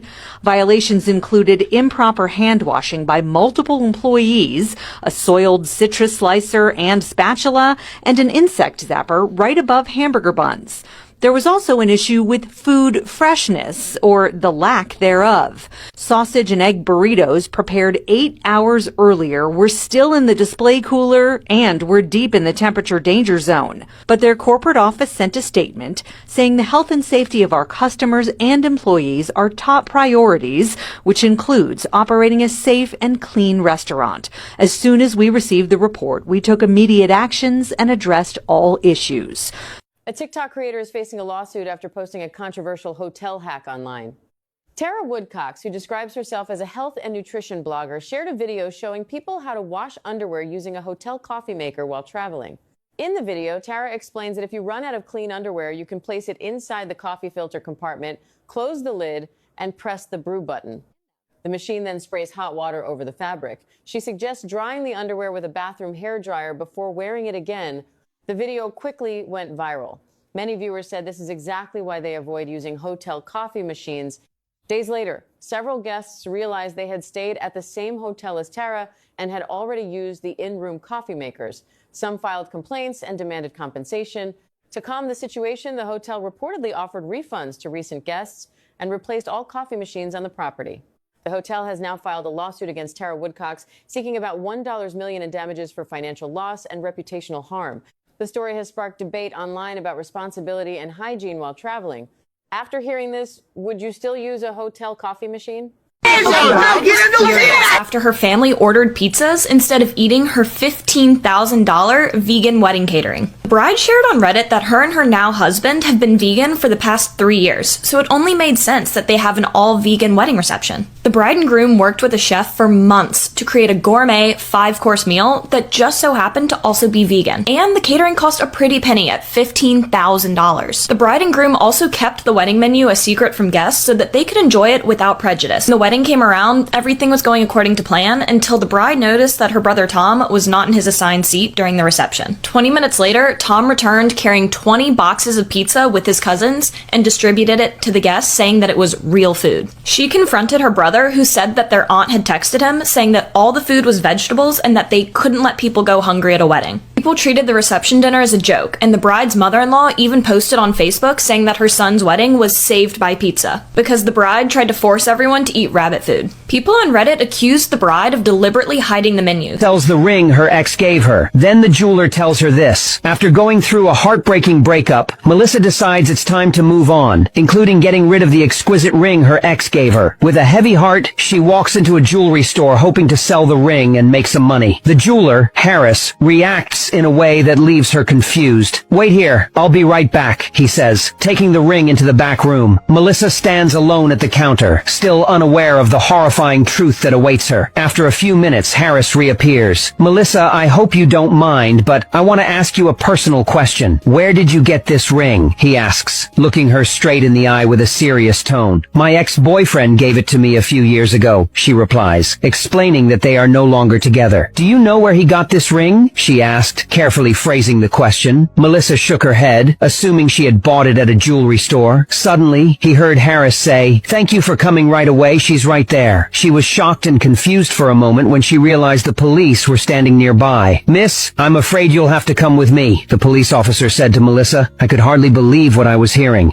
Across Florida and the country, consumers are peeling into a problem with their cars. This is how it starts. You get a little paint peeling on his car chip. It looks like a chip, but it's actually a flake. Is becoming common for Ed Rinkowitz. See how it's flaking right here? See that flake? While he wishes this was some sort of flake, he says this is now his third Hyundai where the paint has started to peel off. My daughter's hood basically just flaked completely off. Probably maybe 10% of the paint was left on it. And then my wife's car started, and that was probably 30 to 40% that was coming off. And we traded both those cars in. Both of those cars were white. It starts out just like a tiny, like a stone chip. That's what it looks like. But then it like bubbles up, and then it starts coming off like in sheets.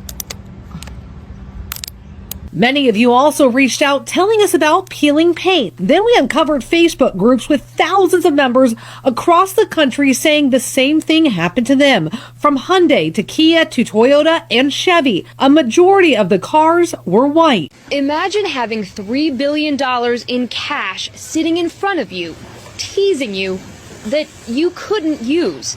That's what happened to the Federal Reserve this year because the country's money factory messed up. One of America's most familiar exports, the $100 bill. We estimate that as many as 2/3 of all the $100 notes circulate outside the United States.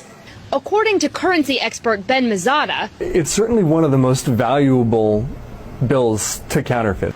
The Mint was supposed to print a new design back in 2011, but they keep botching the bill. The first batch ended up with a blank spot, and the second round lifted by thieves on their way to the Federal Reserve. Now, excess ink. Ironically, it appears not to be any of those advanced security features themselves which are causing the problem. The error could cost taxpayers about $4 million because the current bill costs 7.8 cents to produce compared to 12.6 for the new one. Police are warning drivers about a growing scam spreading through gas stations, and many victims don't realize they've been targeted until weeks later. It's called pump switching, and authorities say cases are rising fast, especially in busy areas. The scam happens in seconds. A stranger approaches while you're fueling, offers to help, or takes the pump from your hand to put it back. What drivers don't notice is that the transaction is never properly ended. Your card stays active. Moments later, another person pulls up, pays the scammer in cash, and fills their tank on your credit card. The scam continues until the pump shuts off or your card hits its limit. The suspect pockets the cash and disappears. Police say most victims only discover the charges days or even weeks later, making it extremely hard to track the criminals down. Authorities are now urging drivers to take precautions. Never let anyone else touch the pump. Always end the transaction on the screen. And always take a receipt, because once you walk away, the damage may already be done. Share this warning so others don't become the next victim. 54-year-old Rebecca Brown says her father's life savings once filled this purse until it was seized at the airport by law enforcement. So it was sitting on the top like this, and I just sent it right through the TSA screening belt. The $82,000 in cash represented her father's entire life savings. Rebecca Brown says her dad asked her to deposit the cash in a bank for safekeeping. She says she was flying home after the family visit when TSA agents pulled her aside at the airport in Pittsburgh and questioned her on why she was carrying such a large sum of cash. She explained it was her dad's life savings. But then a DEA agent got involved, and that was the last she saw of the cash. He said, we're seizing the money. He put it into a Ziploc bag, said, sign here, and he said, you'll hear from us, and walked away with my dad's $82,000. I kept saying to him, please don't do this. This is my dad's life savings. Please don't do this. Now, Rebecca and her dad, a retired train engineer, are suing to have the money returned to them. This is the only part of my fence you can see from the street. The color of this gate, according to the Young Ranch Architectural Control Committee, is a violation. Margie says she received the notice more than a year after staining her fence with Behr Premium Transparent Waterproofing Wood Finish, the same product she shared with her neighbor across the street.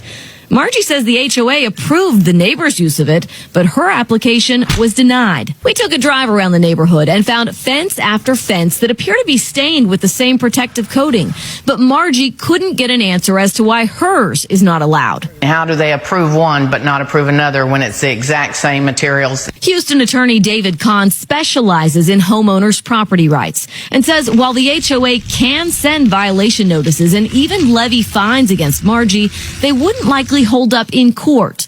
But he says court really shouldn't be necessary. They shouldn't have to go to the Consumer Reporter and get on TV to be treated fairly, and they shouldn't have to hire a lawyer. Thousands of people across the globe reacting now to this story of an 18-year-old waitress here, shaken by a hateful message left by customers scrawled at the bottom of a bill. Sadie Ellich was born here in Harrisonburg. She's waitressed at Jess's downtown since she was 16. She's been telling reporters now how last week a couple came in for lunch and refused to even look at her. Instead, the couple wrote on the bottom of the check, "We only tip citizens." When Sadie's grandfather heard about it, he was furious. I'd do the jail time if I could get an opportunity to punch the son of a gun in the face. The woman who signed the check came back to the restaurant to complain about Sadie. The restaurant manager says that the woman who signed the check and the man who was with her came back here after the story broke and made such a scene that he called the police. He says if they ever come back here again, they will be charged with trespassing. A Bay Area professor who can't afford a place to live and is sleeping most nights in her car. With what I make at San Jose State, I can't pay $2,000 a month rent. Can't do it. She takes home about $2,500 a month. Her usual routine is nearly constant motion. After classes, she parks in libraries or Walmart parking lots where she grades papers. And I go sit somewhere until it's dark and then sneak into a neighborhood, park the car, and go to sleep. Ellen used to be an admin in high tech, but was laid off in the dot-com bust, and she went through her savings. She went back to school and paid tuition with student loans. And I'm $143,000 in debt. And I'm in my 50s, but I pay that loan every month. She's also supporting her husband, who's unemployed, and their 2 dogs. She keeps her car neat and belongings are minimal to avoid being detected. But deep in her roof rack is a cast iron frying pan she doesn't use, at least for now. I hold on to this because it's the hope that someday I'll have a home again.